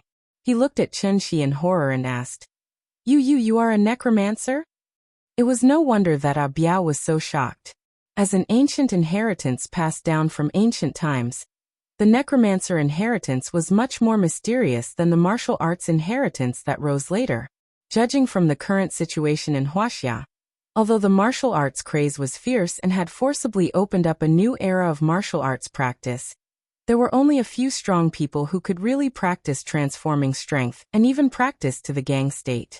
The reason was not that there was no martial arts genius among the 1.3 billion people in Huaxia, but it was because of the inherent flaw of the martial arts inheritance. After all, martial arts was only the product of the necromancer inheritance's decline. It could not be compared with the inheritance of the necromancer. Did you not see how many of the masters at the top of the heaven list had really entered the Tao through martial arts? They relied on their age, experience, and combined with the cultivation methods of the necromancer to cultivate both internal and external, thus stepping into the celestial being realm in one fell swoop. And this was the real reason why Yu Jingzi's incomplete cultivation method was sold for 5 million. It had been more than 4 years since the Wu Lian officially implemented the first 5-year plan. Seeing that the martial arts craze was getting more and more intense, the necromancer inheritance had not caused much of a stir. Was there no one left in the necromancer inheritance? Obviously not. Therefore, it was necessary to mention the classic slogan that Wang Chuanju shouted at an internal meeting. That was, "Grasp the sequence of the times, subvert and create the future." With the momentum of a thunderbolt, they forcefully incorporated all the necromancer inheritances in Huaxia, and then secretly promoted the rise of the martial arts craze. When the ordinary people gradually accepted the existence of the martial arts, which was far beyond ordinary people, the first 5-year plan would be considered to have been successfully achieved. This plan was also called the Tinder Plan by the Wu Lian. Yu Jingzi had always thought that the Wu Lian was suppressing the cultivation inheritance, so he took the risk of preaching under Tiananmen Square, so he would not understand. How narrow-minded he was. In fact, as a State Department, how could the Wu Lian make any decisions that would harm the country's interests? Grasp the sequence of the times, subvert and create the future. Did they really think that this was just a slogan? Revolution does not have to be initiated by the masses. It can also be carried out by the masses led by the state. Since the country wanted to take the lead in starting a revolution, problems would follow. Whose life were they going to overthrow? The answer was obvious. That was, the revolution is the fate of the whole world. It had to be said that Wu Lian was very ambitious. Even if the first 5-year plan had not been completed, the second 5-year plan was already in its infancy. The main goal of the second 5-year plan was to select the most talented martial artists and grant them the corresponding necromancer inheritance to ensure that these people would obey the Wu Lian in the future. In the past, a martial artist's actual combat ability would not be inferior to a necromancer of the same level. They might even be able to crush a necromancer of the same level. But one had to know that things were different now. The heaven and earth spirit chi began to recover, which meant that the cultivation speed of the necromancer lineage began to increase by leaps and bounds. Although martial artists also benefited a lot from this, they still could not compare to necromancers who could draw chi into their bodies. Therefore, under the deliberate guidance of the Wu Lian, a complete and systematic promotion path from ordinary people to martial artists to necromancers appeared out of thin air. Biao also wanted to become a necromancer. However, he neither had enough merit to exchange for cultivation methods from the Wu Lian nor enough money to buy incomplete cultivation methods from the dark web. Therefore, becoming a disciple of a certain necromancer by chance became the most feasible method. Here was something to mention. The Wu Lian did not restrict necromancers from accepting disciples. Therefore, while the martial arts club was developing rapidly in society, the necromancer inheritance was also expanding in secret. However, because the necromancer lineage paid more attention to talent, those who were lucky enough to become a disciple of a necromancer were simply too rare. Over the years, Biao had gone deep into famous mountains and great rivers in an attempt to become a disciple of a certain immortal. Unfortunately, no sect was willing to take him in. Chun Shi had just shown a little of his skill, which not only sent him flying more than 10 meters away, but also did not hurt him at all. What was such a wonderful skill if not a necromancer's skill? Therefore, the moment Biao came to his senses, he jumped up from the ground like a carp. "Senior!" Biao shouted as he quickly caught up with Chun Shi and his daughter. Chun Shi did not pay attention to him. Seeing that Chun Shi and his daughter were about to enter the lounge, Biao was so excited that he bent his knees and knelt heavily on the ground in front of everyone present. "I am Tu Biao. I have long heard of the necromancer's elegant demeanor. It is my honor to meet you today. Please, the great era was coming." Therefore, like every martial artist who was depressed, Biao had the idea of becoming a disciple of Chun Shi the moment he confirmed his identity. However, what Biao did not expect was, before he could finish his words, Chun Shi directly sealed his mouth with her true essence, so that he could only lie on the ground and muffled whimpers. Nian Nian noticed something strange behind her, and was about to look back when Chun Shi suddenly reached out and put his arm around her shoulder. He lowered his head and asked with a smile, "Nian Nian, did you feel wrong just now? Do you want Daddy to buy you a horse too? Then you can ride it whenever you want, and you don't have to worry about being kicked off the horse in the future." After hearing Chun Shi's words, the little fellow's eyes suddenly lit up. Therefore, she immediately ignored the movement behind her and excitedly hugged Chun Shi and said coquettishly, "Daddy is so nice. Then let's go. Daddy will take you to see the horse." Chun Shi pretended to leave, but after taking 2 steps, Nian Nian seemed to have suddenly thought of something. She could not help but pull Chun Shi and ask hesitantly, "Daddy, is the horse very expensive?" Why do you ask this?" "Because beef is very expensive." Looking at Nian Nian's serious face, Chun Shi suddenly did not know whether to laugh or cry. Seeing this, the little fellow was a little confused, so she continued to say, "Daddy, if the horse is too expensive, let's not buy it. The coach said that the horse can only be ridden here, but it is so far away from home. We have to take a long ride every time we come here. Moreover, I definitely won't have time to come again after school starts." buying a horse but can't ride it a few times, it feels so wasteful. After hearing Nian words, Chunxi was suddenly shocked. Did this child know to save money for him? When did she become so sensible?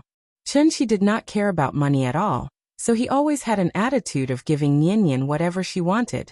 He did not expect that under these circumstances, Nian did not develop the habit of spending money. Instead, she learned how to look at the value of things correctly. After all, the things in this world, there was no such thing as expensive or not, only value or not. The father and daughter discussed the value of the horse as they walked quickly into the lounge. At this time, Abiao looked like he was finally untied. He could not help but have a complicated expression on his face. Then he slowly stood up from the ground. He stood motionless outside the lounge, completely ignoring the strange looks around him. After a full 5 minutes, the woman could not take it anymore and walked quickly in her high heels to Abiao's side. Abiao, what are you doing? I told you to stop them. Look at what you've done. You've completely disgraced me. Perhaps it was because she could not accept the fact that Abiao knelt in front of Chunxi. In a moment of anger, the woman could no longer maintain her usual elegance. So much so that she directly swore in front of everyone. As the boss, the woman obviously had the right to criticize her bodyguard. But what she did not expect was, after hearing her scolding, Abiao changed his usual reserved image and said to her with a serious face, "Boss, this is the last time I'm calling you boss. In the past, because of my identity, there were some words that I could not say. Today's incident left a deep impression on me. I hope it can inspire you.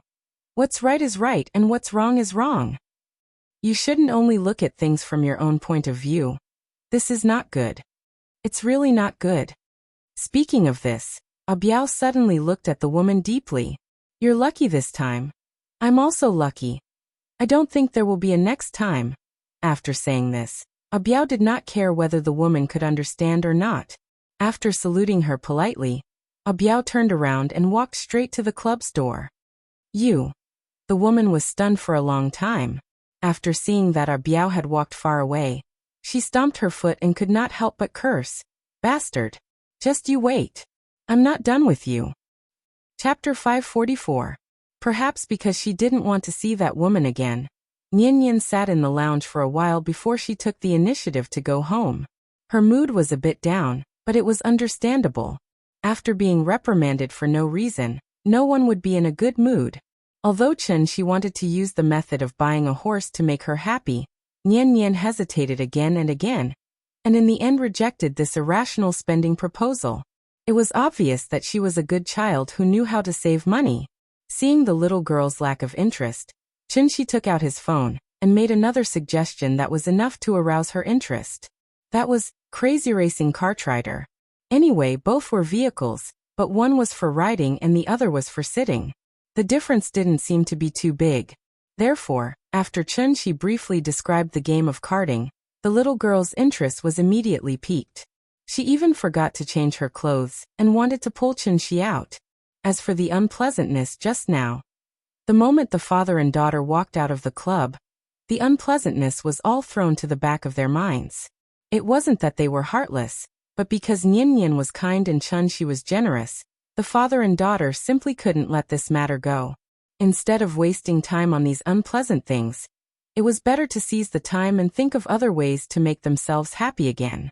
And this was obviously the way of a smart person. This was Nian's ordinary day.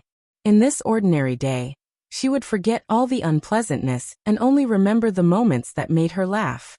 She didn't have a lot of summer homework, nor did she have a variety of tutoring classes.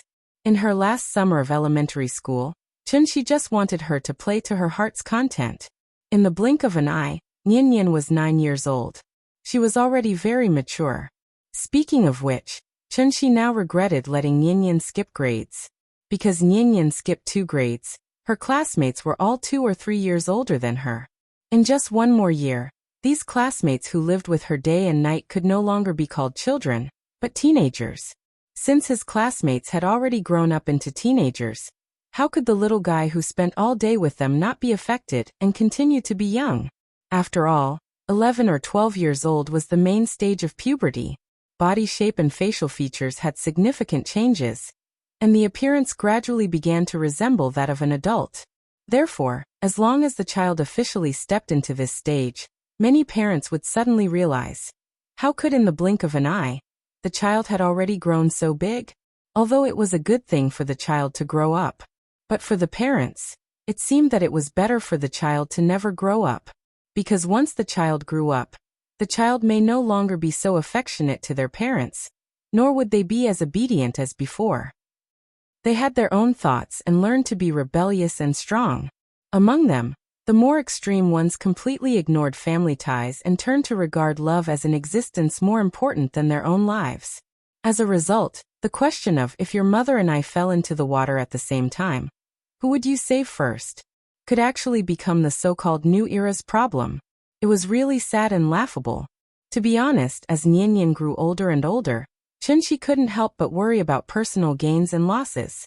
He didn't want to interfere too much with Nian's life, but he was also worried that too much indulgence might lead the child astray. What's more, cultivation and raising children were different. One only needed to work hard to become an immortal. If raising children relied on hard work, the result might be counterproductive. For example, the Peking University matricide case that caused a sensation in the country some time ago. Just thinking about it made one's scalp tingle. Of course, only the parties involved knew who was right and who was wrong. Chunxi couldn't care about others, so he could only do his best to create a complete and happy childhood for Nian before she grew up. Perhaps many years later, she would suddenly realize how precious these memories were. Because of the continuous recovery of the spirit energy of heaven and earth, the wheel of history quietly took a sharp turn in these seemingly ordinary days. On the surface, everything seemed calm, but in private, undercurrents were already surging. Earth was ushering in an unknown great change, but Chunxi was still obsessed with his great cause of raising children all day long. Unknowingly, more than 2 months of summer vacation had ended just like that. Nian ushered in her 6th grade life, which also meant that his sister-in-law had left Earth for more than 2 months. Perhaps it was because Qin Xueqing had never left Earth so many times. Chunxi couldn't help but think of this willful and stubborn sister-in-law. A little rookie whose cultivation was only at the golden core stage, actually dared to go to the Supreme Palace enclosure alone to cause trouble. It would be a lie to say that Chunxi wasn't worried at all. But the good thing was, the Dharma treasure that he had given to Qin Xueqing to protect herself hadn't been activated, which meant that Qin Xueqing hadn't encountered any life-threatening danger for the time being. This also made Chunxi feel a lot more at ease. As long as she was fine, it was fine. In fact, long before Qin Xueqing set off, Chunxi had already given her a detailed extracurricular tutoring. He also used his true essence to simulate an image to show his sister-in-law everything he knew about the Supreme Palace enclosure. The scenery there was as beautiful as a painting. Without asking about spring and autumn, there was no winter or summer.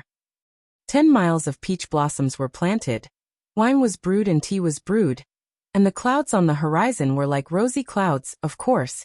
In addition to the beautiful scenery, there were also countless aristocratic families and cultivation inheritances there.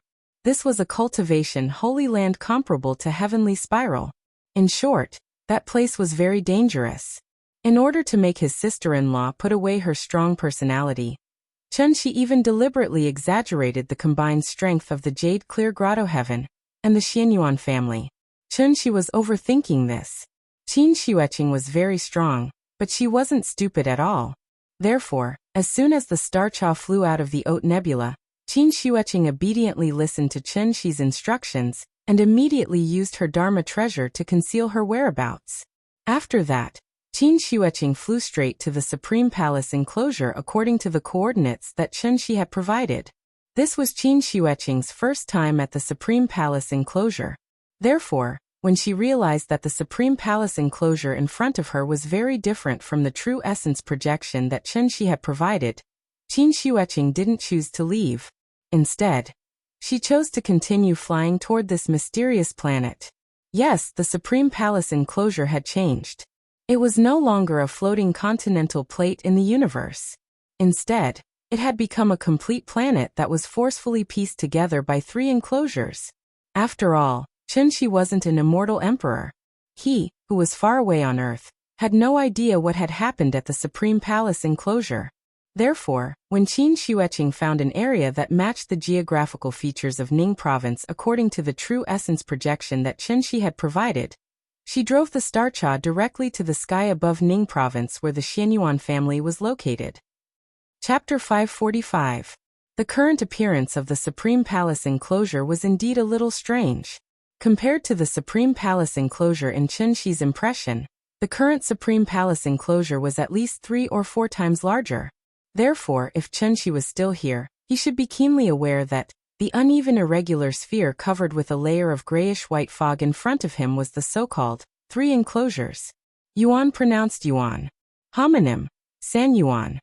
Because of the rare phenomenon of the intersection of the 3 enclosures in 100 years, the Supreme Palace enclosure, Tianshi enclosure, and Ziwei enclosure were like 3 pieces of mud that were forcefully glued together by an unknown force.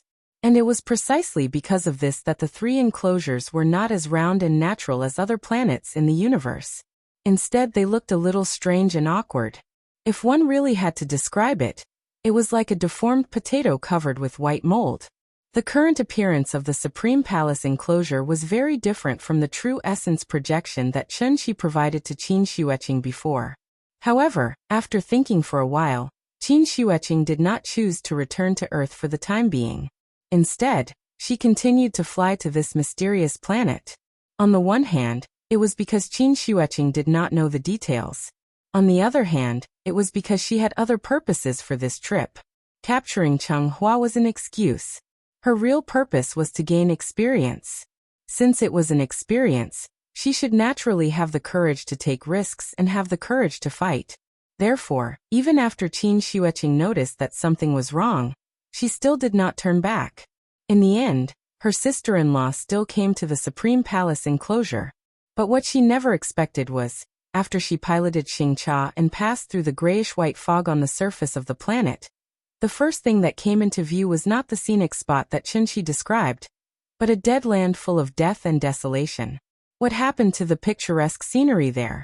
The former mountains, valleys, and blessed lands had now become deserts and canyons. It was as if a world war had just happened. The entire world was filled with a strong smell of blood. Suddenly, a gust of strong wind swept over, instantly lifting up a cloud of yellow sand and flying rocks that covered the sky. Qin Xueqing stood on Xingcha and observed carefully. Only then did she discover that there were a few people fighting not far away. Moreover, both sides were very strong. They were far from what she could handle. Void Pierce, since your junior brother, Reverend Cave Spirit, has already subdued the sacred cult, why are you still bitterly holding on? How about this? I will count to 3. Everyone will stop. Then you will obediently follow me back to meet the sect leader. Maybe the sect leader will be happy and confer you the title of Lord of Supremacy. There were 3 people confronting each other in the field. One of them was Reverend Chengxiu, who had once met Chen Shi. In the past, how famous would the 4 great spiritual masters of the Jade Clear Grotto Heaven be? Now, it was unknown what kind of unforeseen event had happened, to the extent that Reverend Pierce Void was actually like a stray dog at this moment, being chased all the way here from 1,000 miles away. Bah! How could Junior Cave Spirit be someone who is afraid of death? You keep talking about the sacred cult on your left and right. Why don't you take a look at what your so-called sacred cult has done? If it weren't for those despicable and shameless methods, how could Junior Cave Spirit have fallen into your trap? It's useless to say more. Since you want to bring me back to report on your mission, then come and try. While speaking, Reverend Chengxi was rapidly fighting with the other 2. The strength of the 3 people in the field was roughly the same. They should all be supreme being existences.